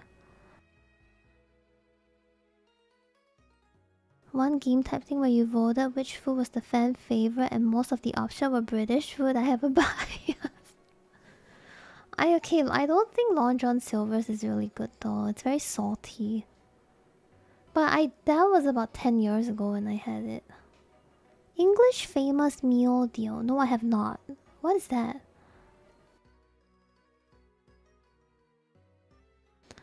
Long John Silver's. You know, yeah. There was a little bit of a thing for a bit where people thought Long John Silver's was a money laundering thing, a money laundering front, because their stores were always empty, and a lot of people were just like, how are they surviving in this country with no customers and they have so many chains? Like, they must be doing some shady shit in here.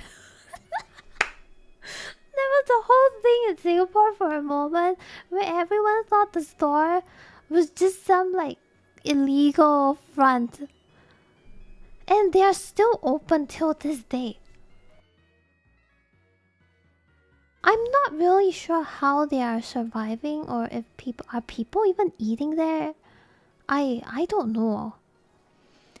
Yeah, they quite literally, we're not joking. When Venom and I says this, we're not joking. They literally had nobody in the store. That's why it looked weird. It was really cheap, but it was so salty. It was just so salty though. Yeah, it was really bad. That's why I didn't go back there. I felt like my arteries were getting clogged.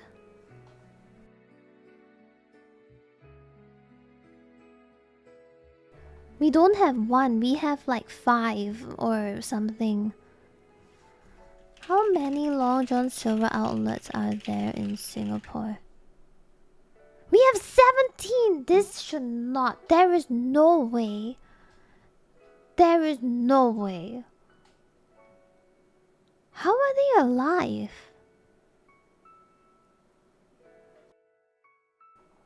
And they open 24-hour outlets.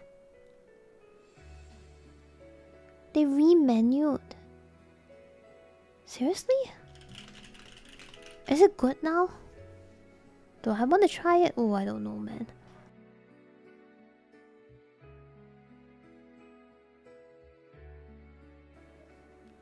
It's...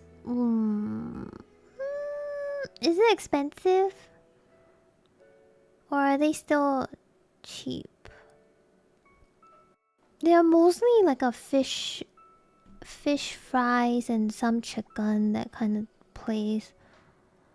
I heard their fries is really good, but that's all. Maybe if I pass by and I see it, I wouldn't mind maybe trying one. Okay, I see the prices right here. Oh, actually, it's quite affordable. One piece of Alaska pollock fish. One piece of fish, served with a side and a regular drink, is $5.30 SGD, which is 4 freedom dollars, 420 freedom dollars, and 355 euros.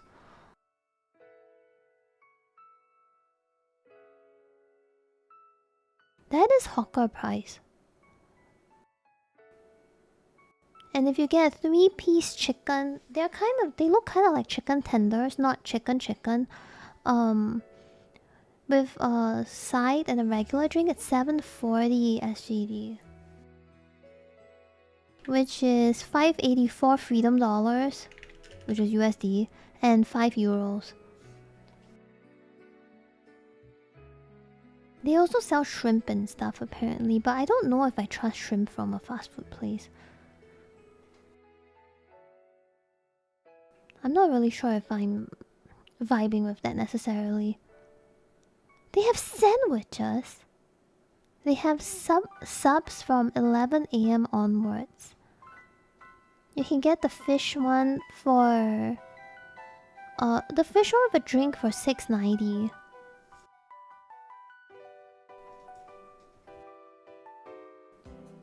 And there's also grilled plate where you can get grilled dory fish with chili crab sauce with rice, salad, choice of a side, and regular drink for $9.80. Which that is 774 freedom dollars and 656 euros. I don't really trust shrimp as well.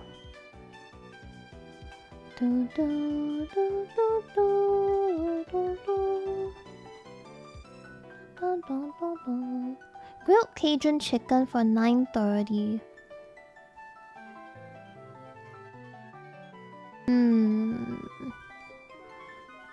You know what? I would be down to try it, I think.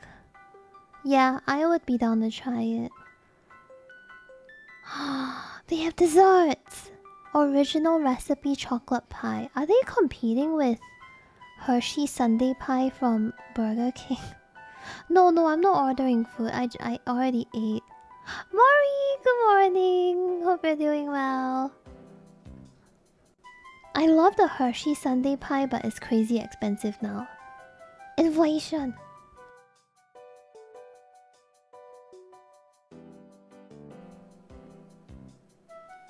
No, dude, no, trust me on this one. The pie is really good. The pie is really good. The chocolate itself is kind of whatever, but then the pie itself is really, really nice.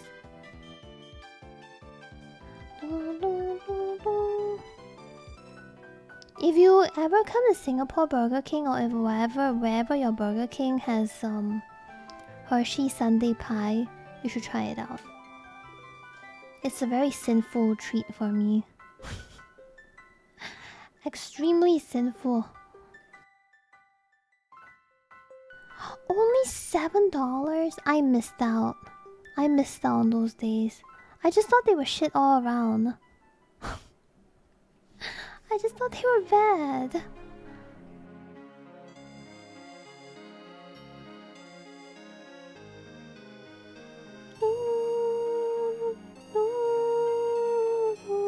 Oh, all the demos are out now. The Steam Next Fest. Do I want to play it today or do I want to play some tomorrow? Do half and half. I would be down to try it. I would be down to try after, like, now that they rebrand. I didn't know they rebranded. I haven't tried Jollibee's Peach Mango Pie yet. I would try it one day. I'm curious. Jollibee is so much more affordable than the other chicken places in Singapore as well. Way more affordable, actually.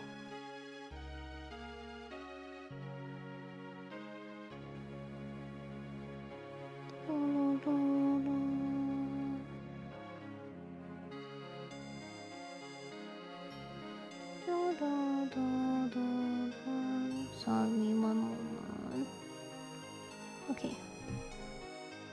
But KFC Snackers is such a hit or miss because sometimes they give a lot. Snacker boxes in KFC is basically like a mini box and they add maybe popcorn chicken and fries or tenders and fries, you know.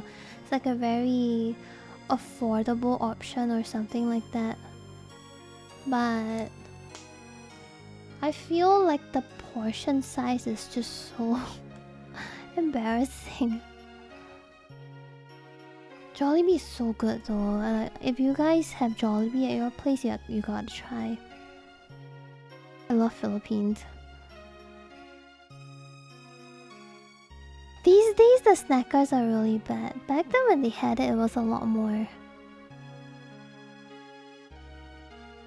It used to be a lot more.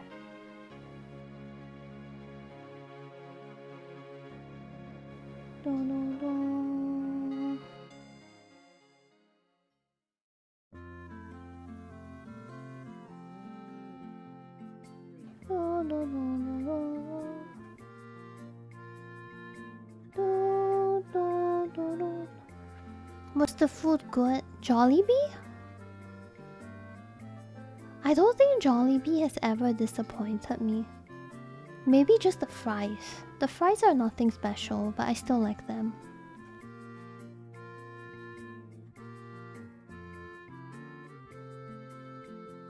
You need to try it. Even if you don't trust anybody in your life, you have to trust what this chat says about Jollibee. Unless they say it is bad, then ignore them. But everyone else, you gotta trust us. It's really good.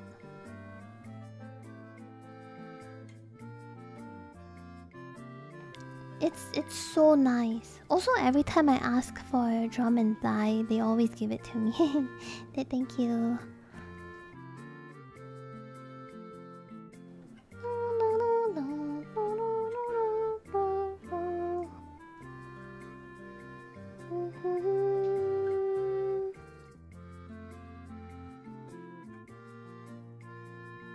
I'm just taking a look at Steam demos right now, seeing if there's anything that I wanna try. Just doing a little look around.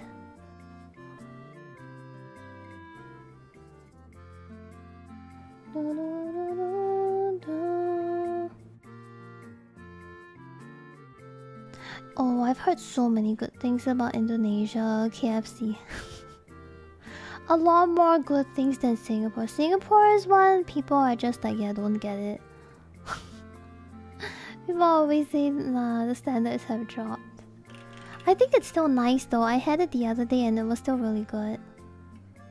I still enjoyed it.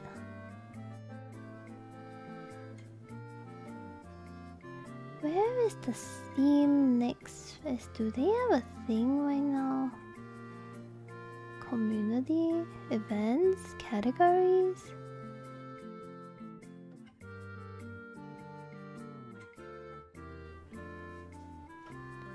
Italian? I don't have Italian food that much, but it is pretty nice.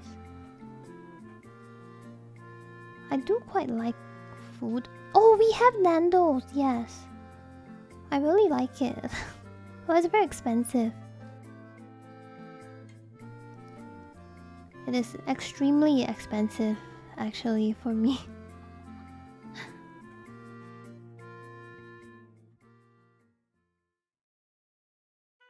We have Mexican food, but I've never had Mexican food.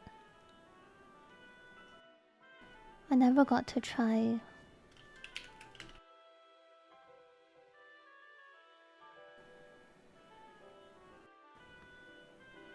Expensive. Hey, Corinne, good morning. Da-da-da-da. I'm gonna download something real quick. If the frames drop, right, just know that I am really sorry and I would really appreciate if you can tolerate this 2 GB of download.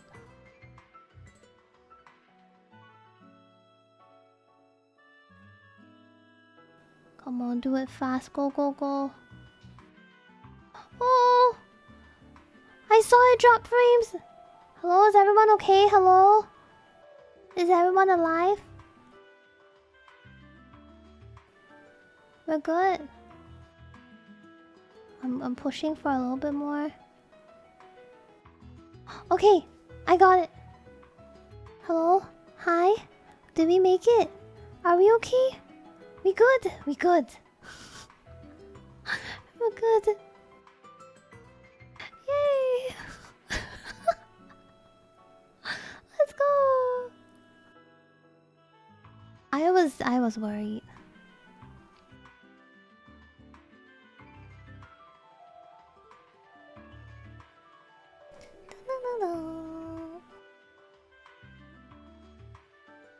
Breaking Bad?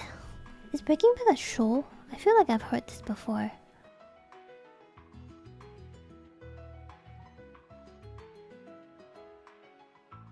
Dun, dun, dun, dun, dun, dun, dun.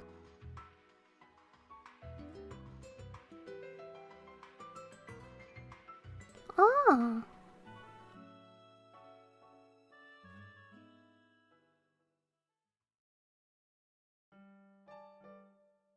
Very popular TV show.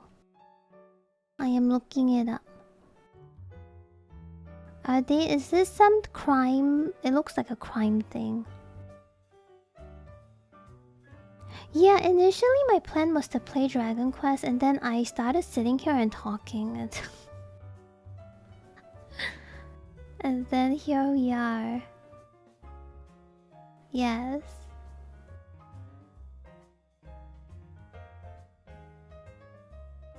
Yes. I wanted to play something today, but then I just kept sitting here talking. I just kept sitting here and vibing.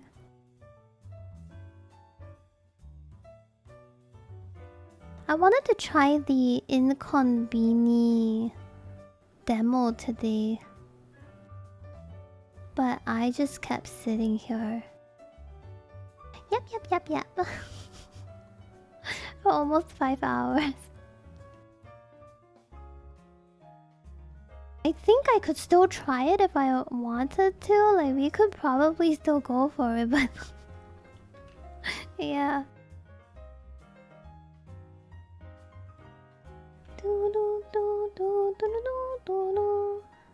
I think the demo is quite short too. It's only like 40 or 60 minutes, like an hour, I think.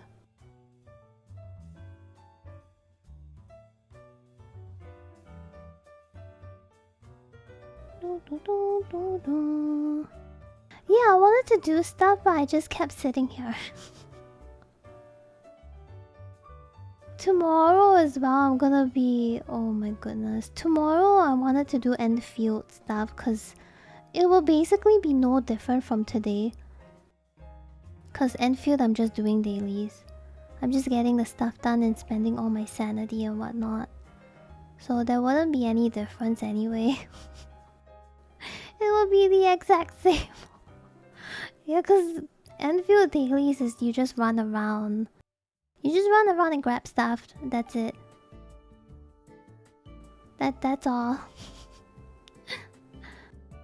It's very comfy. I'm just doing the big run tomorrow where I do the whole thing. So that will take me a couple hours.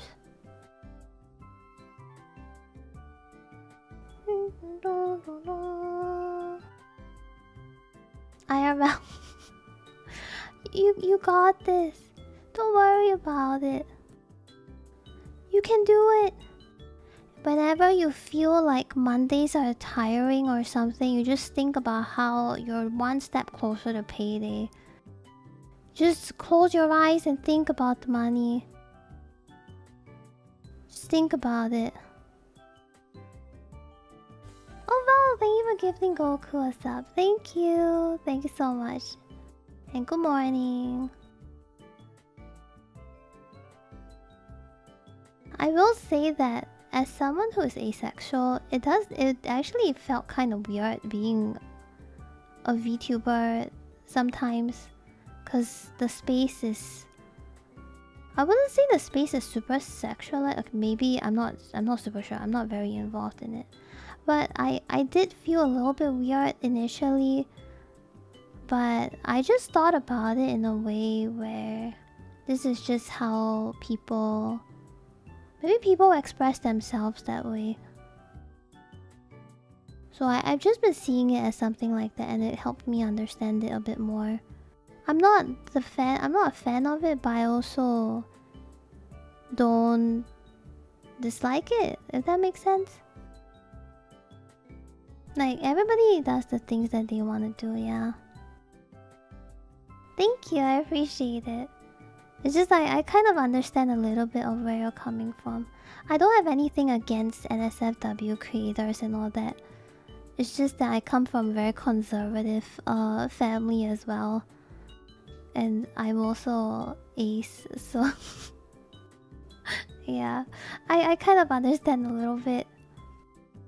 Yeah, it's just not something I watch as well. But I'm okay with people doing what they want to do. I don't think it's anything wrong or whatever. Oh, well, I guess it's from the era of... Like, I feel back then, loud equal funny was a very huge thing. Way back in the day. Maybe like 4 to 6 years ago, loud equals funny was a very big thing. But I feel ever since COVID hit, maybe not exactly at 2020, but like 2021, for example, I feel that was when a lot of lower energy creators started coming out, and people were a lot more accepting to that after a while. But I think a lot of people still think you have to be very loud and screaming and high energy to find people that vibe with you, but it's not really that true anymore in this day and age. I feel like the world got kind of overwhelming eventually as well, with COVID hit and so many things and whatnot.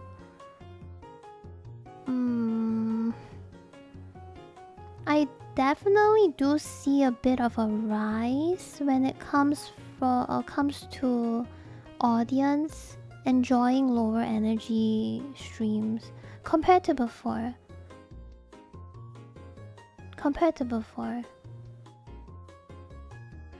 I mean, that's fine. Like, I think it's just your preference, right? Like, sometimes some streamers are not meant for you. I'm also not very comfortable with NSFW. I think it's just a preference thing. Like, some people might find my streams a bit boring because I'm quite low energy and I just chat and vibe. Some people might find other streams too loud. Some might find it too NSFW. Some find it too SFW actually. There are people that find it the other way around too. I think it's fine. It's like all preference. That's why the category is so big anyway. You just find someone that you vibe with. Yeah, just different types of streamers. Because I saw a lot of tweets talking about how people are... I saw a lot of tweets about VTubers talking about how they're not able to grow because they're low energy. And I was reading that and I was actually thinking to myself, actually low energy streams have been popping off quite... Maybe not popping off. Popping off isn't the right word. But it definitely has gained a lot of popularity over time. Along with the current rise of cozy games and farming sims and whatnot. As that genre got more popular, the space within streaming, lower energy streams also went up with it. So actually, if anything, not that it's easier or whatever, but I wouldn't really say that there's no audience. It's also just luck based, you know, luck based. Sometimes you just need something to hit. Sometimes it don't, sometimes it does, and you just gotta kind of keep trying, don't give up. Yeah, I'm personally fine with a streamer that has some downtime and stuff like that too. I'm not super zoomer brain where I need something to be happening all the time.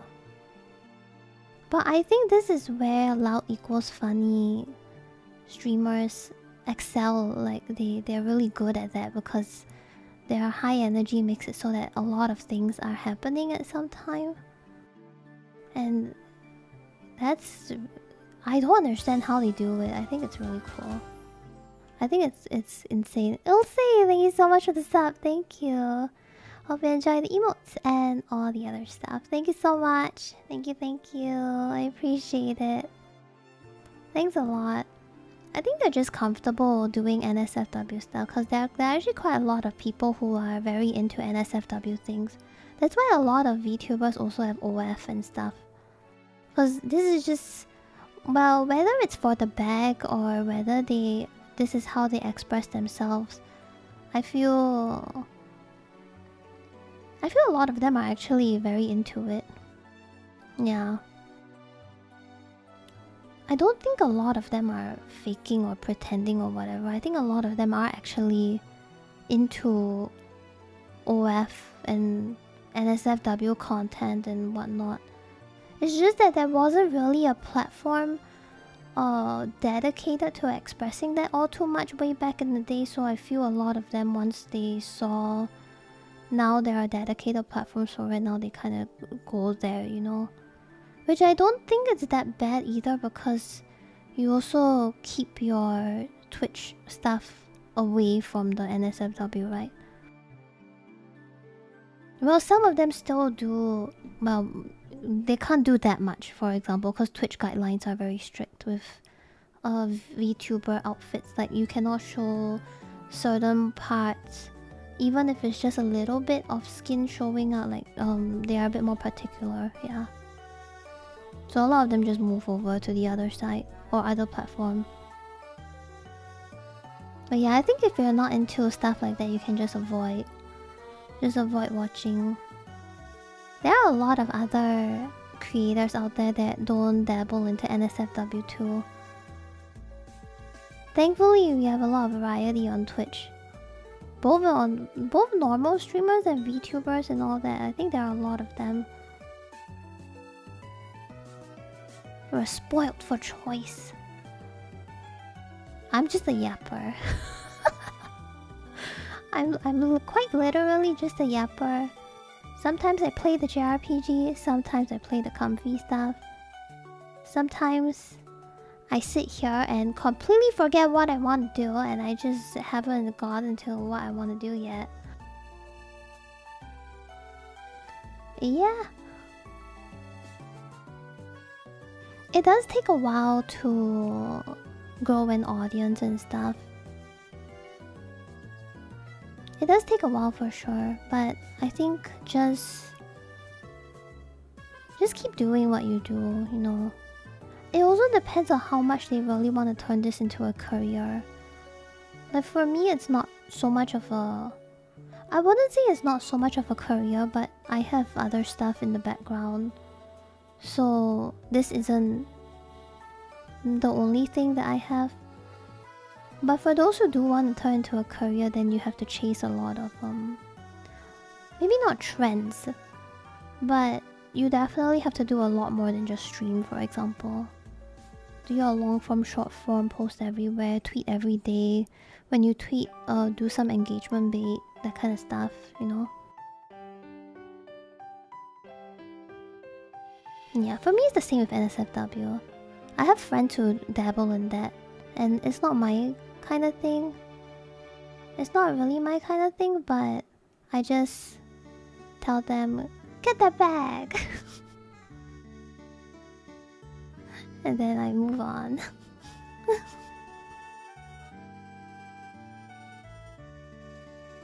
Stonks, stonks, stonks. Yeah, it's not my thing, but they are my friends. Good night! Sweet dreams! Thank you so much for hanging out. Thanks a lot. Like, I respect the hustle. I may not be the target audience, but I respect the hustle. That's how I view it.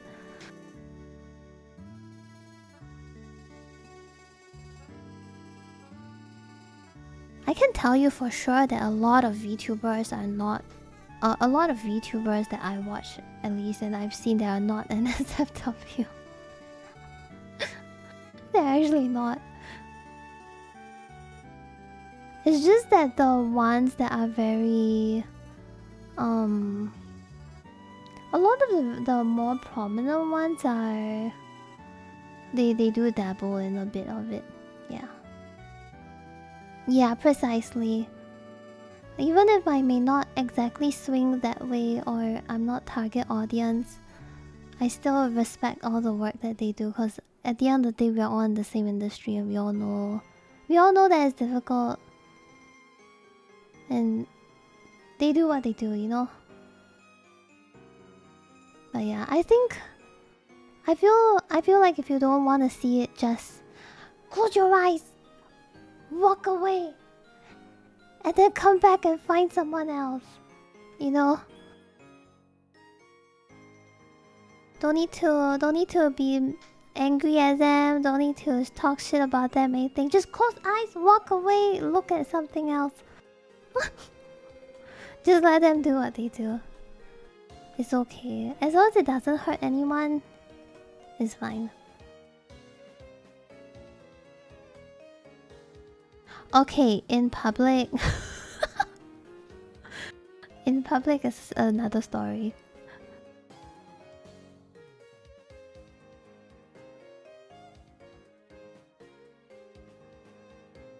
In public, just... close eyes, walk very far away. In the opposite direction.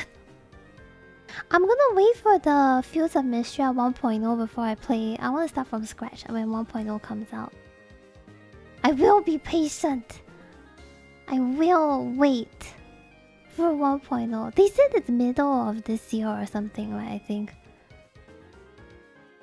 I need to find the thingy again. What's that called?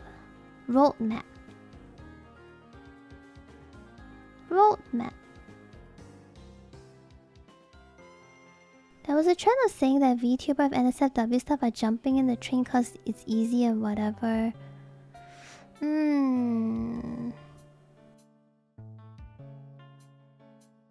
Well, for example... ASMR category is always something that gets brought up in VTuber thing because oh, good night B, thank you so much for hanging out. Good night, sweet dreams. Because for example, ASMR, you tend to grow a lot faster in the ASMR category. It's a well-known thing. The problem with that is it's very difficult to turn your ASMR viewers into any other thing really. Like ASMR is such a niche that the viewership gets stuck there. So it's very difficult to turn them into anything if you ever decide to branch outside of ASMR. But a lot of VTubers still jump into ASMR. Whether they like it or not is one thing, but you cannot deny that these are quote-unquote easy numbers, is what people tend to say when discussing the category. That's what people tend to refer to ASMR to. It's not that there's no work going into it. It's not that it's very easy or anything. Like, you still need to buy your mic and whatever. You still need to know how to do the thing. Whatever it is. I don't know, because I don't like ASMR one bit. It makes me feel really weird. So I don't watch that. So I don't really know much. But you cannot deny that as much as you need to... As much effort as you need to put in, it is considered more of an easy viewership thing. So a lot of VTubers tend to jump into that. Yeah. But the problem is... they get very disappointed because let's say you hit 3 digits, let's say you hit 100 viewers in ASMR, and then when you jump out of ASMR, you thought these people will follow you and they don't. Like, maybe you play a random game and only 10-15 people show up. Then they get really disappointed, and that's when the tweets come out. And eventually they either get hard stuck ASMR because they cannot accept the numbers, the viewership drop, or they burn out and then they quit, or they branch out completely, but you have to form your community all over again, which is very difficult. Usually these three, so it's kind of similar. The thing is, even non-YouTubers also, they do dabble. Some still dabble in ASMR, but a lot cannot accept the viewership dip. Hey, Anxiety's Goody, thank you for the 49-month resub. Thank you. Good morning. Thank you so much. Welcome back. Thank you, thank you, thank you. Yeah, a lot of people cannot accept the viewership dip because it's just so big. It's like a 90% drop, basically. It's so big that they get a bit of a shock. And it's very difficult to build it back up. And if you are someone who's not doing this out of passion, you're trying to make a living out of it straight from the get-go, then you will feel pressured to be hard stuck within ASMR. Because if you do anything outside of that, you don't get any views. That's why I always say to people, if you want to stream, you try out first. Like, don't think about streaming to earn money, because there's not a lot of people that actually make it. It just looks like a lot, but if you think about it, it's because the people that have a big following tend to show up on your timeline or your FYP more often. That's why it looks like it's easy. But what you don't see is literally everyone else that is not there because they haven't made it. That's why don't come into streaming immediately wanting to earn money, because when you see the viewership drop and everything, that shit bothers people a lot. And sometimes you get follow bothered, right? And you check your stats and you see you're losing followers every day. That shit hurts people a lot too, even though it's not your fault. Like, I lose followers every single day. I don't know why, but I think it's a common streamer thing. All my streamer friends face this. We all lose followers every day, but personally don't really care that much, because if it's not something I can control, then I mean, you know. What do? It's just your mental has to be quite strong with streaming stuff. Because the numbers fluctuate. You have good days, bad days. Sometimes things do good, sometimes things don't do good. Just need to keep dealing with it, right? My mental is not exactly the best with these things sometimes, but I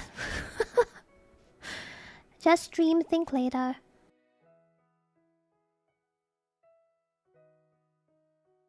People really underestimate viewership numbers. I think a lot of people are desensitized in some sense because they see big streamers having thousands and thousands of viewers that 40 or 50 looks like there's not that many. People look at 100 and they think that that's not many. But it's kind of crazy that 100 people actually pick your stream over 10 billion streams that are out there if you think about it. Like, however many people are watching me now could be watching someone else, but they're here. And an ad is playing soon. And they still stick by, which is crazy. And thank you, by the way. That's insane. Like, I think people really are too focused on the very, very, very successful streamers that you don't realize. You don't get to really appreciate the... You don't really get to appreciate the current progress that you're at. I will wait for the ad to end before I continue what I want to say next.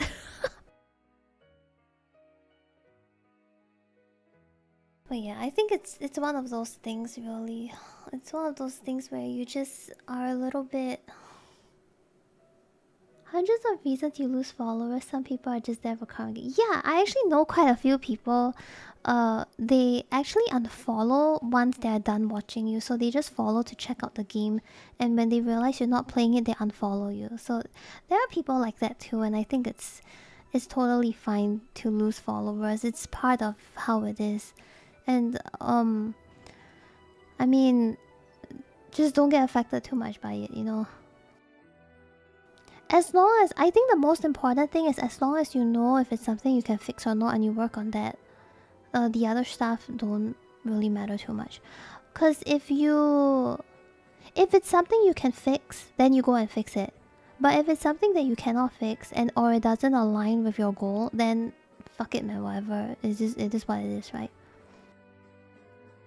If people are following you because you only play, for example, Final Fantasy XIV, and you decide that I don't want to be an FF streamer anymore, I want to branch out, and people start unfollowing you because of that, then that's too bad because they don't want to watch you play other games. Then that's okay. You want to play other games, so you go play other games. Now, you don't want to be stuck in one category, then you will definitely lose people. Speaking from experience. It is what it is. Can't do much about it. Jeff, yes. Not so much, I would say. Because Mr. Jeff is still in FF.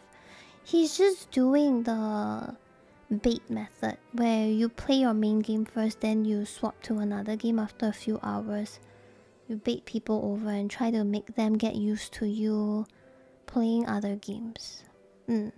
Because a lot of people, they show up within the first 2 hours and they lurk. They're just there to, you know, put you in the background or something, right? And if you switch games in between, most of them, or like a good amount of them, they don't try to leave. They just stick there because you're already in the background. So they just leave you there. And eventually you try to get them to be interested in your variety stuff. That's basically the process of it. Try to let them get used to you playing other things, because it is a big change. Hey Zach, good morning. Hope you're doing well today. It is a big change for a lot of people, so it takes a while for the transition to happen. Yeah, I used to do that too. It's also a good way to introduce your existing community to the games that you play, because if you only main one game, if you only play Final Fantasy XIV, for example, people don't know that you play other JRPGs. They don't know if you play simulation. They don't know if you play rhythm games. Do they know you play shooters? Probably not. So you want to kind of slowly introduce your own existing community to the games that you play, and then you can see roughly what they like or what they prefer, and you can adjust content through there if you want to be a bit more min-maxy, I guess. Yeah, I started with FF14 as well. My streams basically started because people were watching me for raids. My main content was FF14 raiding. So if you ever look at my viewership graph, you will see random spikes out of nowhere. Every few months you will see a random spike where there are thousands of people watching me. That's because I was raiding in FF14. Yeah, you just have like 5k people watching or something, or two, like between 1 to 7k really. Those were the days. That's how I started. I wasn't intending to be a streamer, but it just kind of happened. Ah yeah, 7k was in T, I think, or 6k, I don't remember. But at the time, it's not like you really, at least for me, it's not like I really cared about the viewership, because I'm raiding, man. I don't have time to look at the chat. I'm trying not to die. So I wasn't really paying too much attention to stuff. Yeah, it was only afterwards, and then I look over and I'm like, oh. Rune Factory 4. Rune Factory 4 is great. But yeah, that's basically how I started. I was more well known in 14. I was more well known in 14 for raiding. And then afterwards, I decided that I was kind of tired of raiding. My raiding stuff didn't last very long. But I feel I wasn't really like a gamer all that much. I this year is my 10th year in 14. I started in 2016. 2019 was when I got a very huge spike where people knew about me because of one of the world races. My group was not world racing. We just happened to be there. And then from then onwards, because COVID hit and people knew about the group, so more and more things started happening. Yeah. And then eventually I got kind of bored of the game because they didn't do much to change it, so it was kind of samey throughout. And I didn't really enjoy progging that much because... how to describe? Like, babe, we're doing 16-hour days, right? Every day 16 hours, 16 to 18. The longest that I've raided is about 22 hours. So we one shot, so 22 hours. The problem with raiding such long hours for a week straight is that it's very unhealthy. And I did not really like that part of it. I would lose so much weight in a week because I was so stressed out about stuff like that, and I wasn't... It's not like I wasn't eating, but I definitely was eating a lot lesser than normal. During tea, was it tea? I don't know. During one of the raids, I lost 5 kilograms in a week. Slightly over a week, which was more than 10 pounds. And it's not like I wasn't eating or anything, I was, but I think I was just so locked in and stressed about the thing. I always joke that world racing stuff, people call it world racing. I don't call it world racing because I don't think I was world racing. I was never trying to go for first or anything. I just wanted to clear fast so I can go play other games. But these things tend to take a toll on me pretty much. So I eventually dropped out and decided to go variety. Then yeah, here I am, trying to rebuild everything again. Because I lost a lot of people swapping over to variety as well. A lot of people used to just watch me play 14. Even if I just sit there and jump around and talk like now. Just that the background is ever 14, right? People would just watch me for that. But over time, as I swapped over, I did lose a lot of people too. Well, my stuff is where I found you and follow cause of the vibes. Oh, thank you. Thank you so much. Thank you. I appreciate it. Thank you, Shy. Stay safe. Thank you. Have a good day. 2021 FF14 brain rot. Oh yeah, a lot of people did come into... A lot of people did come into FF14 during 2021. FF14 Jib. Change it to the FF14 category and everyone's like, oh my god, she's back! I thought you quit! If you started variety, would it be the slowest crawl ever? Probably yes, cause I didn't do any social media stuff at the time, cause I wasn't trying to be a streamer. I never thought of being a streamer. I basically just chanced upon it because of 14. So all my popularity at the time just straight up came from 14 itself. I didn't do any advertising or shorts or videos. I didn't do much of those. I am what people would call a very bad streamer in the sense that I don't really have much of a social media presence. And a lot of my time is actually spent on Discord.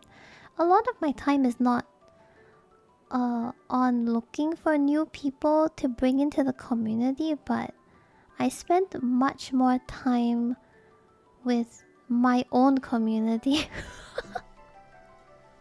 So I actually have a lot of time spent on Discord talking to people in chat and all that kind of stuff instead of being on social media trying to find new people. And there's no any real reason for that. It's just that I really enjoy talking about video games, and people here enjoy talking about video games, so we talk about video games. And I have a good time, and you have a good time, and we all have a good time, so I just stuck with that. There wasn't really a strat going into this or anything. I just really liked video games. So I continued doing video game stuff. That's about it, really.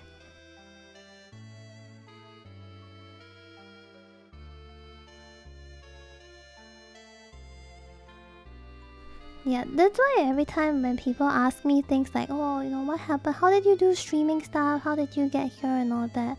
I don't really have an answer for it because I really just got lucky. I just chanced upon it. I didn't have a specific thing that I did or whatever. I just ended up here by chance. It's a bit crazy.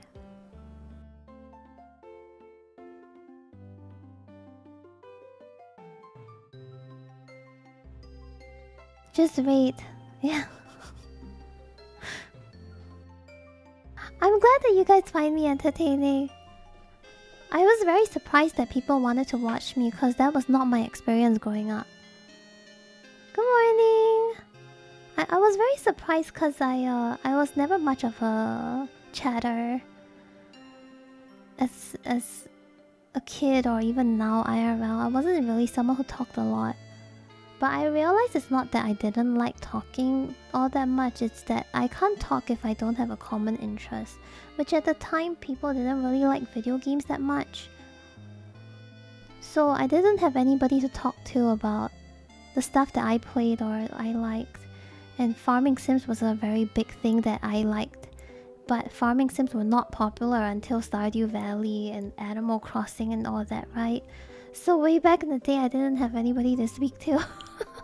That was was basically it. But eventually, as the community grew, I realized, oh, there are people that play Harvest Moon and Story of Seasons like I do and Rune Factory. And that's so cool, and we can talk about all these things. And JRPGs, like people have played Golden Sun. People didn't know about Golden Sun way back in my day. Oh my god, Farmville, yes, I love that. And what's that, the Restaurant City? Dude, I love that. I'm a huge fan of Story of Seasons, which was previously known as Harvest Moon. And Golden Sun was not something that I ever thought people would know what it was. And apparently people do, and it's kind of cool. And then indie JRPGs started coming out. And now I was sharing indie JRPGs with people, and they were like, oh, this looks cool, I want to play it too. And then they played it and they're like, I really like this, and now we have a common topic. Then Ace Attorney was also something, it's also something that I really like. Never ever thought I would find anybody who liked Ace Attorney as much as I do. Then I found so many people who like Ace Attorney or who are curious about it, and they tried it and now they are hooked. Kelt is one of them. Kelt ended up playing a lot of Ace Attorney. And he's in my DMs every now and then talking about Ace Attorney, which is great. Probably not. Camelot's too busy making Mario Tennis and Mario Sports games. I don't think we will ever get a new Golden Sun at this rate. It was good while it lasted, but I'm pretty sure 3 was ended on a bit of a cliffhanger. Rune Factory 4 being a first farming game would be crazy. It's just that maybe you would need you need combat in your farming games to be comfy about it.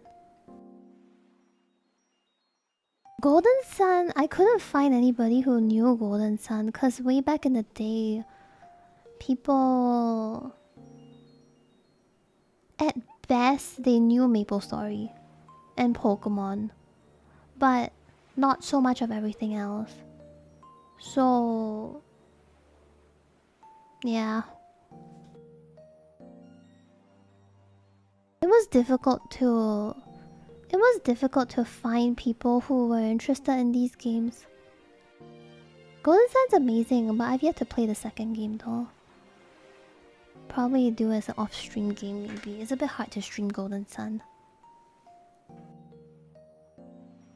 Golden Sun! Da, da, da, da, da, da, da, da, da, da, da, da, da, da, da, da. Yeah, the OG! Da da da da da da da da da da da da da da da. The Isaac battle theme. Oh, Godot, the coffee guy, dude, I love his theme. So good. I mean, that's what's so cool about you know, this whole streaming thing that started. Because I also learned a lot of games that I didn't think that I would play. Like, I thought I knew JRPGs, and then people started talking about fucking Chrono Trigger, and I'm like, what the fuck is Chrono Trigger? I haven't played it yet, but now I know what Chrono Trigger is, and I've also never played FF4 to 9. One day we will play the Chrono Trigger on stream. Yeah, I've never played Chrono Trigger. Coping for a remake. I'm coping for a remake that's not an HD 2D. I'm coping the remake is gonna be more of a Tactics Ogre style, where it's not HD 2D, but it's like a like enhanced version of their current pixel art. Because I think Chrono Trigger art looks absolutely beautiful, and I don't think they need the HD 2D treatment. Also, the Berseria remaster is coming out in 2 days. I also never played FF7, which I kind of want to play at some point. Hey, Nasumi, Neko thank you so much for the 28-month resub. You're fine, no worry, no worry. Hope we're doing well, welcome back. Isn't it? I can't be the only one who thinks that the Dragon Quest VII remake looks beautiful. I know, I get it. The doll looking things is weird. However, if you look past that, the game's beautiful. Berseria does not need a remaster, but they remastered it anyway. Imagine Pokemon Dragon Quest art would be insane. I would actually like them to use the Gen 5 art. I don't think this is a very hot take, but I think Pokemon...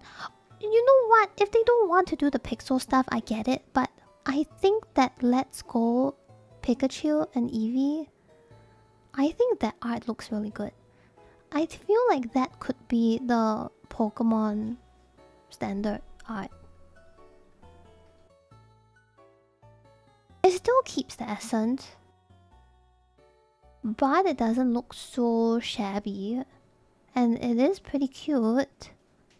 The buildings look nice. Shading is nice. I feel that that could have worked out. Hey, oh, I am scared to pronounce your name because I don't know if I can pronounce it right. Hold on. Let me think this through before... Cultist, I remember this happened the same exact time. This happened the last time you raided me too. And I'm pretty sure you said cultist. So I'm going to bank on it and say thank you so much, cultist, for the raid. Thank you. I hope you had a good stream. Let's fucking go. I remember that shit. This was 2 weeks ago. Thank you so much. I hope you had a good stream today. Let's go. Thank you, welcome raiders. My name is Stal. I'm a streamer based in Singapore. And I was actually supposed to play games, but 5 hours and 23 minutes later, we are still here. Talking about games instead of playing the actual game. Hey Kuma59, thank you so much for the prime sub. Thank you, and thank you so much for the hype train. Thank you. Hope you enjoy the emotes and all the other stuff. Thank you so much. Welcome. Yeah, instead of playing the game, we do the yaps. The yaps are fun. I like the yaps. Thank you. I hope you had a good stream, man. Were you trying Steam Next Fest stuff? Or just playing other games?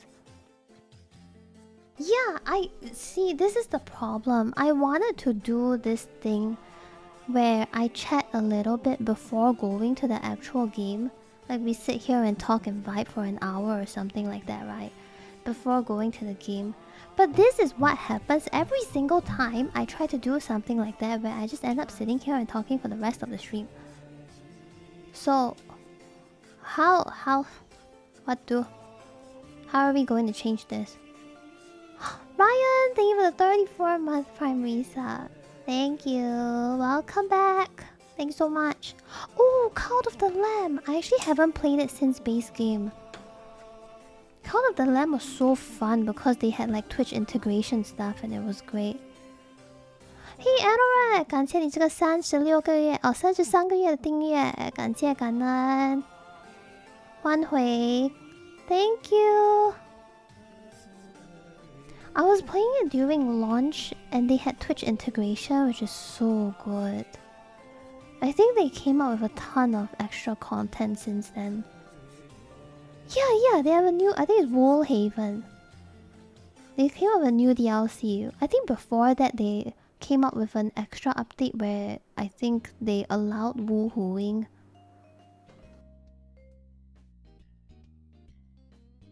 Oh my god, Hosey, bro. This chat, right? I don't know how can you turn a comfy game like Hosey into something so toxic? Stop putting the rug vertical. Yeah, there was a woohoo update. I'm pretty sure they were like, oh, give X amount of retweets and we will add woohooing into the game. And then they actually got it and they added the woohoo update. It's crazy. Hosey is basically a game where you clean the room and you unpack stuff and you decorate the room however you want. This guy in my chat, we gave him the freedom to decorate said room. Bro put a fucking vertical. Who in the right mind? I need to show you a picture, then you will understand it. Who in the right mind puts a vertical rug in between a TV and a couch? Who does this shit? Brother! We don't talk about the lamp. Who does this kind of nonsense? I had it horizontal the other way around, and I was like, this looks good. And then Barney said, flip it. And I flipped, and he said, perfect. And I'm just like, who hurt you? What is wrong with you? Why is this even a thing? Looks nice. Lost night 3466. You take that back. That is not nice. Who does the rug like that? It has to be horizontal. Don't get me wrong, the rug's chill, but it should not be facing this way. It should be facing the other way. You should be flipping it 90 degrees. Who did that? Barney. I apologize to the devs of Hosey for having to witness this absolute abomination. We did not mean to do that. But it do be like that sometimes. But we apologize. Our bad. We are apologizing to the devs on your behalf of your stupid rug placement, Barney. Did everything wrong. And then he got mad at me when he said put the TV next to the stairs. I put next to the stairs and then he said it's wrong. I'm sorry, if I had to go through that, you guys have to go through that too. You have to suffer as much as I do. You're welcome. Precisely, I followed instructions. If he were to have said that the true north next to the stairs, but if where I'm facing is considered true north and then towards there, or like true west of something, as you do RP into the room, if that is true north, I put it next to the stairs on the west, then I would have gotten it. Couch facing TV and TV next to stairs can mean anything. It means anything. I could put the TV next to the stairs directly if walking in the room is considered true north, and I put the TV next to the stairs on the right side and the couch is facing the TV, I would be also correct. The only way I can think about directions is in the FF14 way, because I'm FF14 pilled after playing that game for 10 years. You gotta tell me where is true north first. And then from there, if it's next to the stairs, is it on east or west? And like by the couch facing it, is it counterclockwise or clockwise? I need directions. Why is there an oblong table? Don't even question it, bro. Don't even question it. Barney designed the house. Don't question it. Snake Prior. If we break the feng shui rules, that means your back is facing the door, and so in feng shui, the back is facing the door is bad because one day, what if an assassin walks in your house? An assassin walks in. He sees you facing the back. He sneaks up to you. He takes a knife, stabs you. You die. That's why facing the back for the door is bad. That's why you don't do that. You gotta change the position of the couch. Hey Donnie, good morning.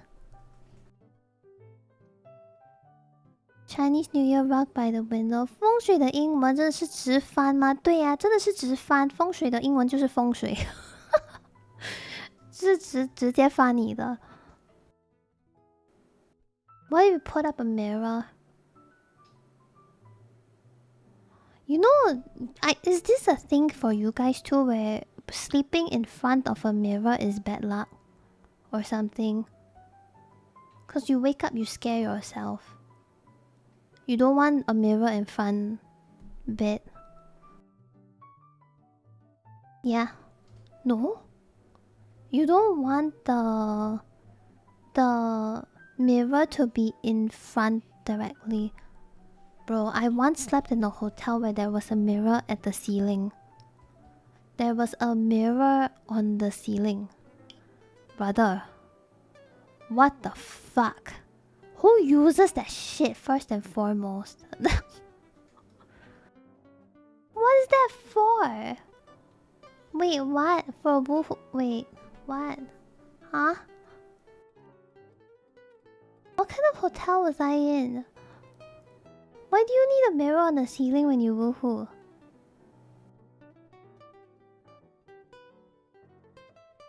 Why do you wanna... Wait, no, why? No, it can't be a love hotel. It was just a very cheapo hotel. Wait. I have to ask my sister. Hey, the last time we were at Zurich, what kind of hotel did we book? Wait. I asked her. Maybe she'll reply me tomorrow. But I didn't hear anyone woohooing. It was just like a normal... Wait, Zurich. I think it was the IBIS. Ibis. Or something. That's not a woohoo hotel, is it? Wait.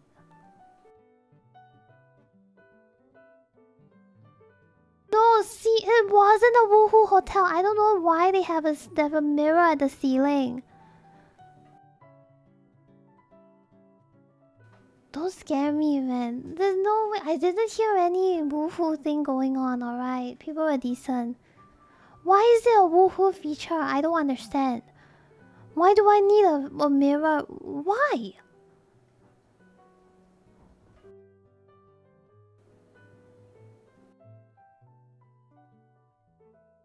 I'm trying to think about how multiple POV... What the fuck? Huh? So you can see if monsters come out from under the bed. I would believe that more than the woohoo. Was there a pole with no coat hanger? No? Mirror, mirror, tell me who is the luckiest that got chopped.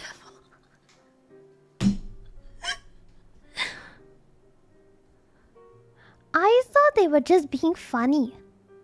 I thought they were just being funny having the mirror on the ceiling. I didn't think it was for anything. I thought they just really wanted to put a mirror somewhere and couldn't find space. So they just said, fuck it, whatever, man. Puts it on the ceiling. What?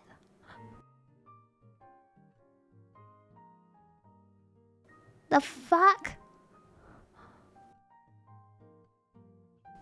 Wait, I have a picture of this. I can't show it to you, obviously, because it docks me. But, hold on. I'm learning something new. I didn't know this was for woohoo! I thought they were just being fancy.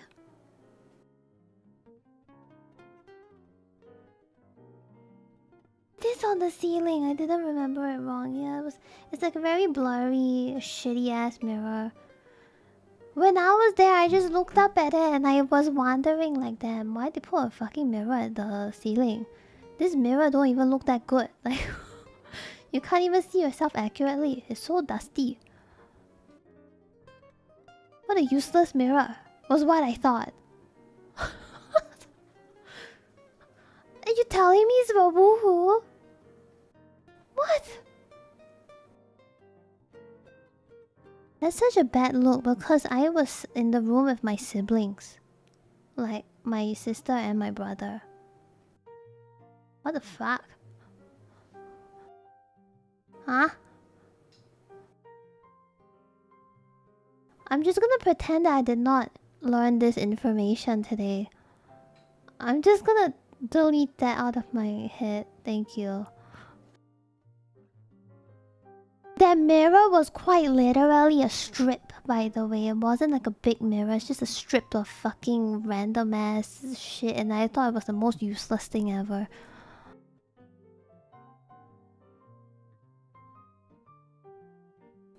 But yeah, no mirrors. No mirrors. That's not good feng shui.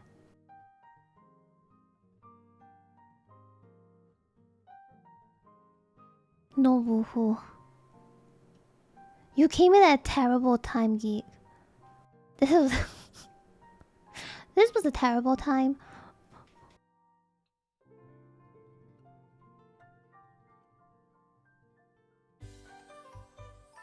Who the fuck is Mickey Mouse Clubhouse?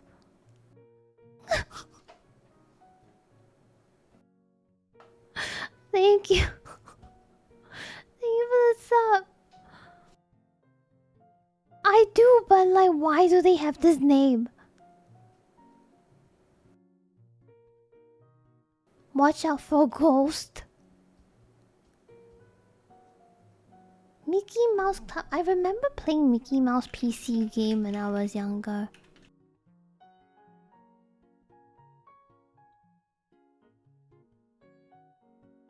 I think that was like a super old Mickey Mouse PC game.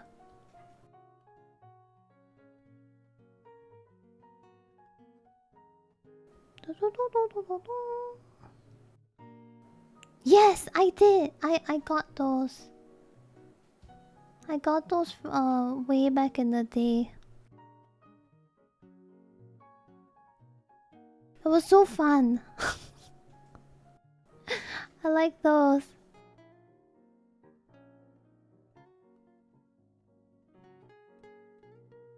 Damn, I wish we had those again. This is terrible. We went from feng shui to learning about things that I didn't want to know. God damn it. I'm gonna ask my sister. If she replies me, I'll let you know. Fuck.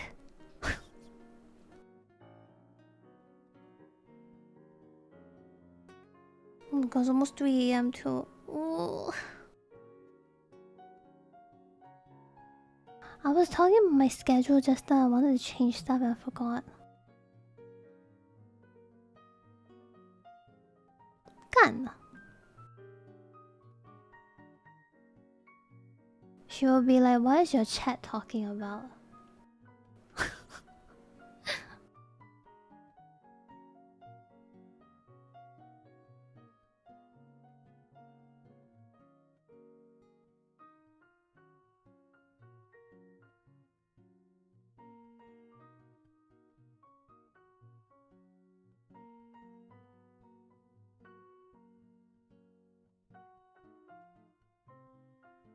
I will start checking for... If I find the woohoo mirror on the ceiling, I will let you guys know on Discord. I will show it to you guys. And you have to tell me whether this is really the woohoo mirror.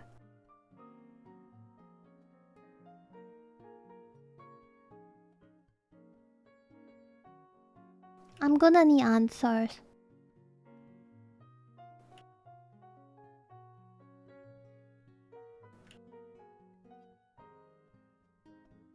Ooh, Shadow Hearts. If you could experience one thing all over again from the beginning, what would it be?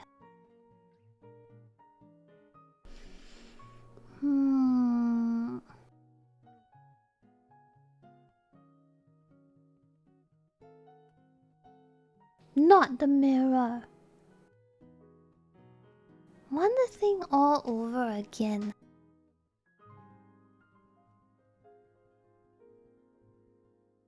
One thing all over again. Uh...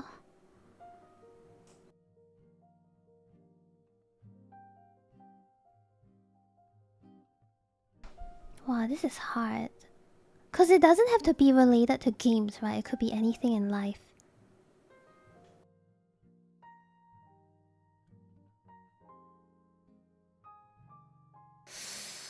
Hmm.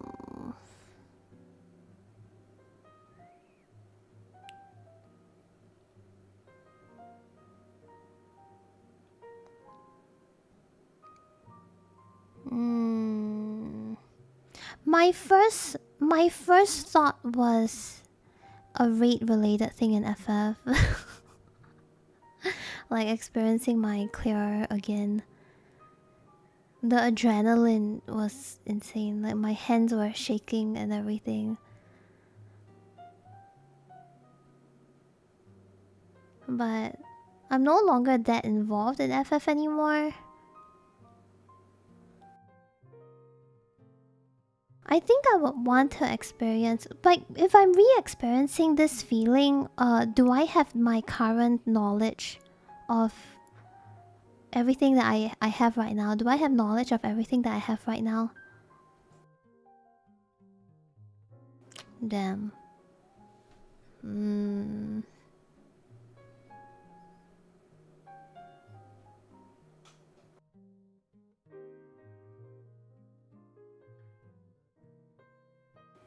Mm.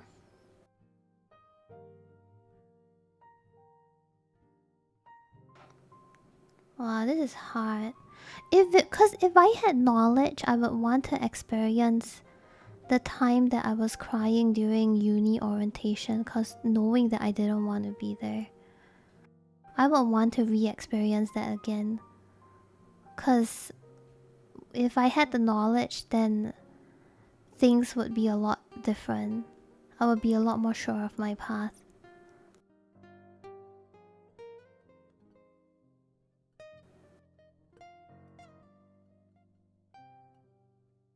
If I don't have knowledge, probably...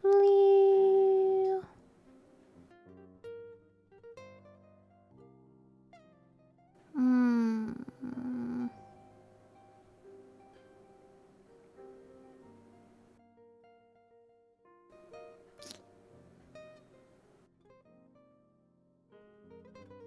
Wow, let me think. It wouldn't be anything game related or stream related, I feel.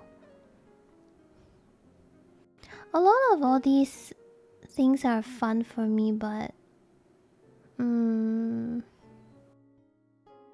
Style of the Monday, what is your wisdom? Monday means you get closer to payday. So look forward to every Monday.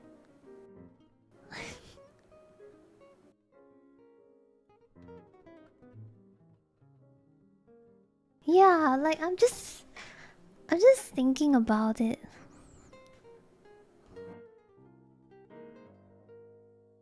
Thinking about what I want to re-experience again.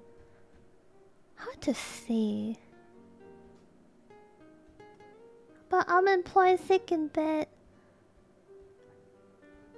But every Monday means you get closer to your favorite or most anticipated game releasing. There we go.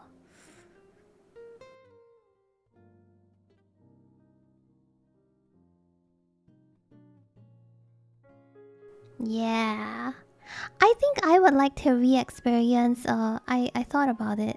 It is a game-related thing. I would like to re-experience when COVID was a thing and Animal Crossing was popping off and we were all playing Animal Crossing. I hate that this was during under the circumstances of COVID, but the Animal Crossing hype was insane. Everybody was kind of... Yeah, minus the COVID stuff, like, yeah, fuck that shit. That was terrible. But I think it's just in general that everybody was so into it, was so fun. That was a very fun time for me. COVID was an absolute shit show.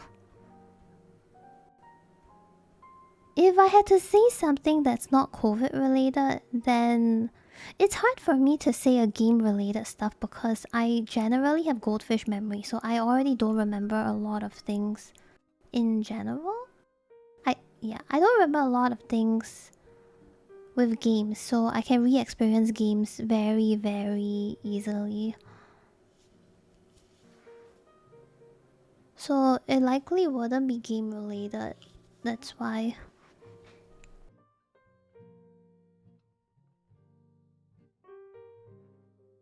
Gongcha. That's crazy. He bought it.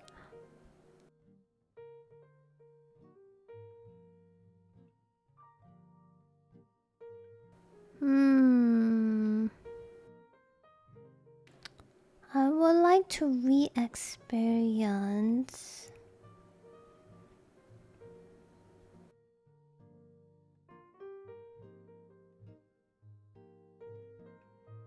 I would like to re-experience in Australia a trip I had when I was a kid. I was in a farm stay kind of place, and there were two dogs called Beer and Whiskey. They were Goldens. And that place was very peaceful. There was a kangaroo knocking on the door at night. And he had the kid in the pouch and everything. And because it was a farm area, so there's no street lights and all that. And it was complete darkness and you could see the stars. It was really good. I would like to re-experience that again. I feel like young Stal didn't appreciate it as much at the time. The kangaroo was literally just visiting. Like, he was just outside. And he like knocked or something, or I don't know if he knocked on the door, he was just like outside or something. But we saw the kangaroo and he had like the kid. Yeah, he had a kid in the pouch. No, I feel like I didn't appreciate it enough, as a kid. Good night, Mono. Thanks for hanging out, man. I'm also gonna be heading off real soon. Maybe not, maybe like 10 more minutes or something. What is the kid of a kangaroo? Joey. Yeah, I'm gonna be heading off soon too. Do, do, do. Yeah, I wanted to say I wanted to maybe re-experience video games or something again, but the thing about video games is I already re-experienced it all the time because I'm not someone who has very good memory, so I forget about things easily and I can go back.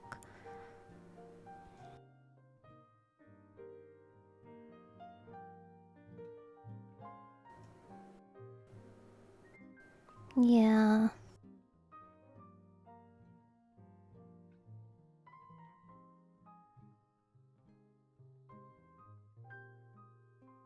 Do, do, do. Even breakfast? Sometimes?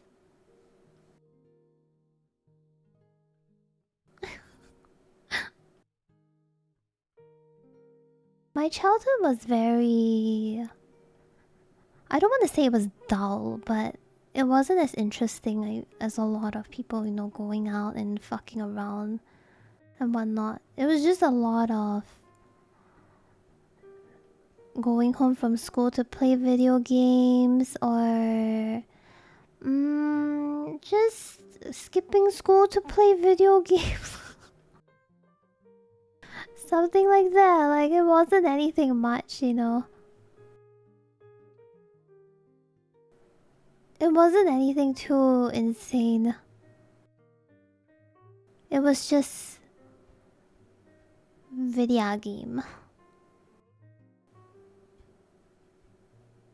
Yeah, under the covers playing my DS. Things like that. Yeah, I used to skip school and I go to the internet cafe to play games. That's what I used to do. My parents did not let me play in peace. They were very upset at me because my grades weren't doing great. I basically was almost held back in secondary 1. Like I almost had to repeat secondary 1 because my grades were so bad.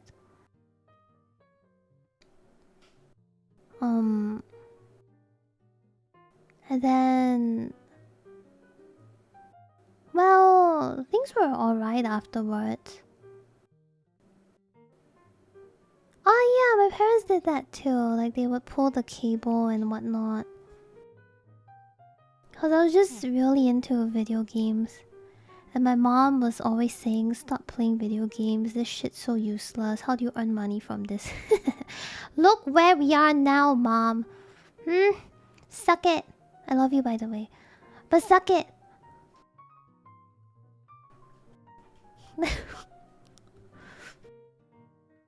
Yeah, how about that?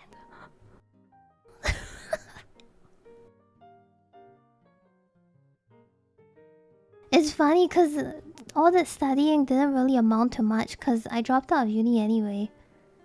So it was just... She was basically just procrastinating me dropping out of school all the way until uni because I already wanted to drop out super early on in my childhood. I kind of already knew that studying was not a thing that I cared for.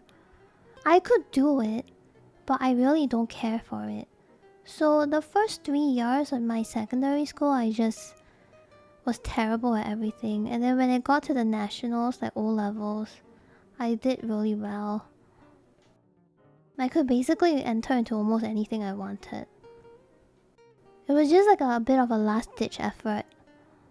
Where, you know, we had to... It was already the end. Time to cram 4 years of stuff into, you know, into my head. In 8 months. Something like that. Yeah, then I started studying the other stuff and whatnot. Then when I got to uni, I'm just like, nah, fuck this. I don't need to follow this anymore. So I dropped out. I already knew when I was younger that I really didn't care for studying. It's not that I couldn't do it, but I generally just did not care for it. And it was a bit difficult to... It was a bit difficult to do things that I don't care about. I had to take medication and stuff just to focus studying. Like I had to take some medication thing to lock in. My secondary school, I don't even know what I was doing back then. I don't remember. Probably Maple Story or something. Yeah. You were meant to be a doctor?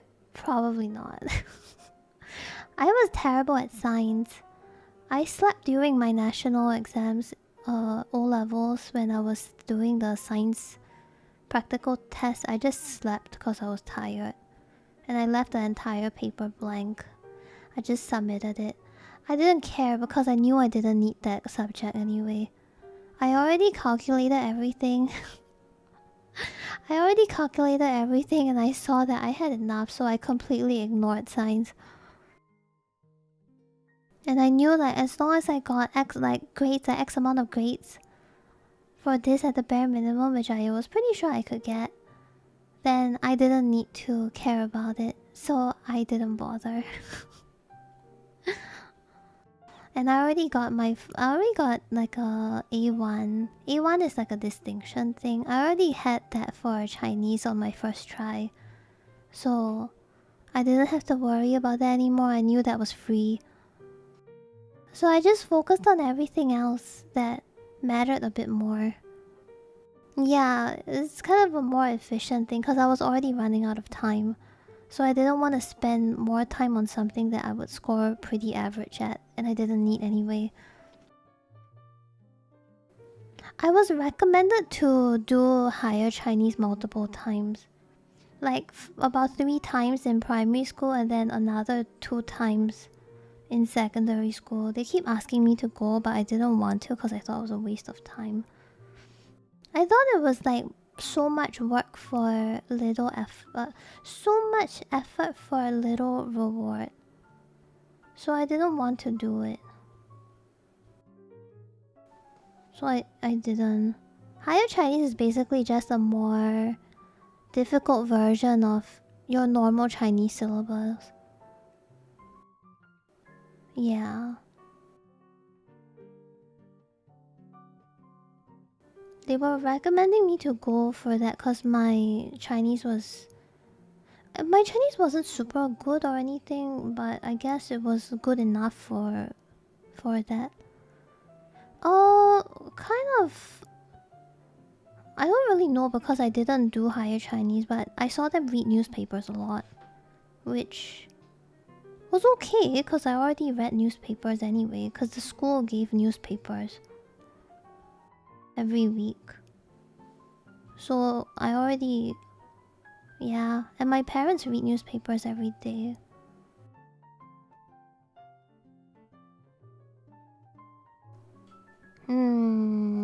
Yeah, but I didn't really see a point in that, so I didn't go for it. Yeah, my school life was kind of boring. It was a lot of skipping everything and then last minute studying everything else just so I could get by.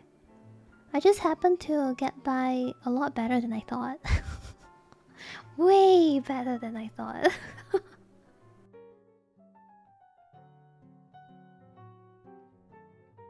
And then... Yeah, then I dropped out of uni and I just started streaming because COVID hit anyway. So it's not like I can do anything. Then this happened. That was about it. It's like the summary of my life.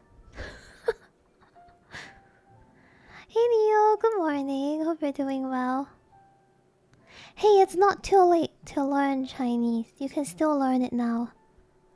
You can still continue learning. For me, I didn't. My family is Chinese speaking, but it's not very fluent or anything. But I went to play the traditional Chinese server in FF14 with some friends in Taiwan and Hong Kong. So we talked a lot of... used Chinese quite a lot because the entire game is in Chinese, right? So that helped me quite a bit.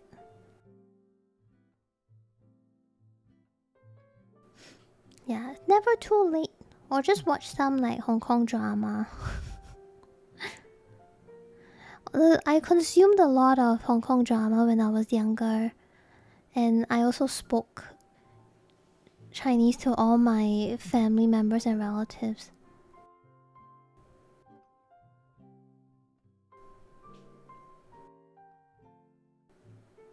Oh, my parents didn't teach me Cantonese because they said they want to talk shit behind my back. I asked them to teach me and they said no because they want to talk shit behind my back. So they said they're not going to teach me. I'm not joking, by the way. This is quite literally what they told me. I'm not even kidding.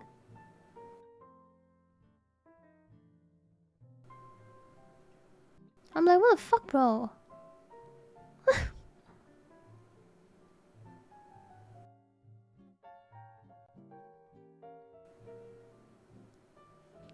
Be my tutor? Okay, first off, I'll teach you how to say fuck your mom in Chinese. So it's called 操你妈. So if anybody insults you or something, you just tell them 操你妈. That is your first lesson.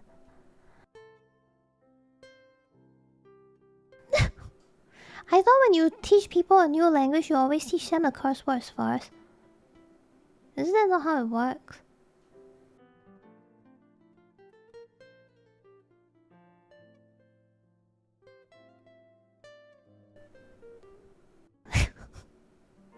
KNVCCV.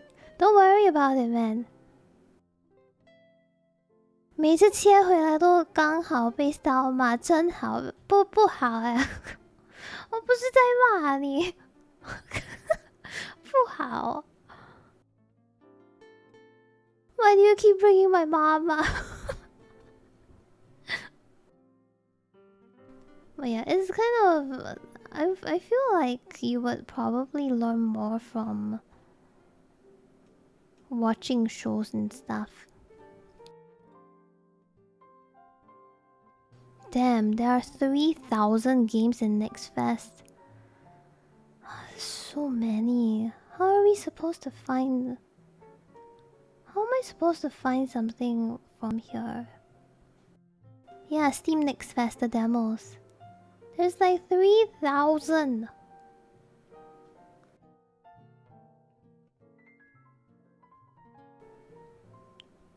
3,000 demos.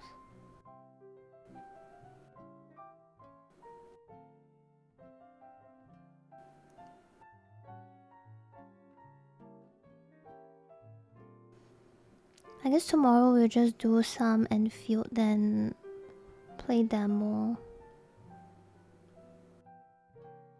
Comfy day. And then we do 2 JRPG days on Wednesday and Thursday. Then I will go pick Barney up in the airport on Friday. 250 days. This next fest is only until March 2nd, brother. It's only 1 week. What the?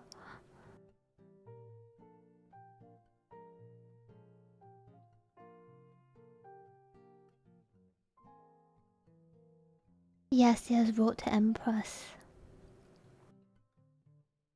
Oh my god, Nightingale was already 80% off. The game came out 2 years ago.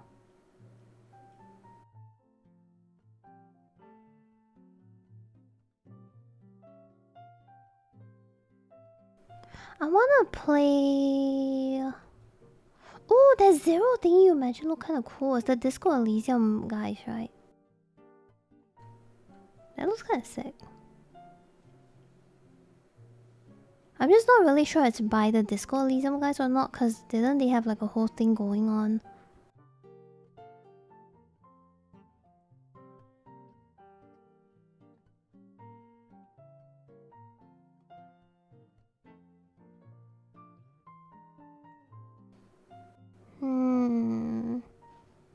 I'll probably take a look and see what kind of demos that I want to try.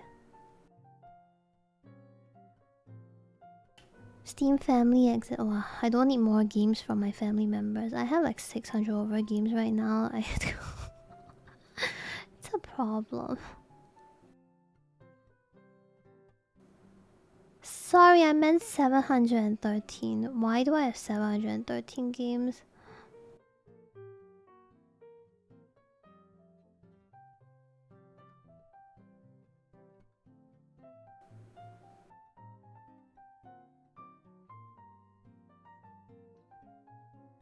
Oh, if you already have an interest in these things, it's gonna be a breeze for you. You're gonna just wee by like learning Chinese. If you have something that you're interested in, it's gonna be great.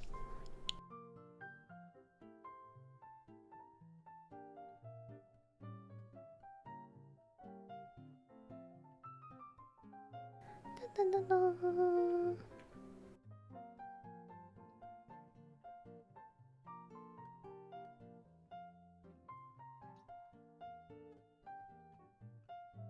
My thoughts are in both languages. It kind of depends.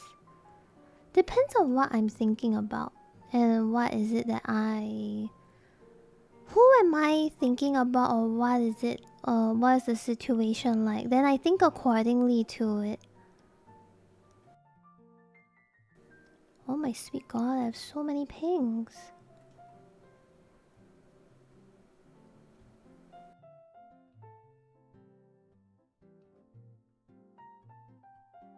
You just remember. There is no pattern really.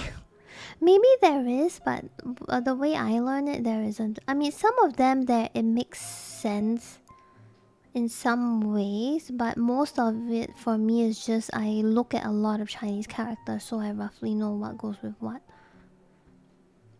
For me, it's a lot of just because I've been speaking it since I was young.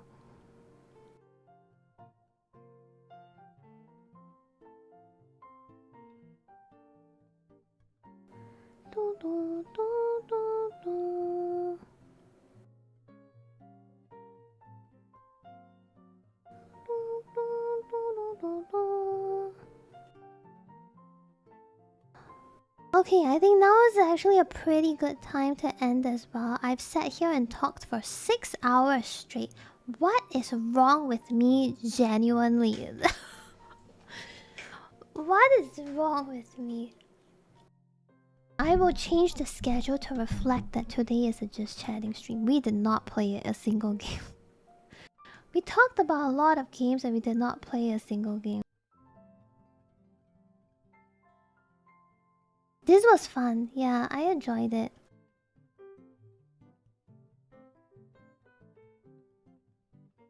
I don't hate you guys. I'll be back tomorrow at the same time. Tyler, thank you so much for the 115 watt streak. We are not going for 7 hours. We are not. I wanna chill. Thank you so much. Thank you for hanging out.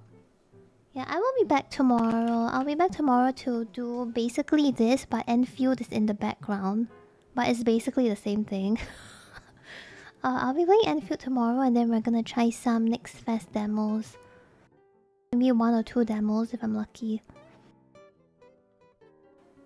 We'll go immediately starting with Enfield because that's literally a just chatting game. I don't know what to tell you, but the game is quite literally just chatting. We're just gonna go straight into that. Okay, I'm done for today. If you want to know when I go live, you can follow me on Twitter, join Discord, sub to YouTube, and all the other stuff. Are you gonna pull for Yvonne? No, but I do have free 10 pulls, so I might as well go throw that out, right? Yeah, I might as well just throw that one out. Yeah, I'll be back tomorrow at 9 PM Singapore time, which is 8 AM Eastern, and 1 PM GMT. I will be posting the schedule that I talked about today on Discord and also on Twitter. Yes. I will see all of you tomorrow. Thank you so much for all the gift subs, resubs, bits, and everything. And thank you so much for chatting with me. Thank you for hanging out. Thank you, I really appreciate it. Today was really good. Very comfy. Thank you everyone. Thank you so much. Stay hydrated, drink water, water good. Have a good night, and I will see you guys tomorrow. 我们明天见，我明天才回来。感谢大家观看，谢谢大家。Thank you everyone. Bye bye. Bye bye bye bye bye bye bye bye bye bye. Goodbye. Bye bye. Woo.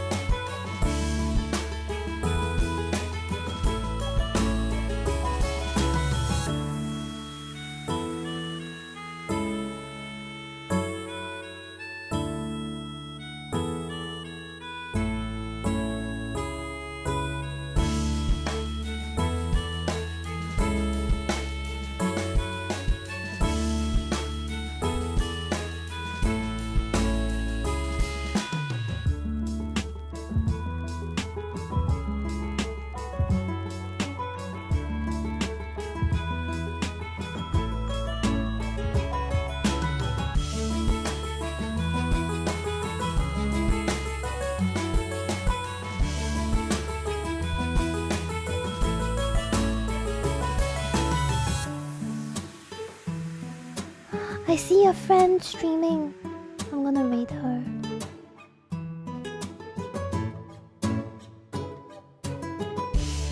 She's Mori. She's also very comfy. You can lurk there too, or you can chat with her. She's very comfy. She plays comfy game and she's very comfy. Yes. Are we seriously still poor for the raid message?